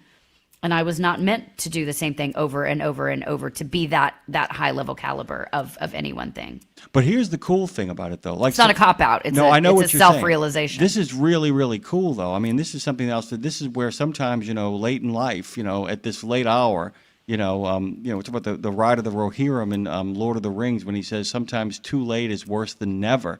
But there is something kind of great about arriving in the nick of time, which is also spectacular when suddenly you understand what you have been building for the better part of 30 or 40 years, and you look around and go, wait a minute, I do have a purpose, and all of these other things were all the information and all the moments and all the experiences is that, I mean, if you have the ability to be able to talk to all of those people of all the things that you thought you might want to do, and then suddenly it all comes together where you realize that the formula that you have literally been on this pilgrim's progress of assembling who you are going to be, there is no late hour. There is only satisfaction of realizing that you've solved the problem, that you've actually cured the circle. The girl in the back here, the young woman in the back, is utterly obsessed with being a movie maker. It's all that's important to her, sometimes to my everlasting frustration, but I get it. I get it, though. I get it. I totally understand. It's what she wants to do. And the thing is, there is nothing worse than being around people where it's all they want to do and not respecting that. That is an important thing, too, being like, well, that's just not who I am. Well, then leave. Get out. Get out of the way, because people are going places, and either you get on the boat with them or you don't. And that's just, like I said, that is, but it's neat, though, that you can look back and say, I didn't want that. You know what you do know you have, though, because you get angry about it, not you, but people in general. You have passion for those things. And now that you understand that wasn't for you, and now that you're figuring out who you are, you also know you can call on a great well of focused passion when you actually decide to do the thing, which you're doing, which has been tempered by wisdom, which is really cool. Yeah, I saw, real quick before we ran out of time, I saw somebody talking last night, because it was a full moon last night, which I always use as a little monthly reset. Outside of the woo, I do go woo, you know, but outside of the woo, I literally, every time a full moon happens, it reminds me another month has passed, and it's a good, just for me, like a mental check-in. I'm like, okay, what did I cross off the list this past month? That's kind of how I handle it. But anyway, I saw somebody talking about how it's like, listen, if the thing that you wanted so bad didn't quote unquote work out, it doesn't mean that was all for naught. Exactly what you're talking about. It's not all for naught. And you still have to, when you shift and you decide to move forward, because there's a lot of ties being broken. When you pivot, and you don't move forward with the same people, or, you know, that you thought you would be, the same people or the same purpose or platform or job or relationship or whatever it is, when you move forward, you still honor all those people that were a part of how you got to there. Even if you're not going to move forward with a space or a place or a person, you still honor what you learned, why those people in your life for that time. And we honor around here everywhere we've been, everything we've done. We've been everywhere, man. As we know, have you all, our wonderful, fabulous listeners. If you're listening now, you're a part of us. And we appreciate you still coming along for the ride, and we support everywhere we've been and everywhere we're going. So thank you for joining us here on Road Gang Radio. Great show coming up tomorrow. It's Friday. Tomorrow, not now, but tomorrow, Jim. It's going to be fun. Yeah, it is. But before then, Trucking with Oida is going to be up next, by the way. It's going to be a big discussion about brokering and brokering transparency coming your way. Love you bunches, Lindsay. Scott and Ashley are up next. Check it out, guys. It's the best produced in advance show. In a video game, if you get enough experience, you level up. And when you level up, you gain more skill. And with enough skill, you beat the boss and win the game. Sounds a lot like trucking, doesn't it? Except in trucking, you don't beat the boss, you become the boss. And if you want to be the boss, you gotta meet the boss. And that boss? Carrier's Edge boss, Jane Jezraoui. Want your drivers to level up? Carrier's Edge has the training, comprehensive safety, compliance, and best practices on one website. It's a simple subscription with no contract and no commitment. Learn more. Try it out. Level up. CarriersEdge.com. Hey, come on! We're starting the game! All right, I'm coming. Wait for me. CarriersEdge.com. There are precious few nonprofits in the trucking industry, and even fewer that make a tangible difference in the lives of professional drivers. So thank goodness for the St. Christopher Fund. Since 2008, over 4,000 over-the-road semi-truck drivers have turned to the St. Christopher Truckers Fund when a medical issue took them out of work. The SCF steps in and pays necessary household expenses such as mortgage, rent, utilities, insurance, and vehicle payments. The SCF also provides free health and wellness programs for drivers. So find out how the SCF can help you, or help the SCF yourself. They'll turn your dollars and cents into that tangible difference for the professional drivers who need it most. Support our highway heroes with a donation at truckersfund.org. Here's to a mild autumn and clear roads across the U.S. from the Allen Lund Company. On today's show, Louis Pugh and Dan Lindsay, fresh off their appearances at the Broker Carrier Summit in Orlando. And Trish Hendren of the Eastern Transportation Coalition will be on. Trucking the OIDA starts now. Welcome to the show. Ashley, we talked with Dan Lindsay, who founded the Broker Carrier Summit a few years back. Yes. About what the event is. And essentially, if you missed that, please go back and listen, yes. First of all. But essentially what it is he got tired of hearing all of the complaining and from both sides. From both sides, between brokers and carriers. saw a clear divide there between what they were looking for and what they are doing, and thought, I'm going to start this summit. I'm going to bring both sides together to have a dialogue, have a conversation, a novel concept, I know, in this day and age of social media. But the idea really has taken off, and they're doing a really cool thing here. They had their summit recently in Orlando, Florida. Louis Pugh, OOIDA Executive Vice President, was there among many other people giving the trucker side of things. Dan Lindsay giving the broker side of things. They had a conversation on stage. We're going to have a conversation here in the studio between the two of them to talk about what they talked about. Yes. And find out if they have solved all of our problems. So Fingers crossed. Fingers crossed. Let's have a listen. All right, Dan. So last time we talked to you a few weeks ago, you were preparing for the Broker Carrier Summit. It is now over. Have you gotten some rest? Not yet. No? I'm hoping to in the coming days. Yeah. Everything go well, though? Everything went fantastically. Lot of great feedback. We've been getting the same feedback as we've been getting for the last couple of years, is that the industry has needed this for such a long time. And so everyone is extremely excited about seeing brokers, carriers, drivers, even tech companies and platforms coming together to solve problems and not point fingers at the other side. That's been encouraging. Yeah. And Louis, this was, I believe, was this your first time going to the Broker Carrier Summit? Yeah, it was my first time. Yeah, impressions? They always plan it when I can't come. By design? Yeah, probably. Yeah, that's what I think. Yeah. You want to raise that with Dan right now? Dan? In our defense, Louis' schedule is not the most easily to predict. Yeah, that's true. That is true. Yeah, all right. We'll give the point to you there, Dan. You win that one. But Louis, your impressions of the event, obviously you knew what you were going to there in Orlando, but what did you think of the event? I think it was a great event. I mean, it was very nice. It was very nicely done. Everybody was very kind and welcoming. Lots of folks had a lot of good questions and stuff. It's like any of these things. You get to sit up on stage. I do appreciate the fact that I got to go first on the morning I was there, because they kind of, when you go to these things and people don't really know who you are, they're not really sure how they should talk to you or nothing. I think it's a nice icebreaker to be able to go in there first thing in the morning, talk about what Dan and I talked about, which was very constructive. And then it kind of opened the door for other people throughout the day just to come up and say, hey, I heard you, or hey, this, or hey, that. So, because, that's the thing with these conferences. You get a lot of good things out of what they present, but then you get a lot of good things out of just, the water cooler talk, for lack of better terms. Networking, I guess, is the official term. Yeah. Now, that's Dan, like we said, we spoke with you a couple weeks ago ahead of the event. You'd mentioned then that, this idea for this event was born out of frustration, that you were tired of hearing brokers and carriers kind of snipping at each other.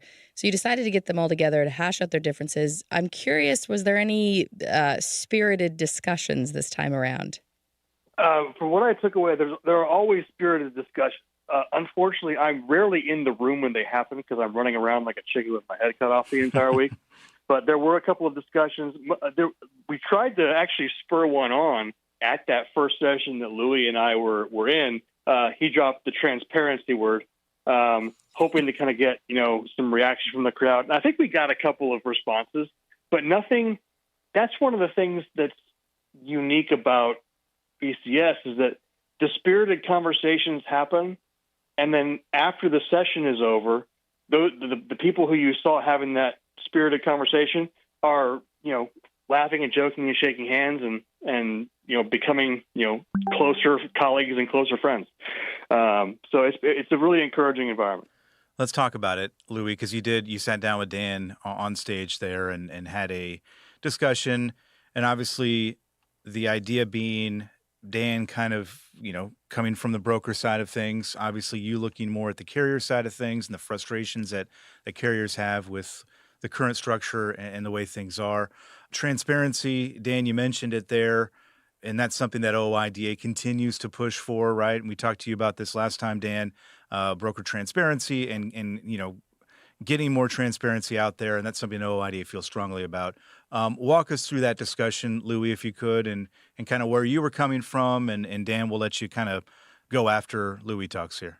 Yeah, we talked for a little bit already. We're up on stage and talked for a little bit, and people were, like I said, it was very good. Dan had very good questions and conversation, good back and forth, and but I was at another broker event earlier in the year, and I know that was a big thing that was on people's minds, but that was like sort of taboo nobody was supposed to ask. The 4-letter, the T word? Yeah, the T word. It's like the 4-letter word that you can't. Yeah. The 4-letter plus. Yeah, word, how many letters But that is, anyway, yeah. so, I know there's lots of people here, and I figure, I'm not ashamed of it. We're not ashamed of it. We're pushing it for a reason because our members need it. Our members want it. So I think there gets to be a lot of misinformation out there about why or what we do. And I think there's people out there, of course, I would say probably people who aren't doing the right thing, that they're really trying to switch the narrative of why OIDA is doing this or wants this. So I just in the conversation, I said, one thing I'd like to touch on is the 300-pound gorilla here in the room. I'm sure everybody wants to know broker transparency. And I just said we're the ones who petitioned for it. I'm sure you all know that. And here is why. And explain to it why. I said it doesn't have really anything to do with rates. I know that's what is continually gets pushed upon us, is that, OIDA is doing this, so the carrier gets the rates and can, go underbid us or whatever. And I'm like, no, this is more because of after the load's delivered. Yep. As you all know, and probably most of our listeners know, we have such a problem and such an issue when there's a claim on a certain load, and there's never been any documentation prior to that. The trucker had a clean bill of lading, and then all of a sudden there's either a claim or a bunch of these, fees or something gets on that the driver knew nothing about or was told not. And then when we ask for proof, we're always told, well, we don't have to show you because you waived your right to 371.3. And I said, that's where this is coming from. Yeah. So I think that opened some people's eyes. I think some people heard that for the first time. I'd say probably a lot of people because, like I said, nothing against the broker world, but from their side of the world, all this has ever been about is truckers trying to get the rates and either, like I said, go behind their backs and solicit their freight at a lower rate or whatever. That's what everybody's screaming about, but when that's not really it at all. Yeah, and Louis, I was one of the people in the room who learned and heard that for the first time. Is that right? I think I mentioned that on stage because, as a broker, when we hear about transparency, we are thinking, oh, drivers want our rates, carriers want our rates, because then they have the power to go and back solicit us to the shippers, right? And that's a legitimate fear, I guess. But the way you described it there, with wanting to know specifically about accessorials, claims. The additional fees that are being added on to by brokers, I think there's a legitimate case, 100% legitimate case for transparency in those 100%. And that's the idea of what you're doing. I mean, you're trying to do there, Dan, right? Is have these discussions because sounds like you learned something from Louis making his case there. 100%. And that's why I was excited to have Louis first, to have OIDA there. That's one of the reasons why I decided to put that in the first session.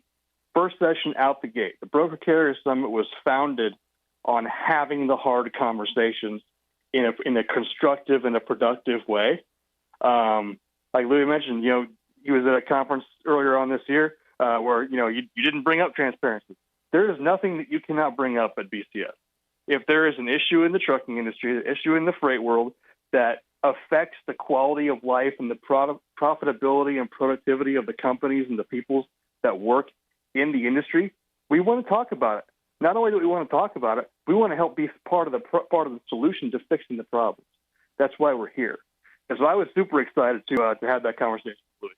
Well, that strikes me too, because if you are, or were, I should say, kind of misunderstanding OIDA's stance and what Louis was looking for in terms of broker transparency, you are not alone. I mean, I'm sure that the majority of people out there who thought what you thought what they thought, if that made any sense whatsoever. A lot of thinking going on here, boy.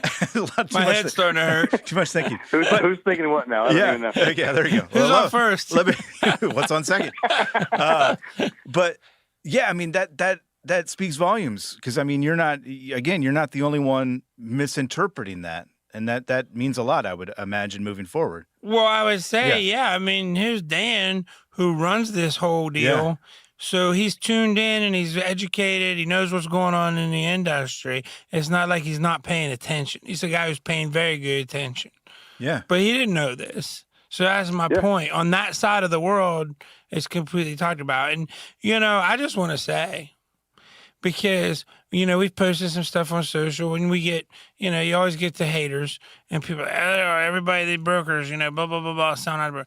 This isn't about selling out to anybody. Here's the facts. Whether if you're a trucking company, you're going to have to use brokers probably sometime in your life. It's just a fact. Whether you want to or not. There's a lot of truckers, that's all they use. But we have to use brokers. They're a necessity. On the broker side, you have the certain brokers that probably think that they're selling out by having us there. And why are you bringing these people who are trying to hurt us and all?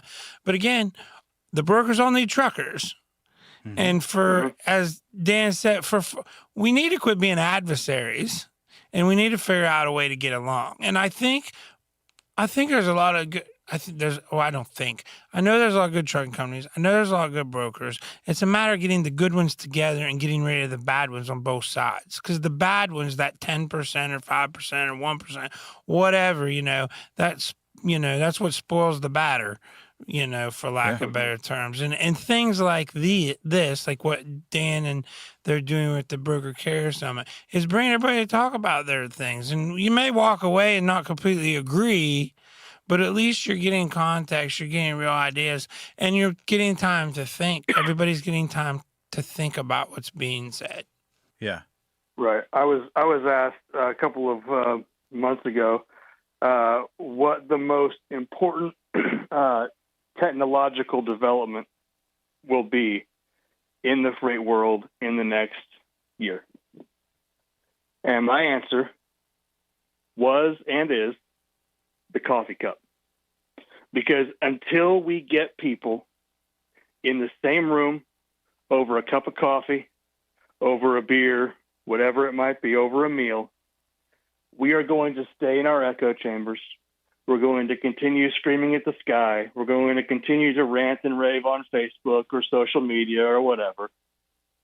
And none of those things actually does a single thing to solve the problems that we're all encountering on a daily basis.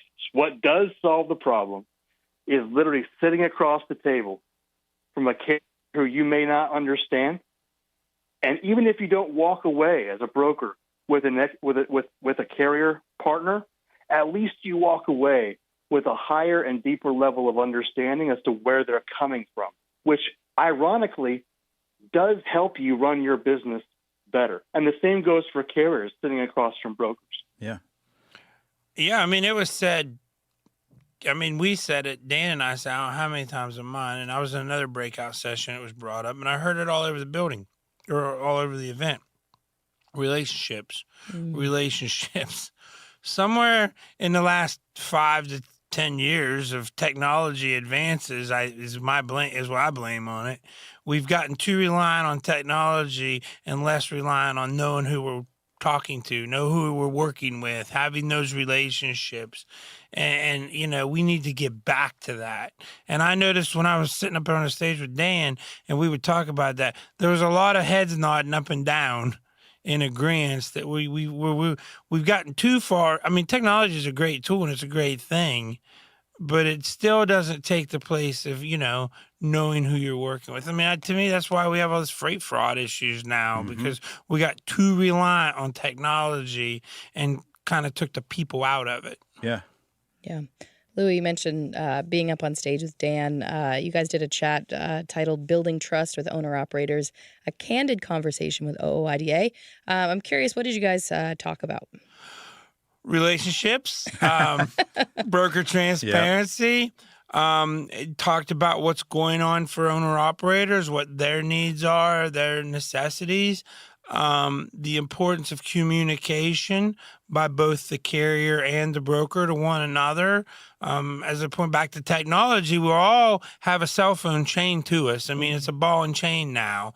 Yep. So there's no reason ever that if you're a carrier and you have truck trouble or some freight or whatever, traffic, whatever, there's no reason why you can't call the broker and tell them. And same goes for the broker. If you find out there's going to be a problem with the load or already any kind of thing happens, that, don't let the trucker show up at the receiver and be surprised. Just pick up the phone and call them and try to work this out now.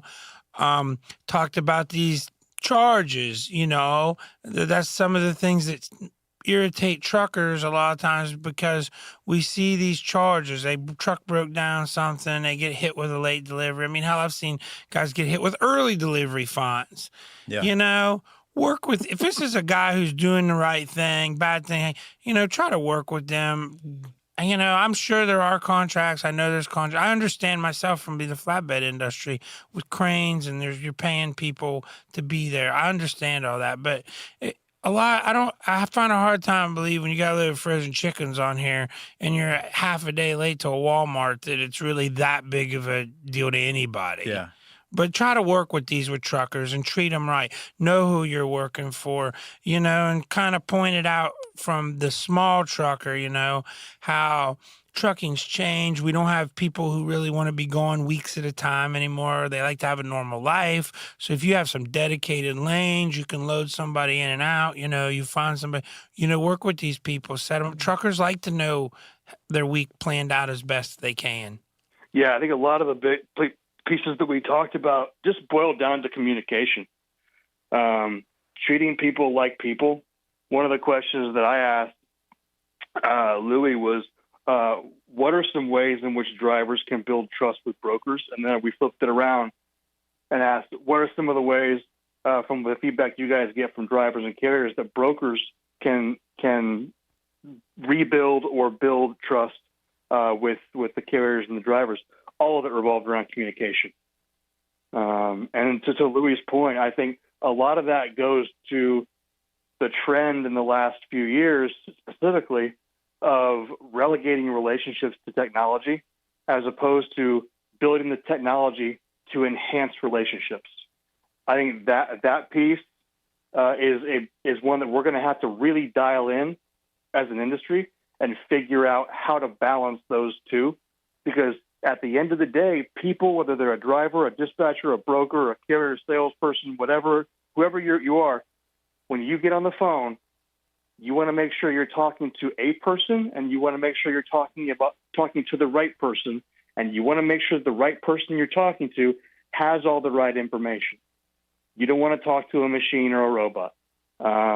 So I think communication, the big takeaway for me was communication still needs a lot of improvement. Let me ask you this, Dan, because, clearly you got a lot from your conversation with Louis, and Louis, I know you got a lot from your conversation with Dan and all the other conversations that were had there at the summit. From a practical standpoint, though, Dan, I'm wondering, just from your talk with Louis on that stage, the people listening, you saw some heads nodding in agreement. What are you hoping that they do, the brokers? Let's kind of focus on them if we could. What are you hoping that they do when they go back home and start working their everyday again?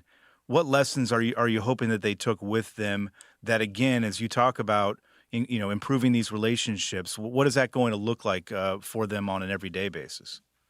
Yeah, I hope it changes the how and why with every conversation they have with a carrier and a driver.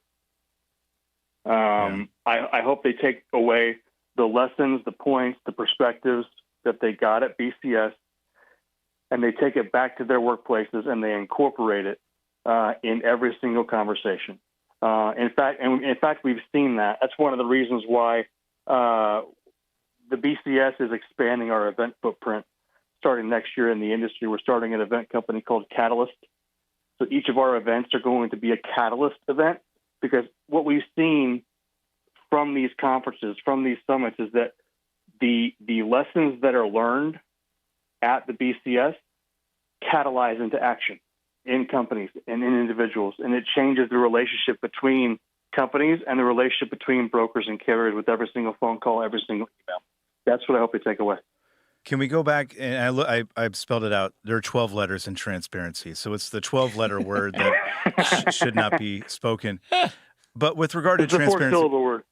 Yeah, there you go. Thank you. There you go. I knew you had my back, Dan. I got you. But with regard, if we can just go back to transparency for a second, because it is such an important issue, again, for OIDA and so many people out there. Knowing what you know now and kind of what OIDA is pushing for, do you see a world in which you could almost lend support to OIDA's efforts here in getting more transparency? Do you see a role there for yourself and for other, brokers that are out there? I think as long as we come to a closer understanding as to what the other side is saying, I think absolutely there is. Because here's what I've learned after 3 years of doing these events. More often than not, brokers and carriers are saying the same thing. We're just speaking a different language. And I think the more often we come together, the more synergies that we come to understand exist between the two sides. And so I think the more conversations we have, the more opportunities we have to get both sides in the room and actually having a productive discussion as to what the desired outcomes look like, I think absolutely there is. And I think the more leaders in the brokerage side of the world and the carrier side of the world that are able to participate in that, I think they would say that too. Yeah. Louis, you agree? Yeah, I agree 100%. I mean, I think the biggest thing we all need to be working on the broker and trucker side together is raising the barrier of entry for trucking and for brokerages. It's far too easy to be either one.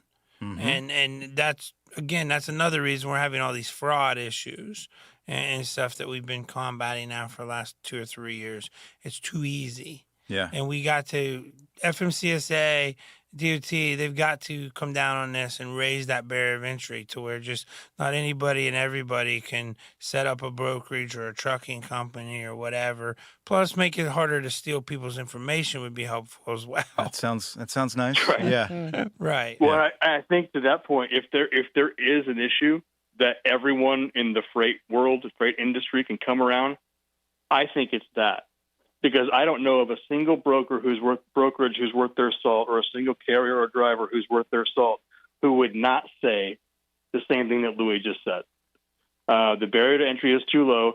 The requirements for learning and knowledge of the industry is way too low to get into the industry. There needs to be some kind of training, some kind of, I don't know if it needs to be centralized, but it needs to be regulated. It needs to be monitored in some way so that we know that, for instance, all these people who are getting these CDLs from these CDL mills who are all fraudulent, there has to be a way to police that. And the same for brokerages. We have to know that the brokers that are brokering freight know the regulations as well as the carriers, if not better. Yeah. So I think that's a no-brainer. That's a win-win. It is. And I'm wondering too, you have this one event in Orlando where you guys are talking, and I know, again, there were many discussions elsewhere and other, back and forths here and there. But is there a place, Louis and Dan, where you all are kind of communicating throughout the rest of the year to make sure that line of communication is open and that you're on the same page and that you're understanding where you're coming from? Is that something in the cards, maybe? I mean, on my end, there's not really anything you can point at. I think the biggest thing you take away is you build relationships, and there probably is a way to do that in the future. I'm not a tech guy, so I'm the wrong guy to ask. Yeah. And then I'm also a person who doesn't really get involved in those tech kind of thing, those conversations like that, because you never know. It feels like you always get that one lawyer who isn't a lawyer. But anyway, with that being said, I think what you get is the community, you get the connections, the contacts, and you make friendships, and then it kind of builds organically, Yeah, I mean, that makes this sense. person reaches out to you because of this person, or that person, this happens. So, well, I'll call this person because they'll have a better understanding. Yeah. Yeah. I think there absolutely is. Like I mentioned earlier, the BCS is expanding our event footprint. One of the things that we're doing is, I said this for a couple of years now, the future of logistics is partnership.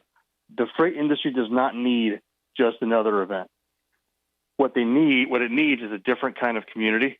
And I think events can provide the opportunity to form that kind of community. So just like the Broker Carrier Summit is talking about issues between brokers and carriers and putting them together to do business and do deals, we have a cross-border connector event coming up in February. And the idea with that is connecting U.S.-based companies and Mexican-based companies on how to understand and facilitate cross-border freight in the future. How does it look? We're going to be talking about things like customs processes and documentation. We're going to be talking about ELP and visa programs. We're going to be, again, having the hard conversations. And we had a little teaser preview of it this week at BCS, where I talked with Enrique Bello of Grupo On Time about that very thing. And so we're going to continue having the hard conversations, and we invite anyone who is not afraid of having those hard conversations to all the events that we put on and to join in the community. It sounds like a great event, and we talked to you last time before this latest one, and it was clear that you've got a vision and a plan for getting everybody together and, again, communicating, which we tip our cap to you for that, Dan. Yeah. Great job. Louie, decent job. Just kidding. Great job as always. But, yeah, Dan, we appreciate your time. Louie, we always appreciate yours, and we'll keep in touch. Thank you. Thanks, guys. Appreciate it. Thank you. Thanks for having me, Dan. I appreciate it. And thanks to all you truckers out there. Appreciate what you do. Always a pleasure, Louis.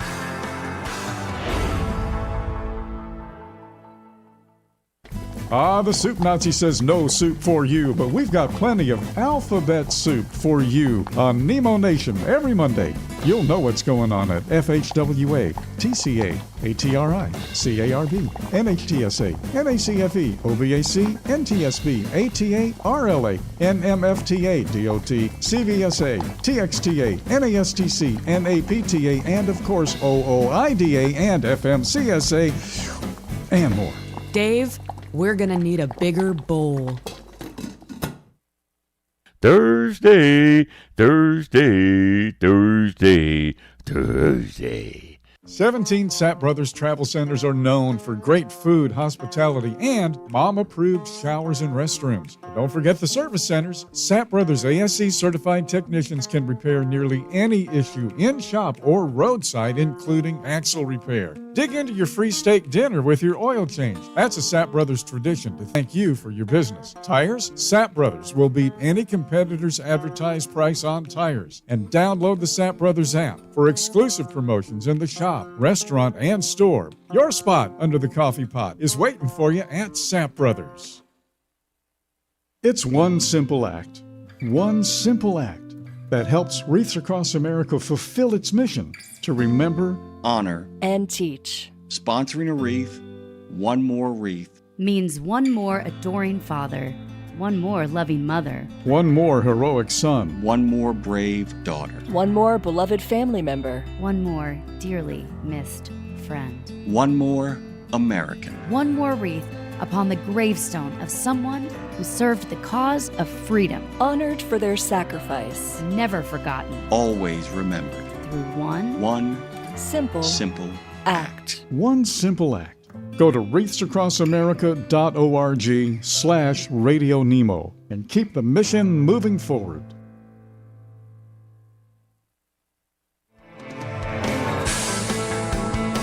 Trish, you are the executive director at the Eastern Transportation Coalition. Can you start off by explaining what the coalition is and all that you do? Sure. So the coalition is a collective impact organization, is kind of the way we refer to ourselves.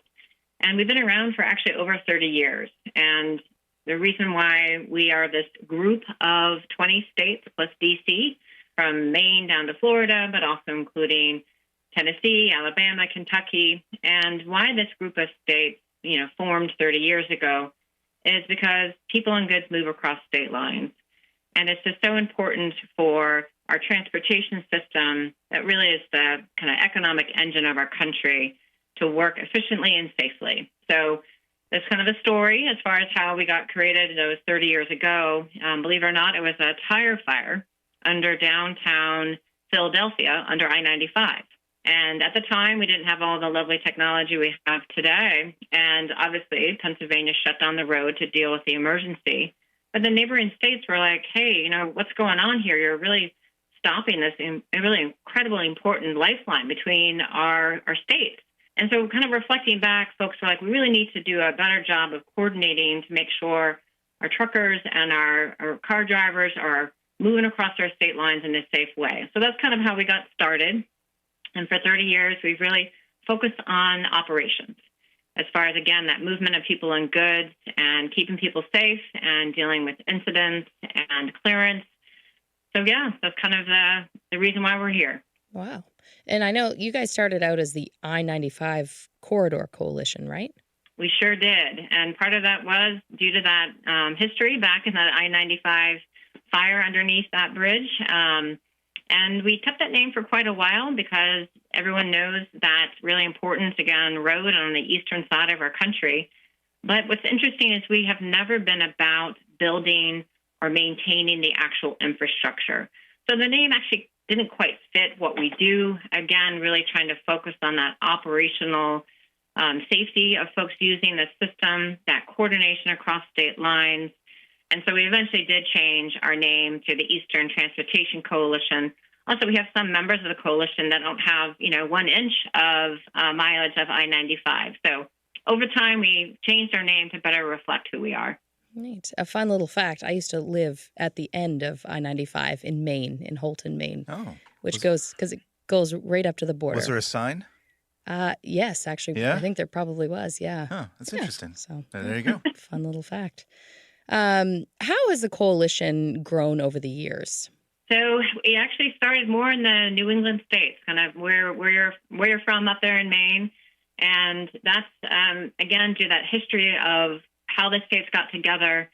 But we've grown as the connection between those states have become more apparent. And I'll give the example of our severe weather storms that we're facing. So when you have an evacuation, let's say from our southern brethren down in Florida, people will go into Alabama, they'll go into Georgia. And so the need of coordinating across state lines also became more apparent as our severe storms increased. And then I'm going to quote my actually fantastic freight director, Mary Grace Parker. She's put this phrase in my head that all freight turns left at Memphis. And again, as the way our states and our country is connected economically through distribution centers, through this expansion of freight movement in our country, the connection between Tennessee and the eastern states became really apparent. And that's one reason why that state joined the coalition, again, for this connection of this movement of freight. And believe it or not, we were running the numbers recently as we're kind of celebrating our 30 years. And this group of states, so again, Maine to Florida, including Kentucky and Tennessee and West Virginia, is the third largest economy in the world. Wow. So I know. And that just tells you, we got to make it work well, right? We got to make sure that, I think it's like $5.6 trillion of trade within and between those states. We got 28 major ports. So again, I keep emphasizing this incredible important role that this group of states has. And the truck movement of freight across those states is so important for our economy. And that's one reason why we've grown as a group of states, because that importance is increasing. And what was the last state, or I guess states, that joined the coalition? And what do those conversations sound like? Because you've obviously got something going on there, and you mentioned that states kind of say, hey, I want to be a part of this because it's important and, for a number of reasons. But what are those conversations like? And again, which states were added most recently? So our most recent state, which of course I adore all of the coalition members. They're unique snowflakes. But the most recent one was West Virginia. And I think, again, that's a state that the conversations happen, sitting down with the Secretary of Transportation saying, you have a lot of movement across your state into the neighboring states. Let's increase that conversation between your operational staff and those staff. And it's just the reality of our world that, and I think the trucking industry is really the epitome of this, that nothing stays within a state anymore. So the conversation is, let's work together. And I'm totally biased. I will admit that as executive director of a collaborative group. But I truly believe that we are stronger when we work together. And lessons that Rhode Island would have can be shared with West Virginia and vice versa and learn from each other. So I have an expression that people either get that. There's some people who can get that, and that's where the interesting conversation is, talking about the benefits of this collaboration, sharing best practices, getting people safer out there, making it work better. And there's some people who won't get it. And I've learned over my time to maybe not pay as much attention to those folks and really dig in to the members that we have and the folks that want to join and get some improvement done. And Trish, can you walk us through the coalition? You've got this great number of states that are part of it, and you're having conversations, you're facilitating those conversations, and again, bringing them back to getting on the same page. But the coalition's role in all of this, it sounds like, is essentially to say, hey, this state is having an issue with this. Do you have strategies for dealing with it? What does that look like, I guess, on an everyday basis for you there at the coalition in terms of doing that, of getting everybody on the same page? Is it conversations, phone calls? What is it? So you're asking one of my favorite questions about the coalition, which is, what do you guys do? What are you? That would have been a shorter way to ask it. Yes, yeah, I guess so. So one thing that I equate it to is, do you guys remember there's that fable with the elephant and the three blind men? And some people think, oh, this is a trunk. Some people, or a tree. Some people think this is a snake. And someone's like, oh, it's a rat tail. So the coalition, we're the whole elephant, I guess is the point there. And the way we're organized is we have 3 program areas. So our largest program area is operations, really looking at operational strategies, sharing across state lines. So how do we do that? So that is through data sharing. So again, the coalition does not, we're not-for-profit, so we are a facilitator. So we have a mechanism through which agencies can purchase data and tools. So we basically try to get better information to the members through that marketplace. We also have summits where we say, okay, what are some great traveler information that you're using in X state we can share with Y? We also have incident management workshops where we try to bring kind of all the chiefs, and then when a crash happens, all the things that happen to make sure that that crash is addressed, cleared, and the system comes back. So that's a very hands-on type of work we do there. We also do some research every once in a while to try to figure out some stuff. That's a technical term there. So that's FISMA. So then freight, that's kind of, the heartbeat of the conversation we're having today in our collaboration with OIDA. Again, giving a shout out to Mary Grace Parker, our freight director. And in that area, it's different because let's take truck parking. So we know that truck parking is a top concern of drivers, but we also know that 90% of those spaces are privately owned. So what in the world would a role be for the coalition in that space?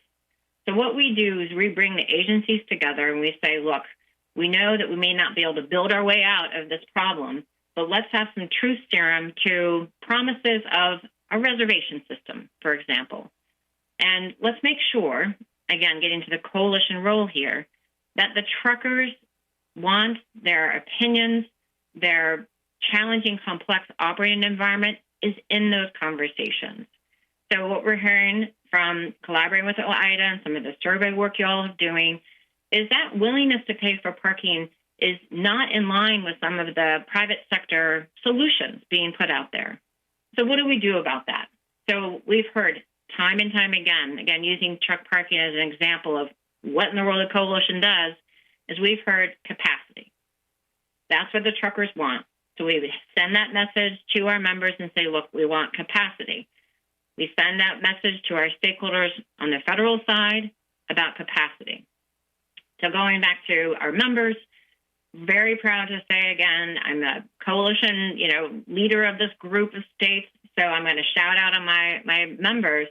But Pennsylvania just in October announced, Governor Shapiro and Secretary Carroll, they're adding over 1,000 spaces at 133 locations.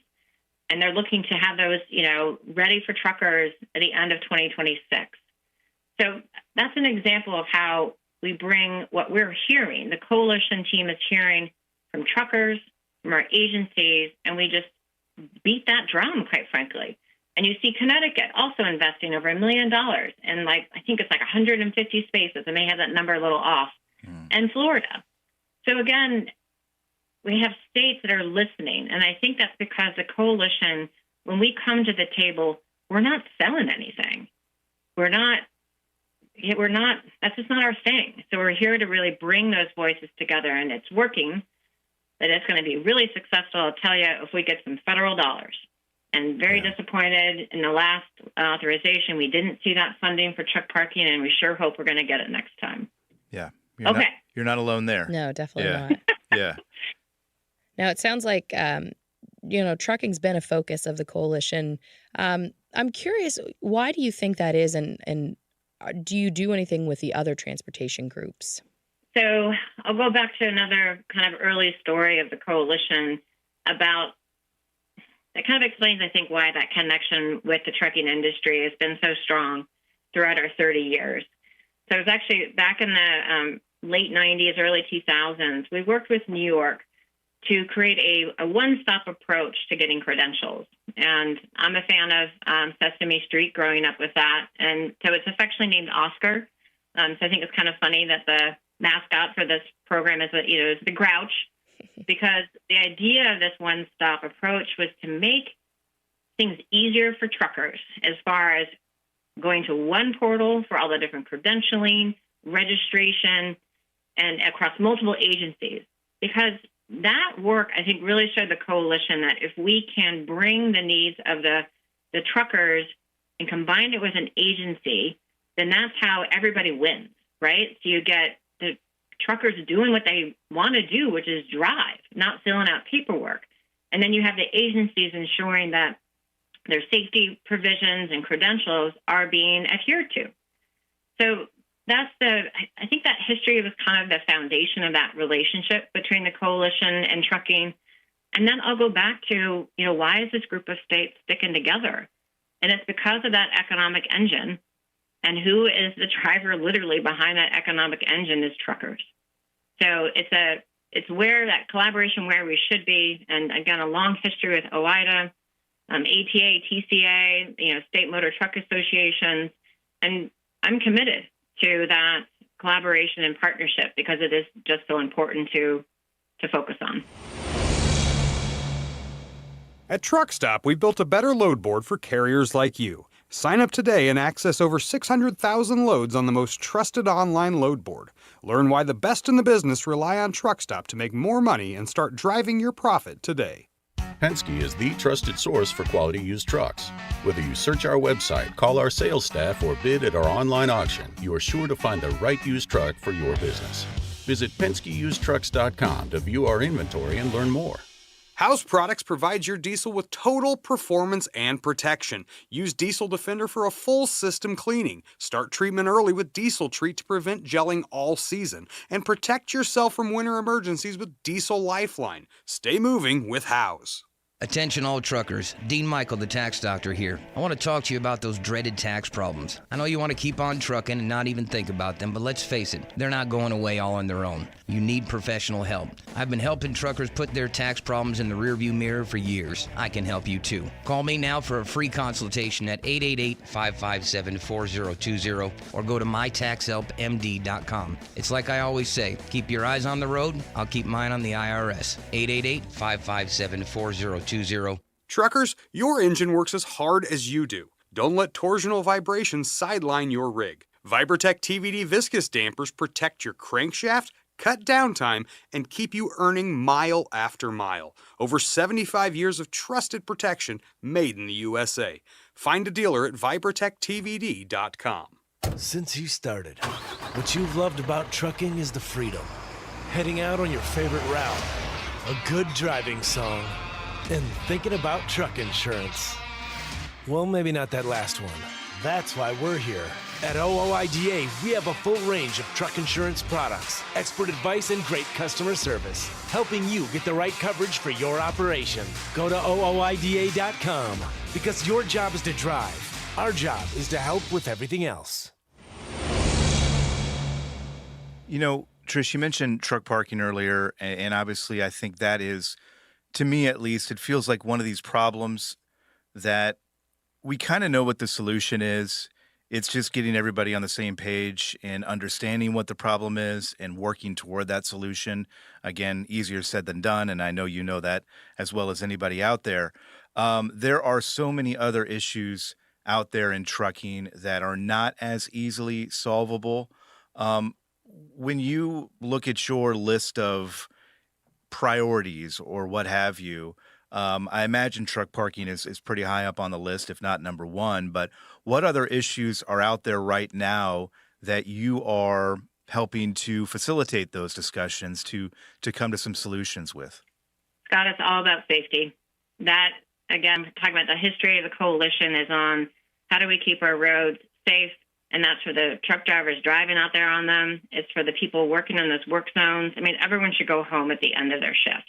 So the tricky aspect of keeping truckers safe is how do we do that? So I'll give the example of getting information, quote, into the cab, right? We hear a lot about that all trucks are souped up with lots of technology, so we should just send information into the cab. I agree. But then the question is, and I've heard this expression recently, and I think we really need to think about it, is that making our truck drivers digitally drunk? Because there's so many alerts, so many systems in there. Let's make sure that our focus on communicating with truckers when they're out there doing their job, that we're giving them the right information, accurate information, in the way that is can be ingested, right? I mean, maybe because I'm older, I get a little bit overwhelmed with all the buzzes and beeps on stuff these days. You're not alone there either. Yeah. Yeah. So I'm just, oh my gosh, the noise is just too much. Yep. So I think our recent hurricanes, again, going back to that, severe weather situation, we want to make sure that we are communicating to truckers about what roads are closed and also about the roads that are open that may not be safe for them to drive on, given grade, curvature. And I think we have more work to do there. And I can tell you so February is when I meet with the executive board of the coalition. So my bosses are the 21 CEOs of the state departments of transportation. And it became so clear this last February that a priority for the coalition is to figure out how to get information to truckers in a way that they want to hear it, in a way that makes sense with all the other demands that they have. And so I guess maybe there's an ask here that I have of you and your members is help us figure that out. And we do know that unlike a passenger vehicle, which we can communicate with large entities like Waze and Google about how to get information out to the drivers and alerts, that is not true with the trucking industry. And we have our communication with Waze and Google it's pretty clear that their main customers are passenger vehicles. And so there's this disconnect, right, between using those navigation apps for trucking when they're really designed for passenger cars. So you asked what a priority is, and that is really my priority right now. It's how do we get information to truckers to keep them safe, and how do we do it in a way that can be heard? And we don't have a clear answer right now.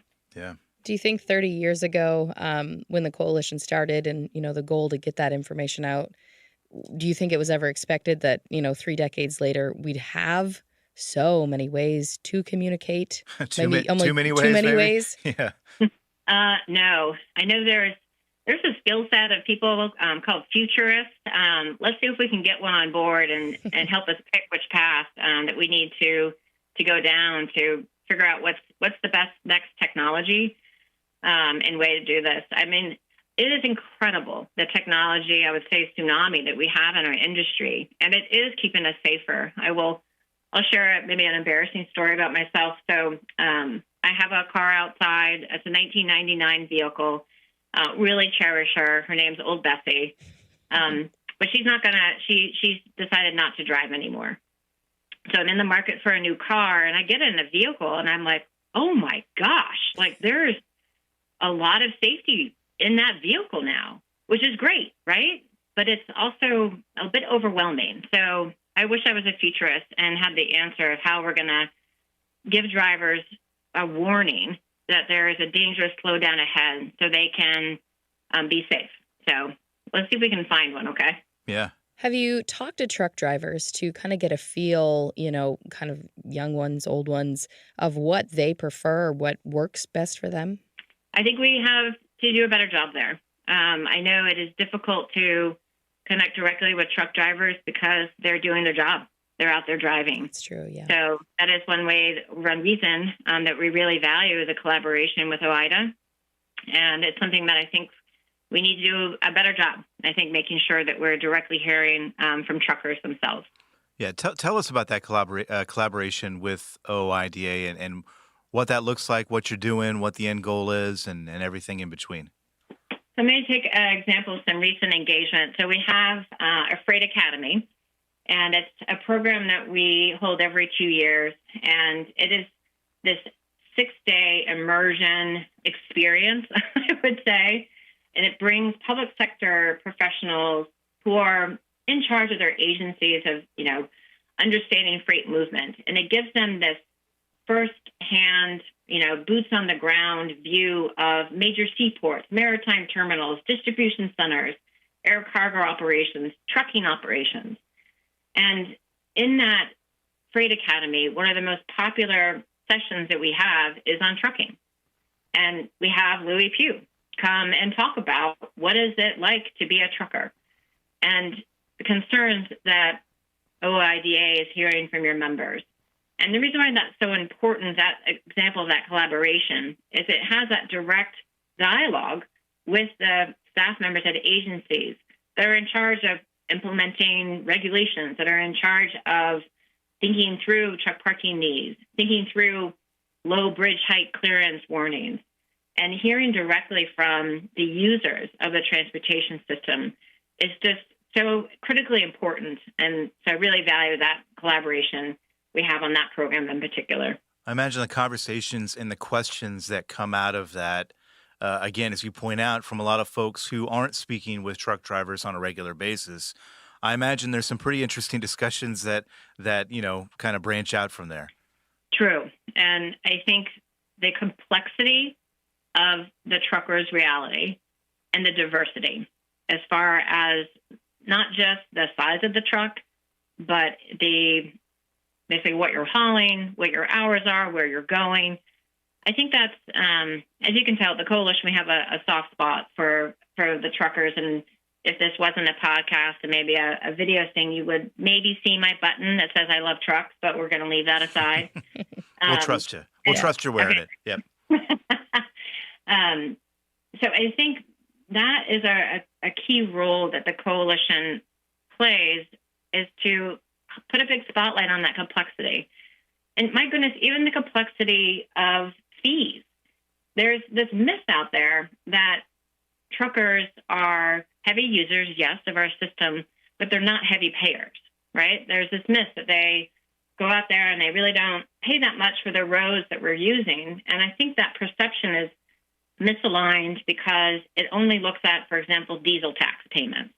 But if you look at like the Highway Trust Fund and you see like the small, trucks account for, I think it's like 10% of all the miles driven out there, right? But then over 40% of the revenue, right? So a small number of vehicles are generating a large amount of that Federal Highway Trust Fund. But the public has that reversed. So I think that's another place where we collaborate with trucking associations like yourselves and with state motor carrier associations to say, how do we bring the reality of the trucking world into public agencies, into national discussions about funding? And yeah, so I think that's why we're gonna work together for a long time, I hope. You mentioned how helpful it would be, I think, to hear from truck drivers directly about these issues that you've brought up here. The website obviously is one place they can go, but just give that information out if you could. So I appreciate the question. So I will give out our, again, fantastic freight director, Mary Grace Parker, her email. And that is M as in Mary, G as in Grace, Parker, Parker, at TETcoalition.org. So TET coalition.org. So we would welcome ideas about how to make it easier to hear from you, right? And as well as ideas on getting safety information, truck parking, whatever is of concern, please send our ideas and thoughts. And then we have our general website, which is tetcoalition.org. And there's some information. So there's a lot of stuff there that people to look at, but welcome any outreach and input. Awesome. Excellent. Trish, thank you so much. We appreciate everything you guys do there. Yes. Thank you for your time. Thanks for listening. Today's episode of Trucking with OOIDA was brought to you by a dedicated team of people. That includes Jim Fetzer, Tennille Flick, and Kim Boren. You can listen to new episodes and extended interviews on your favorite podcast platform and on the OOIDA YouTube page. Please subscribe while you're there. If you've got thoughts, we'd love to hear them. Call us at 1-800-324-6856 and leave a message, or send us an email to podcast@ooida.com, and we might include it on the show.